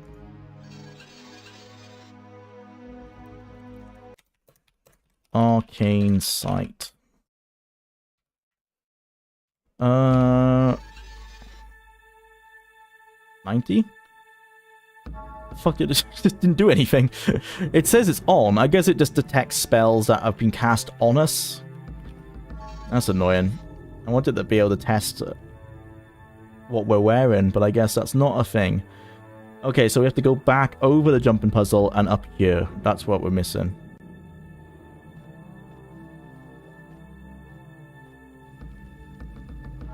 Jumping puzzle again. Jumping puzzle. The Cape of Battlespire, Cape of Battlespire, Cape. Yeah.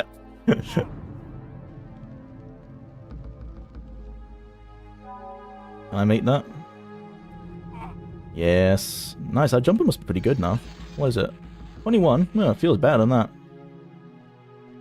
No, I still don't have the void guide. I'm trying. Let's try this room up here. Or down here. Okay. Oh, but we need a void. We need a... Damn. Oh, okay. You can just walk through it. Oh, do you have the... That means he has the amulet, right? Okay, cool. That means we can get through that M. Do you have it? Oh, no. Clearly not. Right. Do we have it? I don't think we picked up an M sigil. No, we have normal sigils, but not sigil of entry. So if we walk into this, it should... L2 hurt? This should hurt us. Yeah, bugger. Okay, we need to check all the loot on the floor. At some point I've missed a bloody void, not void guide, a sigil of entry. Don't you love when you play old school games and you miss the red key to the red door and then you just have to do this? I'm glad this game design is not as popular anymore. I mean, this is why I'm always going to be pro lockpicking and pro like hacking and stuff in Fallout, because it's a backup guide, right? If you don't find the key, this is the backup. This is the backup. Because that's not in this game, we just have to look around. Something we've missed, and hope it hasn't despawned or some God knows like what could happen, you know? What's the worst that could happen? Make it impossible to find.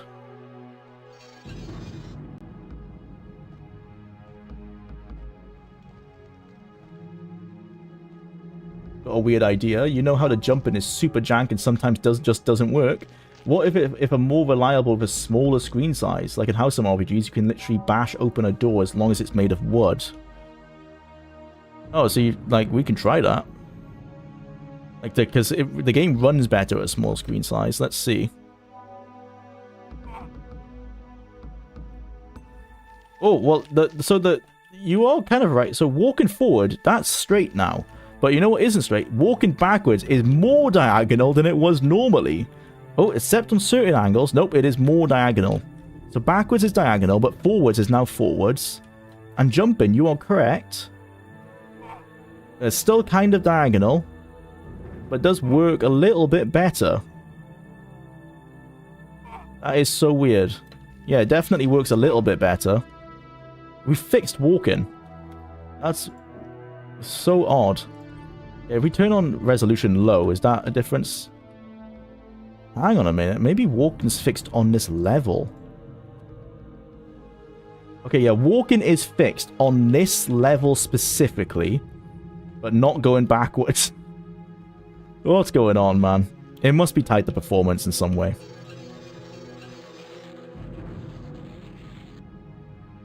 The Waters of Oblivion. Isn't this book still in the game? In the modern games? Beneath this passage from the Waters of Oblivion. Oh no, well the Waters of Oblivion book might be, but this is an extra additional scroll. Someone has scrawled a comment in blood. The script is still damp. 120 numbered ages in the void that fated folk had grown deep schooled in evil. Then the bright gods resolved to punish those faithless spirits and shatter the unruly caitiffs, those huge unruly... unholy scavers, loathsome to the light. They repented exceedingly that they had gazed upon oblivion, and seen there the first of dark kin, and welcomed them as brothers and sisters.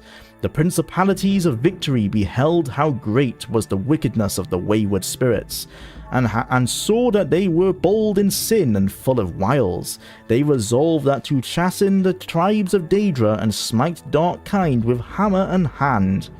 But ever shall darkness contest the light, and great were the powers that breathed the void and laid waste upon one another, and no oath might blind them, so deep were they in envy and perfidy. For once the portals are opened, who shall shut them upon the rising tide? The comment, crap, where did they get such silly... See, at least Ralston understands what this sounds like, because that's exactly what I was going to say. Crap, where did they get such silly ideas? Yeah, literally. Well, they're self-aware, you can say that, right? They're definitely self-aware of what they're writing. This is a staff. Iron Staff of Assured Unknown Wisdom. Can't use it, but pretty cool. I only played level 1. I wonder if it's because the Game Pass version didn't allow for a lot of screen sizes. That's why it didn't have the issue. Maybe.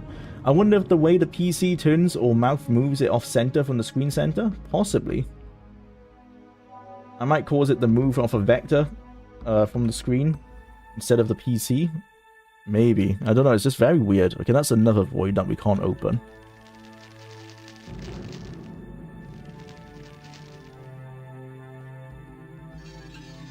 Nothing in there.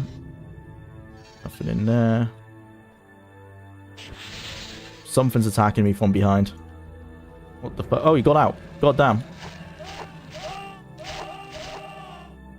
Okay, he poisoned me. Spell magic. Just a steel gauntlet. Is it better than mine? Well, it's not damaged. So I'll take it. This looks like we should be able to open it, but we can't. That's annoying.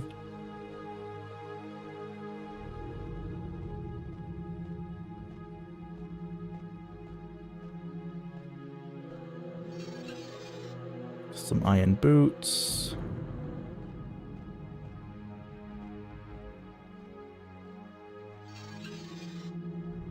Just a normal rote sigil. Can't even carry it, apparently.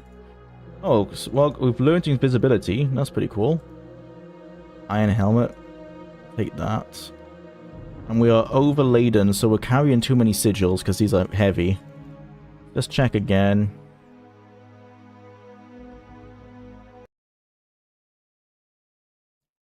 So that's the travel. Oh, a bunch of steel arrows and iron arrows. Okay, that's just a normal rote symbol. That's just a normal Zia sigil. A normal Met sigil. Another normal Met sigil. We have so many Magicka restarters. I'm going to keep hoarding them, though, because there will be points in the game where we're going to need stuff like that. Normal Web sigil. Normal Zia sigil. Normal rote sigil. Normal Zia sigil. Normal Zia sigil. Normal Web sigil. Right, and in our sack, just our potions and our arcane spells. Armbands. Okay, let's just check all of these. None of these are entry sigils. No.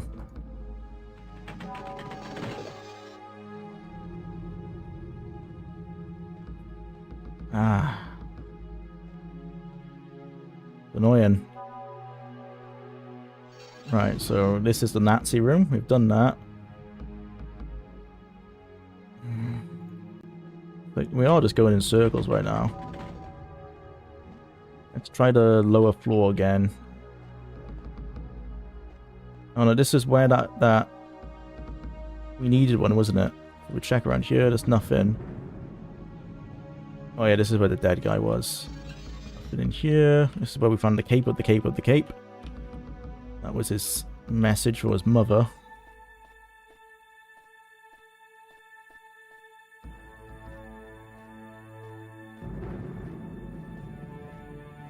That's the jumping puzzle. That's where we just came. That's lava. Okay.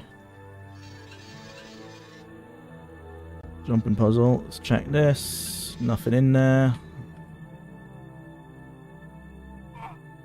Nice. We can nearly clear the entire chasm. That's only on jumping level 21. God damn, jumping level 100 must be ridiculous. Alright, Rashal, please help me. Oh, this is the room behind her is not a rumor, a riddle. Okay, let's check our scrolls. Not that one. Horse. I didn't think we could just open the door behind her. I thought she was gonna hold that, open that for us. Yeah, maybe that's what we need to do. No, this, yeah, it's a teleporter, but the user's teleporter, yeah, you see, it's got a sigil on it. It's you again, the nice manling. Did you forget? Bring me the voyage guide, and I'll be your friend, and I'll give you a nice present. I want to be your friend, so when I get the void guide, I'll bring it right to you. Won't that be nice? Goodbye. Okay. God. I haven't had this problem on this level before. Normally, I've never missed the sigil before. I really hope they haven't like just despawned from the world. Yeah, because we can't get through that. It's so annoying. There's 3 sigils we need, and we haven't found any. Doesn't seem right. We also didn't find the rapey spider. Although maybe he's not on this level. Maybe he's on a different one. I swear the rapey spider was on this level, though.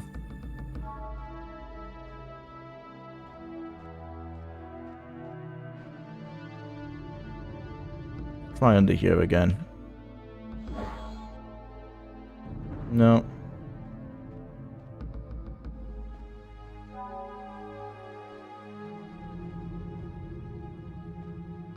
I'm worried we've managed to glitch the level somehow. Unless it's in here. That's a normal Zia sigil. That's a normal Zia sigil. That's a normal Zia sigil. And there's nothing there. Damn. Nothing in here. Well, it is 2 PM, so it's time to switch over to testing. So let's just check all of these one more time. I'm just going to check in the first room as well. That's a shame. I might have to finish this level again on... This is why you make a save at the start of the level. Might have to finish the level again. Off stream. Because it might just be fully bugged. It's always great.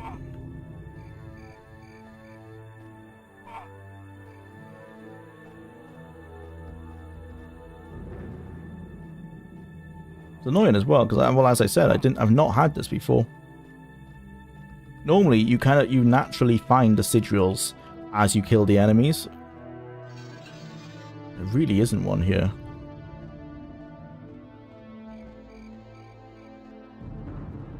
Right, this chest.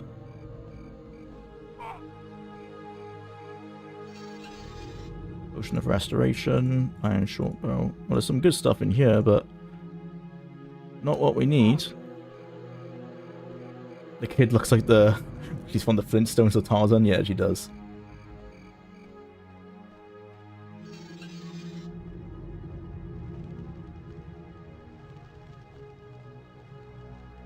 There's another door that we can't open.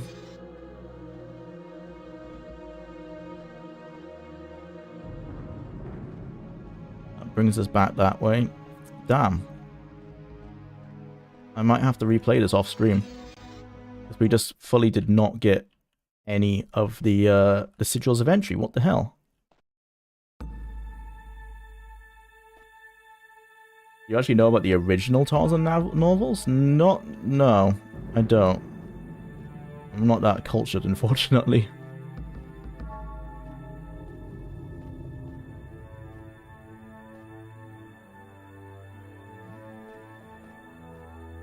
Okay, worst case scenario before we switch to testing. I'm gonna cheat. Critical path through. for... not part 2, part 1.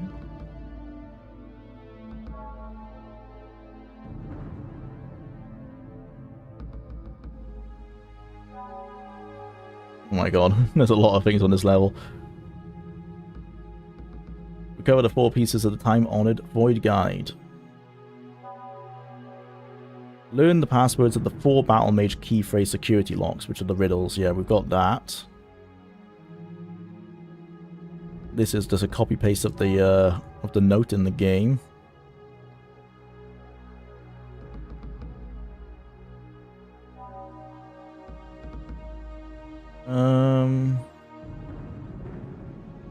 I wonder what this looked like in print. Well, this is actually a scan, so we know what it looks like. This is really hard to read with, like, printed on the grey.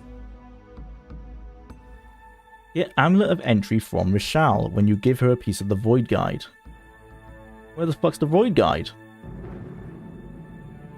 What the hell? Did we mess up with Zenada? Okay, where's the critical path? Oh, okay, it does part 1 and part 2 together. Critical path. Kill the Spider Vaughn in Lair 2 to get the Met Amulet of Entry. Yeah, this is... the Spider Vaughn is the Rapist Spider. He wasn't there. He didn't spawn. He's meant to be in Lair 2.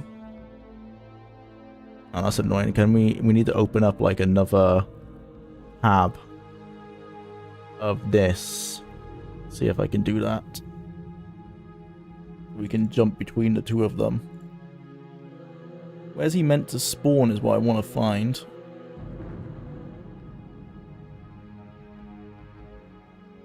Okay, if we open up that, go down to level 2 here. So he's meant to be in Lair 2. Lair 2 is right at the back there. Yeah, he wasn't there. Bugger. So I think our game is actually just glitched. I mean, there you go. Can't wait to say that in the analysis. You should play this game, but actually don't, because it will just fully glitch on you. Only on stream, though. When I played offline, never had a problem. God damn. Bethesda, man. Right, let's go back to that first room and take a bunch of damage from that. And our health bar lost its texture. It is textureless. That is what happens when the texture goes missing and you only have, like, the lighting effect on it.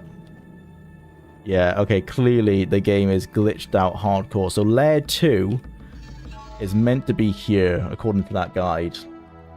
Check. Yeah, and he is not there. Okay. Game's fucked. Game's fucked. So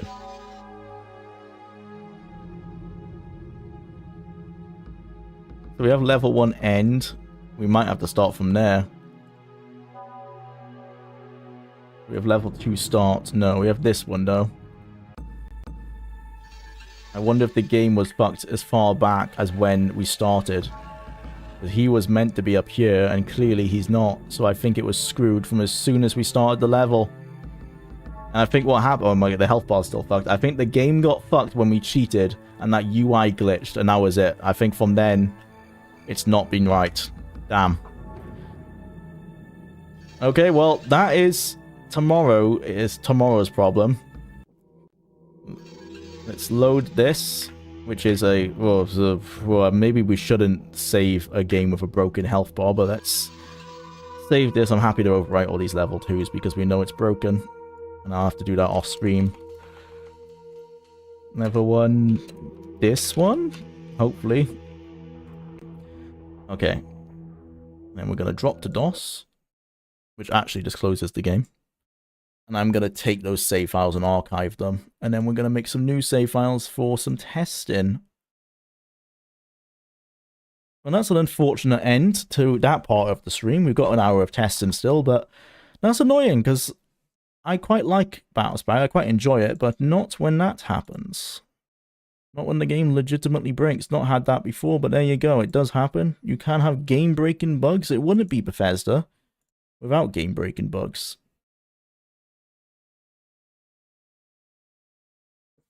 Alright, take those saves. Copy. New folder. Stream playthrough. Paste. Okay, that's done. Let's get back into the game and do some testing. Actually, let's identify what we're testing first. Testing. We could do to hit chance. We could do how does regenerate spells work? Okay, so it says that no regenerate spells seems to imply that you can't increase spells via resting. That's what the manual says, but of course resting isn't in the game. They can still be replenished via spell absorption, progress into a new level, and use an enchanted equipment according to the manual. So it's not all bad. Test if this is true. And that's what we're going to do. Okay, test if you can still replenish spell points using equipment. If you can, I would argue that taking no replenishment of spell points is actually just free character creation points, because that doesn't sound that bad. Generally, games are more fun when they are actually functional. Yeah, that would be true. To be fair, this level is actually really nice. Love it. Yeah, level 2, especially level 2B, when we get that, it's one of my favorite levels. The Soul Con looks really cool as well when we get to that. Level 2B has more of the politics, and it seems to work. The politics on level 2B works. Level 2A, yeah, is just really balked. They get genuinely absolutely nuts, are the Tarzan bucks. Tarzan goes from making peace between gorillas to traveling into the hollow earth, screwing a rich king and killing dinosaurs with his bare hands. Nice. Absolute Chad behavior. Okay, so this is going to be no spell points. Let's pick a class that has no magic. Nord, a race I mean. It looks like Cal-Catan.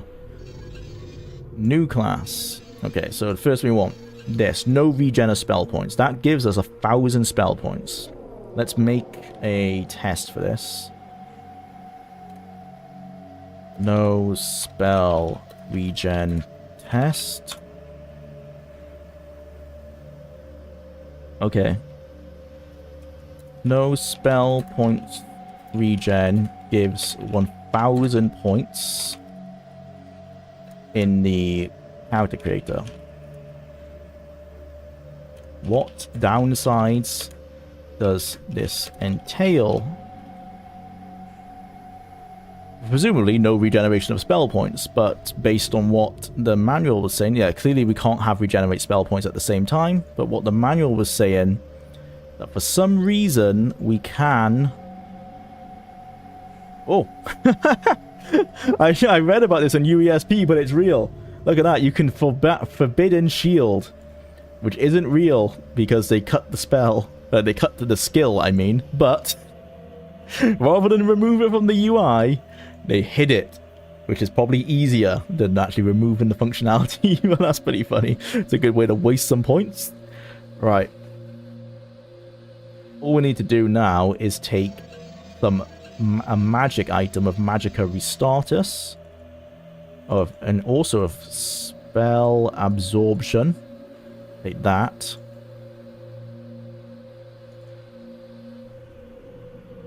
Battle Axe of Magicka Restartus. What else do we need? We want some magic. So we want to be able to use our spell points. And these can be whatever.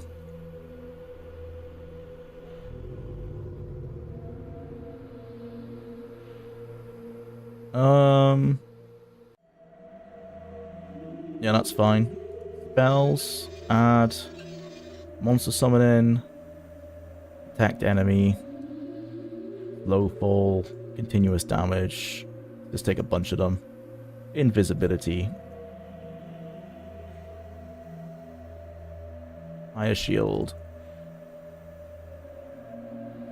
Jumping, why not? Let's just test what all the spells are like.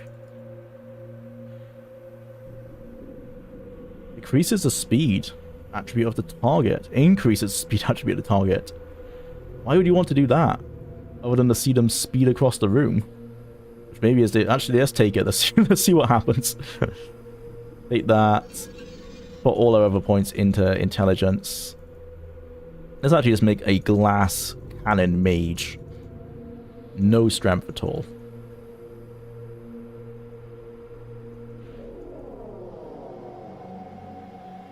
No agility, because that's only for the hit chance of weapons, not of magic. You can still absorb points and get items to restore it through items and motions. Yeah, that's what the manual says, so that's what we're just checking. I just wanted to make sure it's true, because so far the manual has actually lied in a few places. That's all we're doing, we're just testing. It seems that potions won't work, because it does mention that potions won't.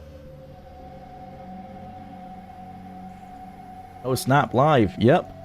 You just missed the fun part of the live, sorry to say, Jack Sam. We're now just doing random testing of the game mechanics, but we were doing a bit of the playthrough earlier. Okay. That's that. Advantages, let's take more. Let's take away some luck. Some endurance. We can get 3 times. There you go. Pure mage, and it's a no spell regen test, retest, yeah, whatever that works. Save, done. Okay. So how many spell points do we have? Crap load, yeah, 225. Let's just start casting some spells. Interested in haste. Put that on 1. Cast. Oh, we can cast it on ourselves. Nice. Okay, so if we cast that, that gives us. So it's not a massive bonus. Only plus.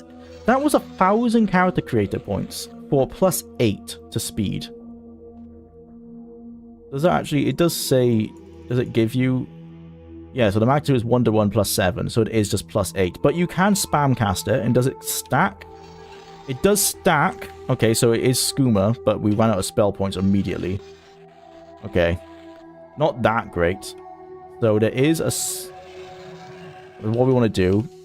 Does the item work? You're not... Oh! Yeah, you see, the manual lied.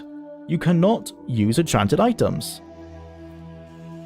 So let's go back to testing. Right there. You cannot trust testing, and because the UESP copy-pastes from the manual, it isn't actually accurate. For this, so there you go. So let's take this into here. Let's show that this is copied. Don't need to say that. Okay. No regenerate spell points means that blah blah blah. They can still be replenished via spell absorption, progress to an level, and use an enchanted equipment according to the manual. Use an enchanted equipment is not true. Right. There you go. That's another test. Sorry, I should keep forgetting the twist over. There you go. That's what I was writing. Using enchanted entrapment is not true. Cannot trust the manual. It's a sad day when you can't trust the manual of your own game. Oh god, we have not got spell points, so we can't actually deal with these guys. I should be able to heal myself, though, I think. Yeah, because haste cost is the most expensive thing. Did I not take cure health? No. Why would you need that? Okay, let's take this cast jumping. Now we can yeet ourselves right past him. Oh, God.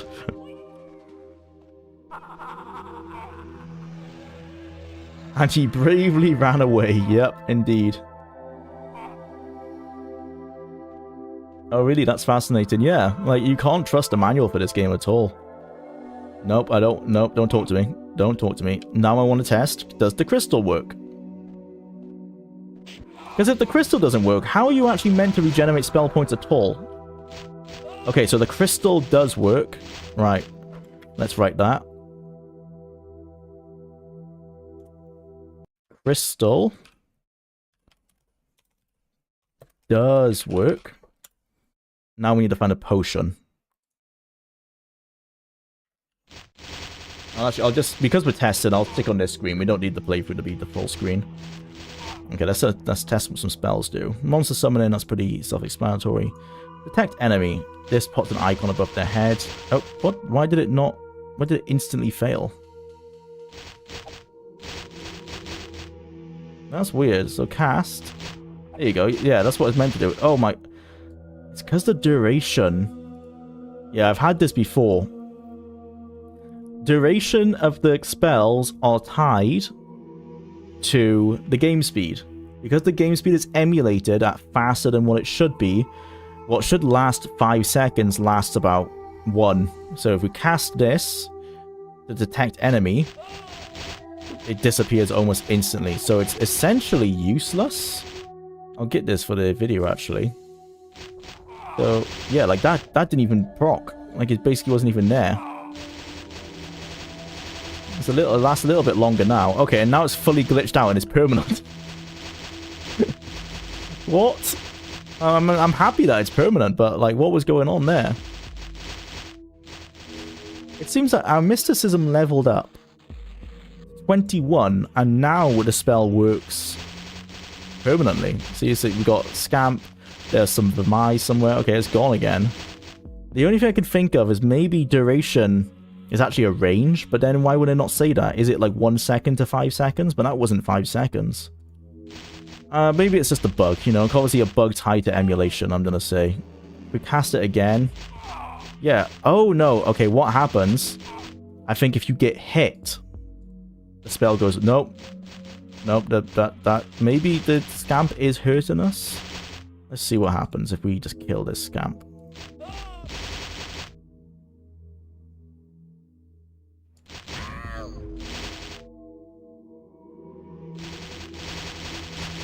Spells are way too expensive in this game. Come on, I need the crystal to spawn.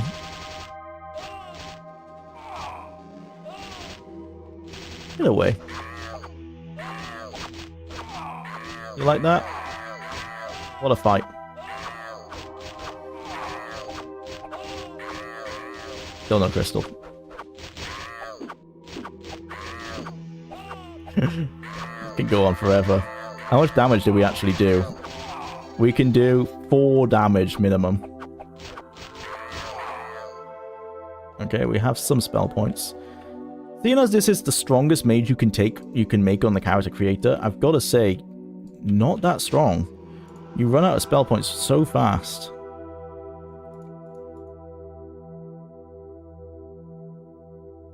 Slow fall, and this continuous damage. It's not that effective at all.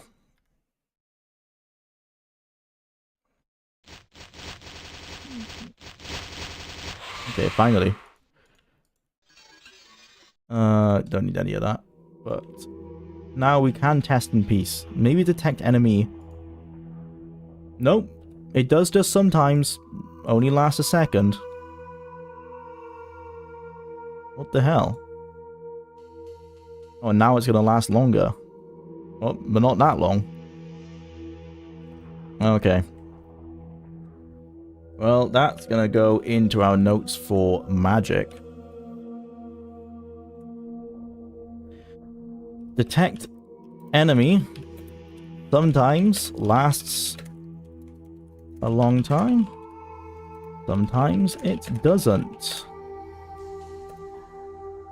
Duration says 5 rounds. Presumably, this is tied to CPU speed. Hence, being too fast on a boosted DOSBox emulation. However, sometimes it stays on for a long time. Bugged? Yeah. Why is the roof having seizure? Yeah, that's a lighting issue in this room specifically. It just does that. I don't know why. This specific room struggles with that. Okay, so the detect enemy spell, not very helpful because it breaks. Monster summoning I know does work because I've used it before. We can do that. We got a Scamp. We can do this. We've got a Vermai, a Vermai. Another Scamp. Another Scamp. Got a whole team here. They just all run around. There you go. So nothing wrong with monster summoning. Most technical answer to bizarre glitches is yeah, it just does that. Pretty much. It just does that. Like every time I played this game, this roof in particular, it just does that.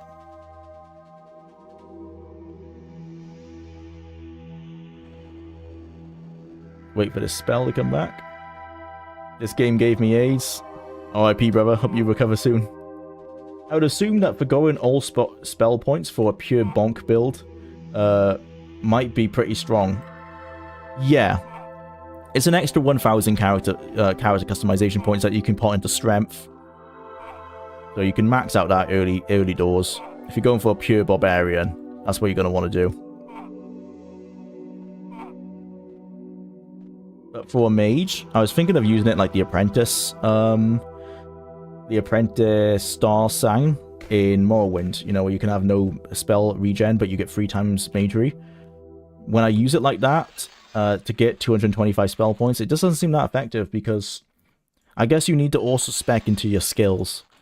Because with our skills at the level they are, and I did take a Nord, by the way, which is the worst magical class you can take, so that's not helping. But yeah, if you don't spec into your skills, magic is just very expensive. Right. Jumping. It doesn't actually say what magnitude jumping does. Haste, we know, only gives you plus 8 speed, and it's super expensive, so not really worth it. How much does jumping give us? Our jumping is 8. It gives us none on the character sheet, so that's not how jumping works. Does it does it increase our jumping, but not via the character sheet, clearly. So what we need to do is test this. How far does it take us? It takes us 1 tile on this floor. Yes, we are standing at that line, and it takes us to that line. Okay, yeah. So now that we don't have the jumping spell, you can see the cone doesn't take us to the end of the tile. It's slightly worse. So can jumping stack? What we should do, tile. Can we go further? No, that's still 1 tile. So jumping does not seem to stack. Even though there's multiple of the icon in the top left, doesn't seem to have been that much more powerful. Well, that time it was. What the hell? Hang on, so again, does not reach the end of a tile. Cast once. Reaches the end of the tile.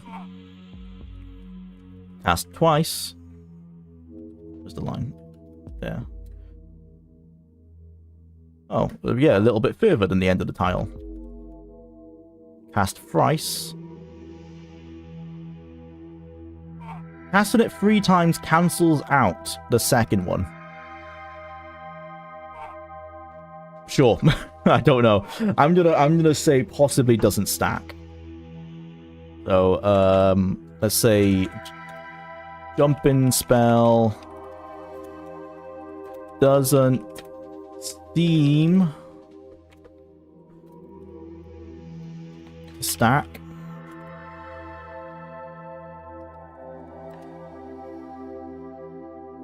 What else can we do with our spells? Haste does stack. But haste does stack because it manipulates the character sheet. Speed attribute.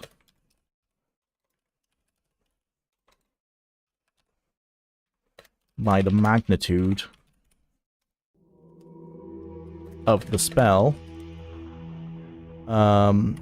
Yet jumping does not affect the jumping skill on the character sheet. Which is, yeah, that's a peculiar... I don't know why those spells are handled differently, but there you go. Detect enemies broken. Monster summoning works fine. Continuous damage seems to work. Invisibility. A lot of these spells, like invisibility, based on vibes, because you can't test it. You can't test if invisibility works, because you have no body. The only way I could think you could test it is... Does our character model get affected, and our character model exists purely as the weapons we hold? Let's try that. Invisibility, cast, no visible. Oh no, and the duration is glitched as well. In the same way that the duration is glitched. So, sometimes it lasts a long time, and other times it doesn't.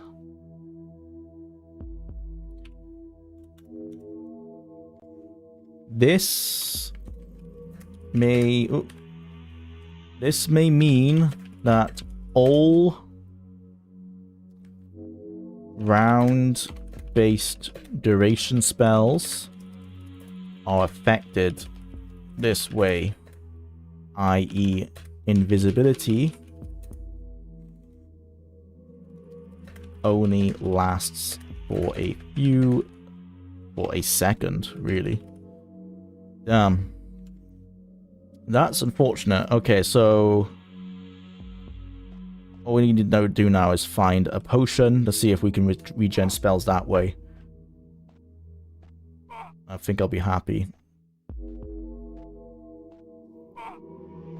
Because we know you can regen spells with crystal, not with enchanted items. Manual lies about that. Oh god. Bugger. I have not got etherealness. Do I have? No. Bugger.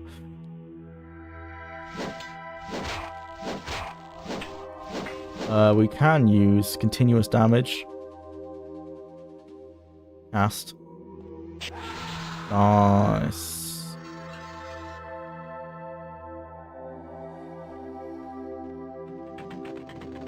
There's a spell of restoration. Pure health. Where is Potion of Restoration? I like how when the enemies get stuck, they start spinning in place like they're trying to take off. Yeah, they go in helicopter mode.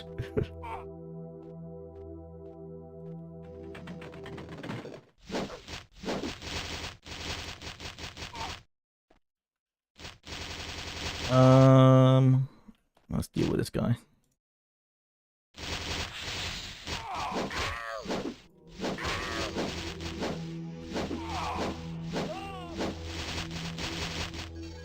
Interesting. That's also something I want to...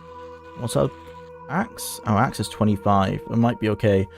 There is a thing, which I wasn't sure if it was true, in this. We go to... Weapon speed? Is it weapon speed? Weapon speed formula. It's on page 69. Weapon speed. Okay, so it says here, yeah, clearly, this is not a mechanic. So there's meant to be a mechanic in the game that says that that you can only use certain attack styles at different levels. You mentioned here, like, minimum weapon skill to use a horizontal cut. That's 0. At 20, you unlock thrust. At 40, you unlock a diagonal slash. At 60, vertical chop. And at 80, riposte. That's kind of similar to how Oblivion handles it when you become apprentice, journeyman, and so forth. In the skills, you unlock new power attack angles, and you can get certain effects, like you can paralyze people and stuff like that. This seems to be almost a similar system, but my axe is 25, and I can use vertical chop. So, as you can see, that's a vertical chop. I can use diagonal chop. I can use horizontal chop, and they all can hit. So clearly, that is not implemented. And that makes me really believe that it is the case what Ken Ralston was saying, is that this is based on the design document, that it's not guaranteed to be in the game, because that is not a mechanic. So let's... I've actually got a section on that. Yeah. Actually, does it mention it in the manual? Because I've definitely written about that. Manual, if we go weapon... Swing? Skill?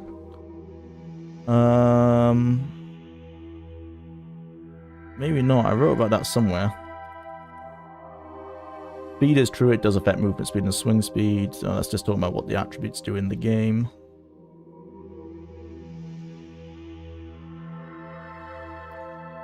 Oblivion.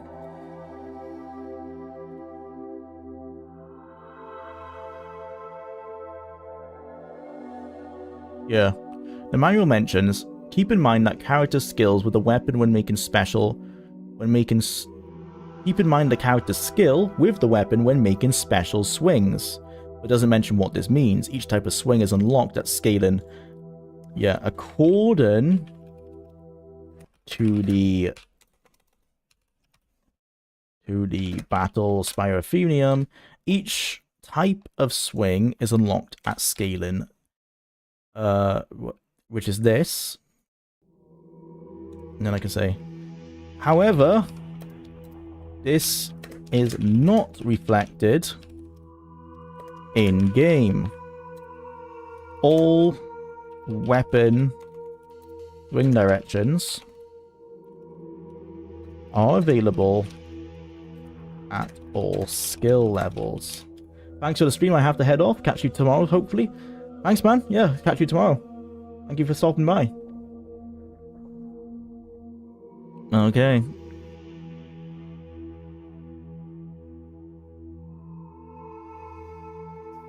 Highlight that.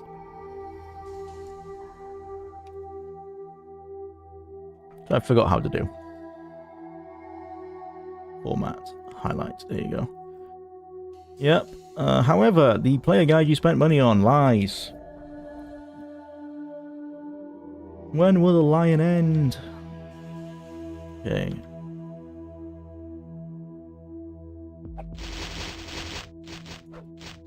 Give me my axe.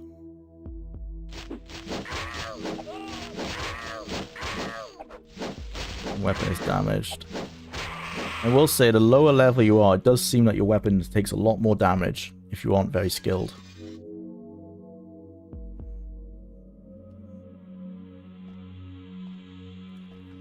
When will the lion end? Have you read the back of the box? It's about the game. I have, yes. I mean, exactly right. Bethesda have always been the kings of marketing. Hard axe the same way the back of Battlespire's box axe.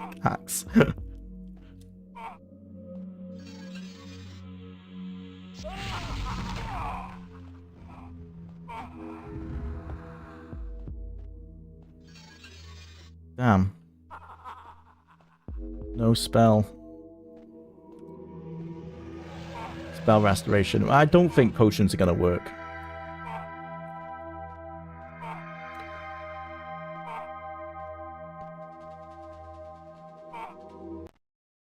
What? Go away. Really? Okay. Go away.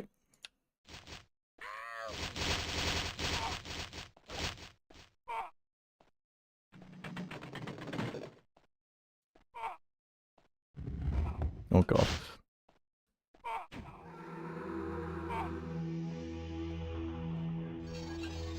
Ah, potion of invisibility.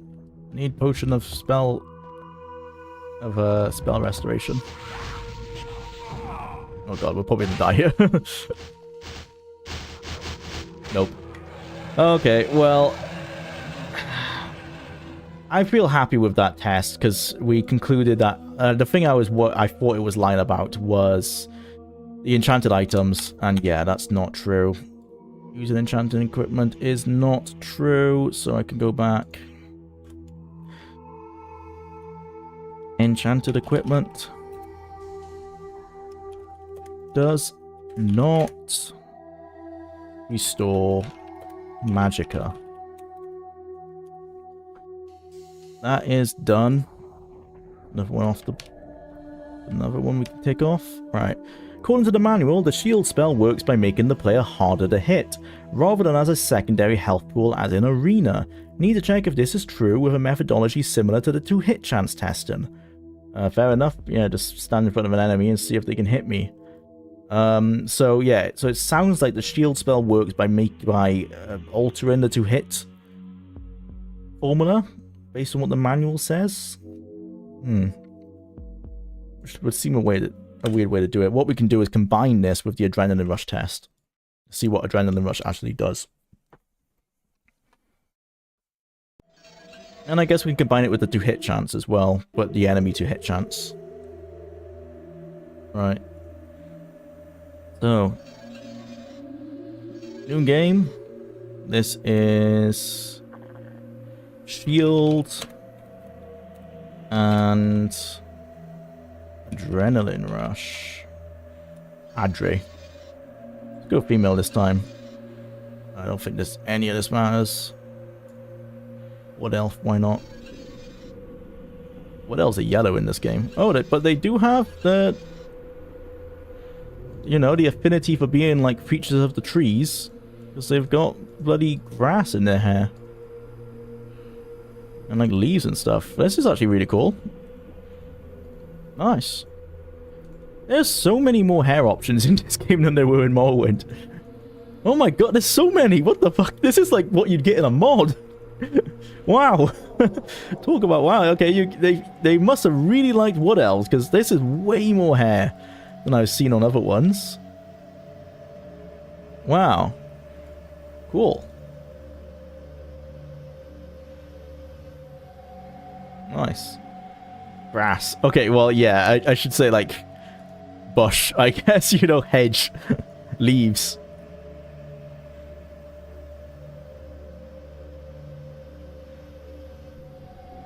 All these hair options, and you never actually see them outside of this exact character you want to use in the inventory. Exactly. You don't even see them in the multiplayer, because in the multiplayer, all of the friendly players look like Dremora. So it's literally for nothing. It would be really cool if this was visible in multiplayer, because then it would make sense. Maybe that was the plan. I don't know why else you'd spend so much time on this for Battlespire. Unless they planned that they'd bring this through into Morrowind? Because then it would at least be a worthy time investment. No idea. Obviously, the X-Engine version of Morrowind would have been very different than the game we ended up getting. Right, new class. We are testing the shield spell. Let's grab that. Shield. And that uses alteration, so let's spec into that. Well, okay, that didn't work. Where is it? Shield. Okay. Exit. Shield. Alteration. Bump that up. We are also testing Adrenaline Rush. Let's take that. And what does Adrenaline Rush actually do? Take some intelligence. And how does Spell Maker Magnitude work? Okay, cool. So what we can do is, I know for a fact that Cure Health has a magnitude of 1. As well as cause damage. So if we take these two and cause damage, take those two, and we keep willpower at 50, we'll then remake this class with willpower higher, and we'll remake it with higher skills and see if which one affects it. So we'll keep those at base, keep willpower at base. Everything else doesn't matter. Build this in.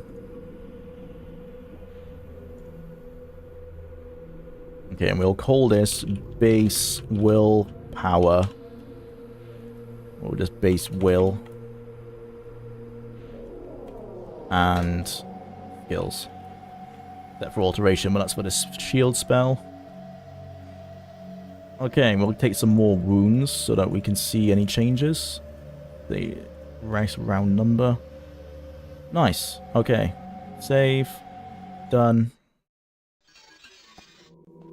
Okay, so let's see. Our wounds are 55. Everything is base. What does shield spell do? Cast shield spell. Look at this. Our wounds are still 55, so no noticeable change on the character sheet. Let's wait for this spell to run out. Interestingly, okay, no, because shield spell is not duration based. It's damage based, I guess. It runs out once you take enough damage. So, What? if it's like arena, we should now be invincible. Yeah? Let's see. Can we take damage?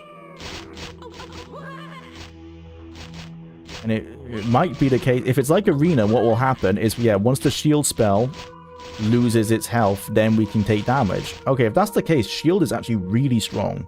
Try that again. Yeah, so he's attacking us. You can hear the sound. We are not taking any health damage, but our shield starts to run out. It's weak. It starts flashing when it's weak. One more hit, it runs out. Oh no, okay, a few more hits, it runs out. Okay, shield is actually super strong. That's what I should have bought on my other character. That's incredible, because then if you just keep shield on like a hotkey, just keep that, and you always have a ton of health. The only thing is that shield only works with physical attacks. You need spell resistance for magic. Still very strong. Okay.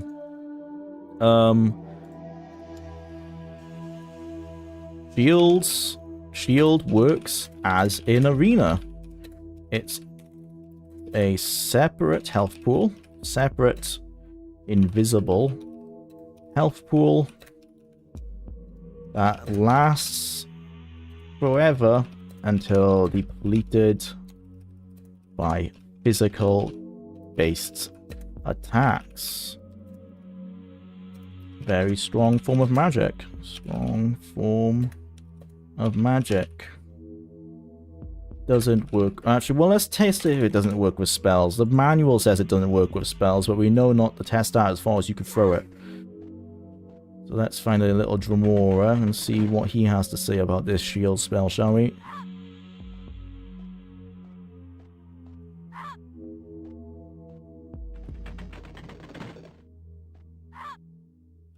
What's up, buddy?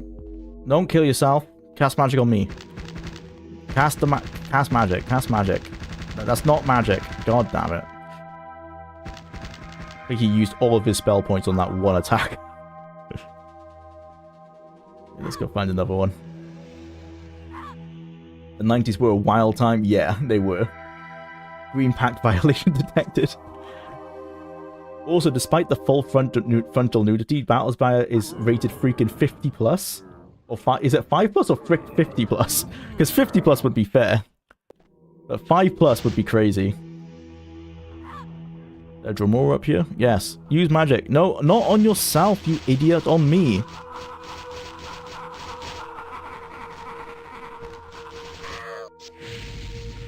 No, yeah, I still took... Okay, I still took health damage. Right, okay, yeah. So we can conclude. Very strong form of magic. But doesn't protect. Doesn't protect against spells.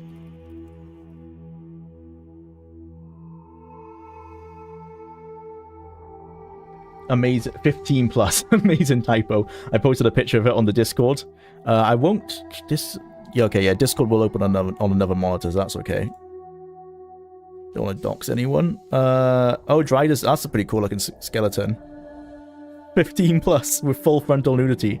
That's crazy. I mean, well, you know, that's why I've always liked the European ratings. They're much better than the American ones. In America, this game is satanic because it has boobs. All the violence is okay, of course. That's what they draw the line.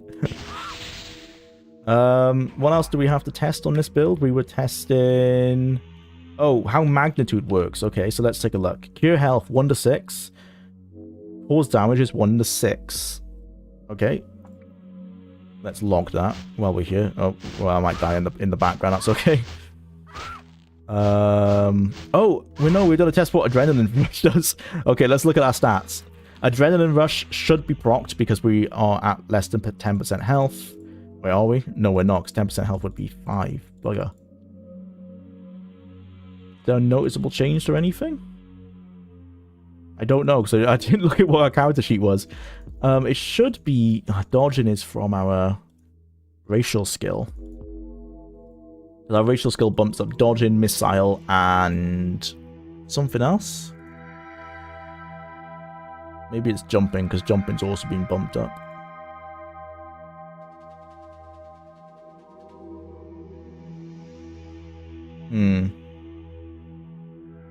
Is that a plus 10 to jumping?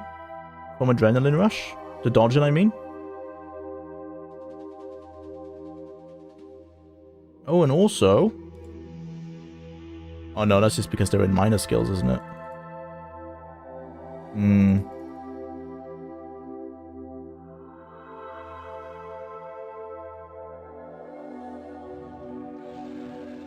I will say, we were getting attacked a lot in the background right then, but we weren't dying.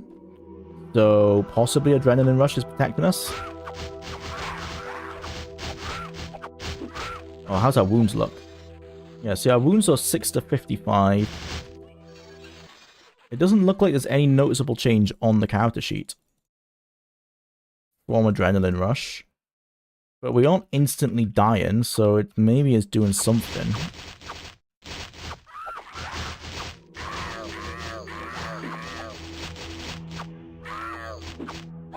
Our to-hit chance seems to be way higher than maybe it should be.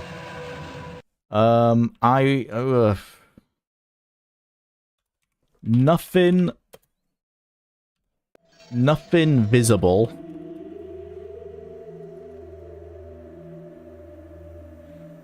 Nothing visible on the character sheet. To-hit chance was maybe higher? I'm gonna test this again, but yeah. So that would be ability in combat, you know, maybe the to-hit chance calculation is altered by Adrenaline Rush. Increased energy would be presumably speed. I didn't notice anything speed-wise. We'll test that again, because we need to redo this build anyway.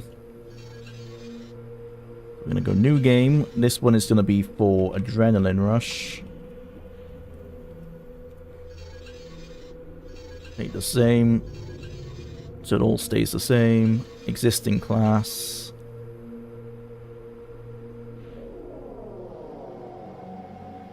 Base will and skills. Oh yeah, we're doing the willpower test as well. Okay, so oh, magnitude I should say. So let's increase our skills.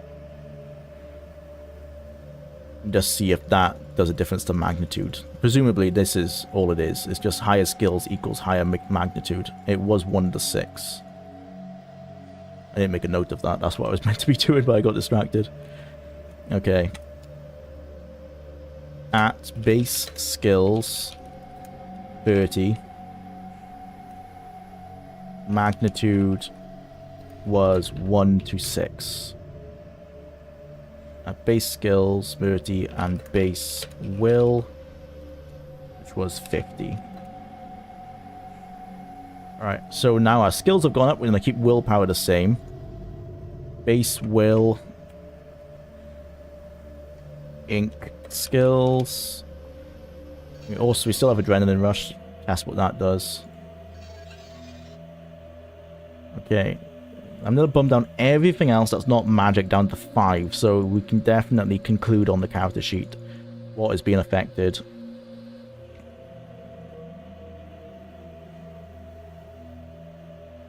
The only annoying thing is that, though, being a wood elf, our dodging is going to be increased by our racial bonus, as well as our missile skill, as well as our, I believe, jumping. Save. Go. Right. Okay. How's the sheet? Yeah, everything's 5. It's a, what the... what? Did you see that? I clicked. What? What glitch is that? I'm increasing my skill. What? No shot. No shot. What?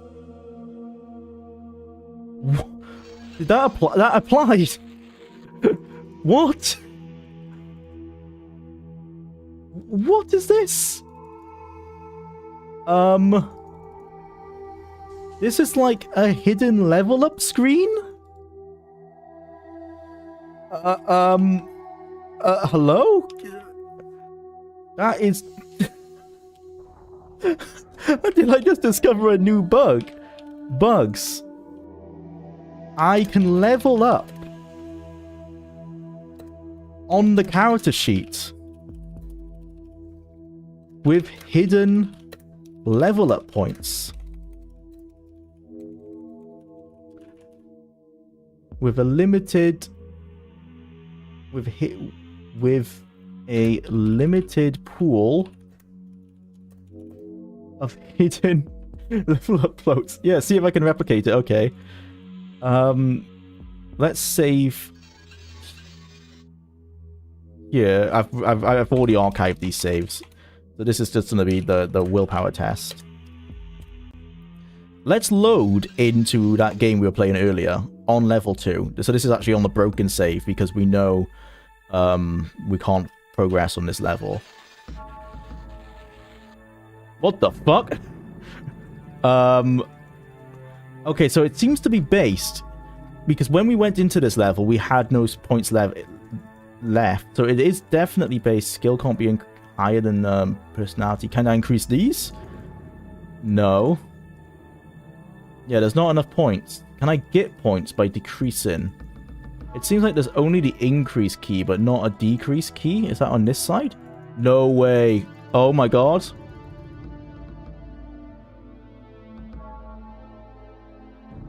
It's the level up UI, and they've just hidden it. So now I can... Yep, and now I've got points. So you can change your character sheet whenever you want. It just works, boys. It just works. This is crazy, yeah. So this is how I pointed out earlier on the character creator. They hid a cut skill by just essentially removing it from the UI, but you can still activate it if you know where the button is. This is the level up screen, and they've just hid the arrows, but the arrows are still there. You can still activate them. You just have to find them. That is crazy. Yeah. Yeah, you're right. I need to do a total reboot. Need to test with a reboot.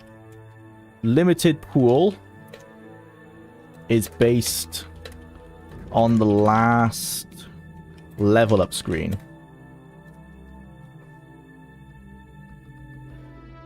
Okay. So we're gonna drop to DOS. Game completely closed. We're gonna try it with a new we're gonna reload into that willpower character and see what happens. -4 missile. Yeah, that's a glitch on the level up screen. If you mess around with the skills, you can actually bring them into minuses. Up until -12, it gives you additional points you can spend elsewhere. After -12, it starts costing you points. I tried off stream to see if you could hit the integer, like the integer point, but I got to about -3,000 and gave up. I'm sure if you got to minus like 9999.4 times 9, maybe you get infinite character creation points. That would be pretty amazing, but you have to click. You can't hold down left click, so you have to manually click. So an auto clicker could do it. Maybe I need to do that. I need to set an auto clicker and see if that can see what that does. All right, let's load into this willpower character. So this is completely fresh. We shouldn't, so we won't be able to minus on this one because we could only minus missile because we had an item that increased missile. And the way the items work in this game, they somehow unlock the skills, so you can decrease and increase them at will on the level up screen. You shouldn't be able to do that in gameplay though. So let's see. Don't have enough points. Okay, yeah. So I wonder now. So we pop points in the backstabbing. Can we take points away? No. So once you leave the character screen, you can no longer take away points. So that locks in the level. I think what's happened here is that we've unlocked the ability to level up, to do the level 1 level up that you get at the end of this level early. It's a little bit of a benefit, but not that much. The main benefit of this bug is that you can change your skills if you don't like your level up without having to reload a save. Okay, let's say that. Benefit of counter sheet bug. Bug is that you're slightly stronger on level 1, but more importantly, you can alter any changes on later levels that you weren't happy with. Not an entirely overpowered bug, but a highlight of interesting development decisions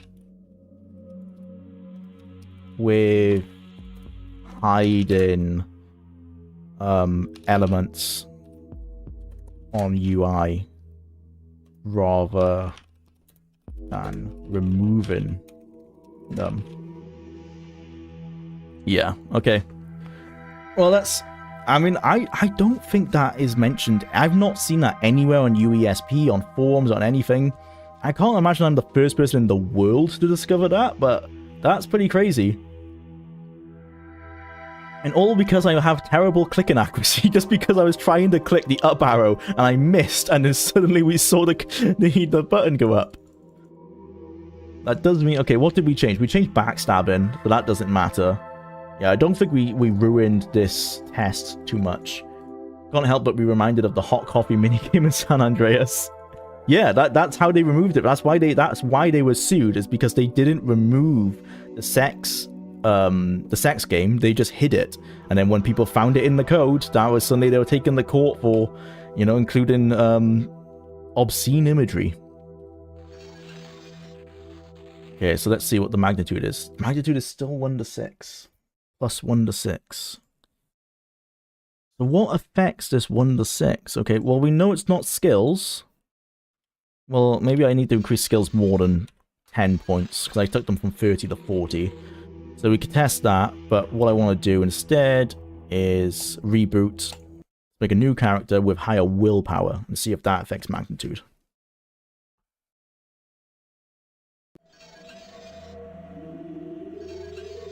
New game, willpower, or will hour, email, or what else.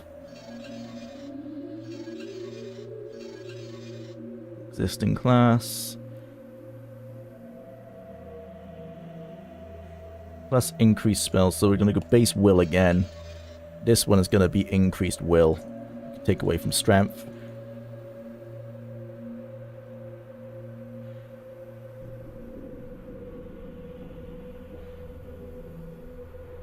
And max this out.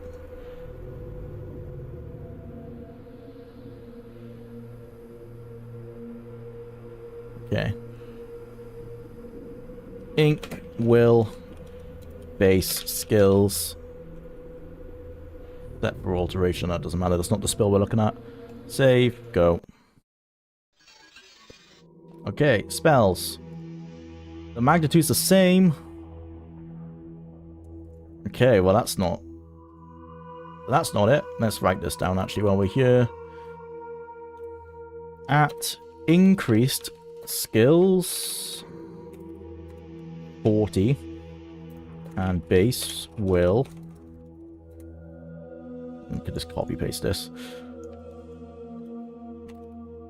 Okay, at base at ink skills. Nope, sorry, at base skills 30 and increased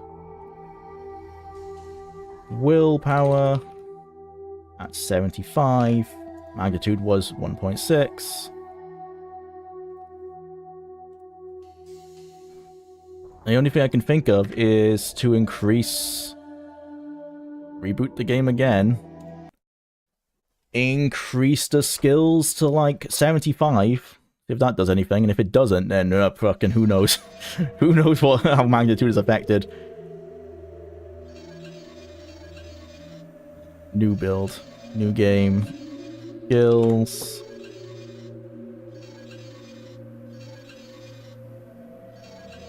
Existing class.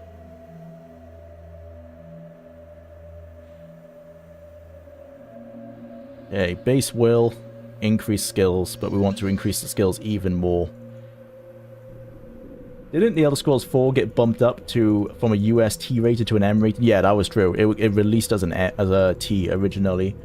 I think it was that they didn't realize. I think it was based on the zombies. Funnily enough, they didn't know that the zombies had. Oh no, not the zombies. Based on violence, because they used the zombie model for the Dark Brotherhood's Lucian LeChance. When you find his body, it's an upside down zombie, but it looks like they've tortured this man and like cut his penis off and stuff, and that's what's meant to be implied.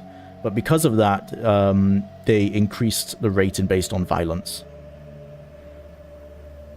And nude models, yeah, and was it? Oh, and it's based on mods as well. That's really annoying. That's annoying for the Elder Scrolls or for Bethesda, because like you said, Oblivion didn't have adult stuff in it. That was back when you know, they didn't know what to do with mods. Okay, so willpower does have a direct effect on how strong the skills can actually be. So you can't do base willpower and base skills. So these has to be increased both. Okay. Ink will and ink skills. Impossible to do either one. Maybe I'm mistaken. I heard it was because of Lucian LeChance. It was based on they got the violence rating wrong because they hadn't played with the game properly. But maybe it is based on mods. Maybe it was probably a number of reasons. It was essentially just the game was too big to properly test by the testing agency. I mean, Morrowind would probably have a higher rating, because Morrowind is T-rated, and Morrowind has a Dremora that says it will rape you. So I'm going to go ahead and say they probably didn't find that in the game.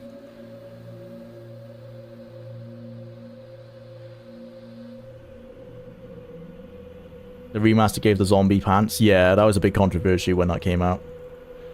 Could be both. Yeah, it's probably both. I heard it was because of Lucian LeChance, but I could definitely see that it could be mods as well. The remaster gave the Azura statue a top.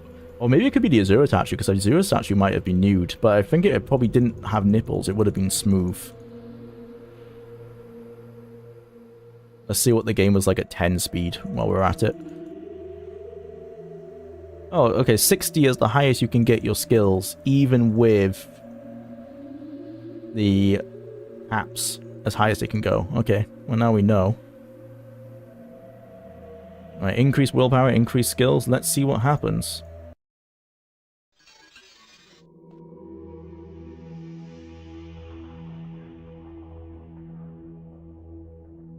Right. Magnitude's the same. So what affects magnitude? Bloody who knows, man. Literally no idea. Max skills, max willpower. The health. Yep, magnitude is exactly the same. So the only thing that changes is that the spells get cheaper. There's no way to make the spells more powerful. Oh, I want to check something actually, because we're now in the game and we knew we had leftover skill points, character creation points. Can I increase these? Yes. So that's how you can actually get. That's how you can get increased skills out the gate. Which does beg the question: can you increase these? No. So they knew to remove this functionality. They were smart enough to do that, so why not the skills? Yeah, let's go back over to that. Bugs. They did remove the functionality of increase in of the attributes. The attributes, so why not skills?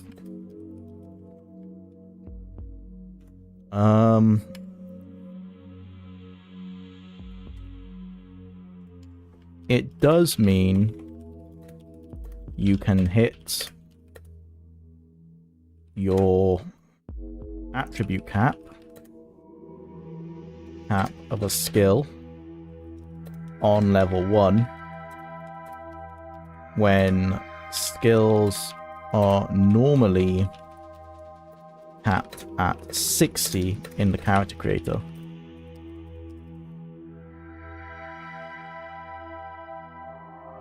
Did I spell that wrong? I swear character creator is a character creation in the character creation screen. Alright. Cool. I mean, that's some bit of a use of that.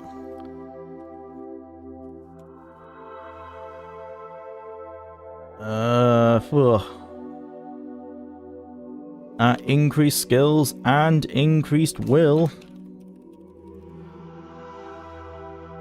75. Oh, you know what we can do? We can actually bump these to 75 to confirm for sure. Or at least that one.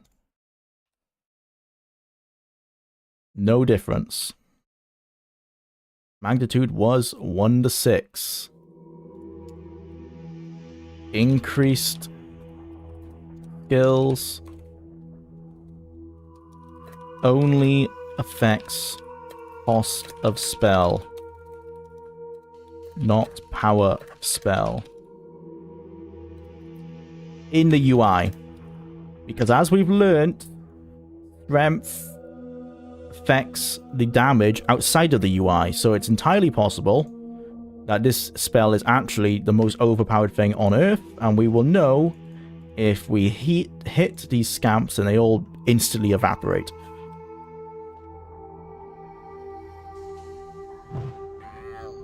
No. That does not seem like that good of a spell, if you ask me. Seeing as I took 4 hits to kill a bloody scamp. That was at level 75. Personally, I'd be pretty disappointed, I'd be honest. That's crazy. Yeah, like the healing spell. 75 restoration. 75 willpower. Healed 10. What? So it is just within this 2 to 20 magnitude. There's nothing applied afterwards. So I'm actually pretty happy to say, yeah, the power of the spell is not increased. So what does affect spells? My last Hail Mary is to go into level... is to check, actually. We go to level 1 end. My cure health, 2 to 20, 1 to 6. We're happy with that. If I go to level 2, is it increased in between levels? Yeah, there you go. That's what does it. Magnitude is increased by progressing through the levels. Meaning that mages are hard capped at the level they are on and not via there. Meaning that a mage's damage output, because obviously they can cast more spells, not via their skills. However, DPS will be higher, or has the ability to be higher, because spells are cheaper. Hence, can cast more. Yeah, I don't think that's not really DPS, that's more like total damage. Total damage has the ability to be higher because spells are cheaper, hence you can cast more. Okay.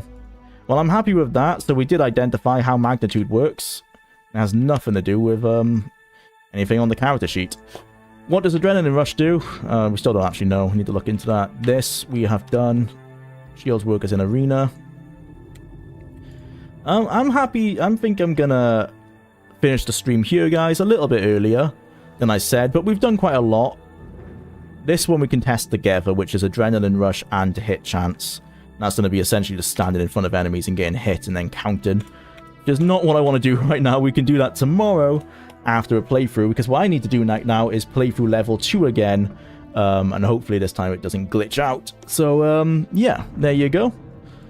Thanks for watching. It's a shame that that happened on level 2. It really is, because I've not had that bug before. I've finished level 2 2 or 3 times. Never had that, so that's a shame. Oh well, it happens in a game that is notorious for being buggy. Thank you everyone for watching, and I'll see you again tomorrow for more Battlespire. See ya. Alright, you're there. See ya, bye.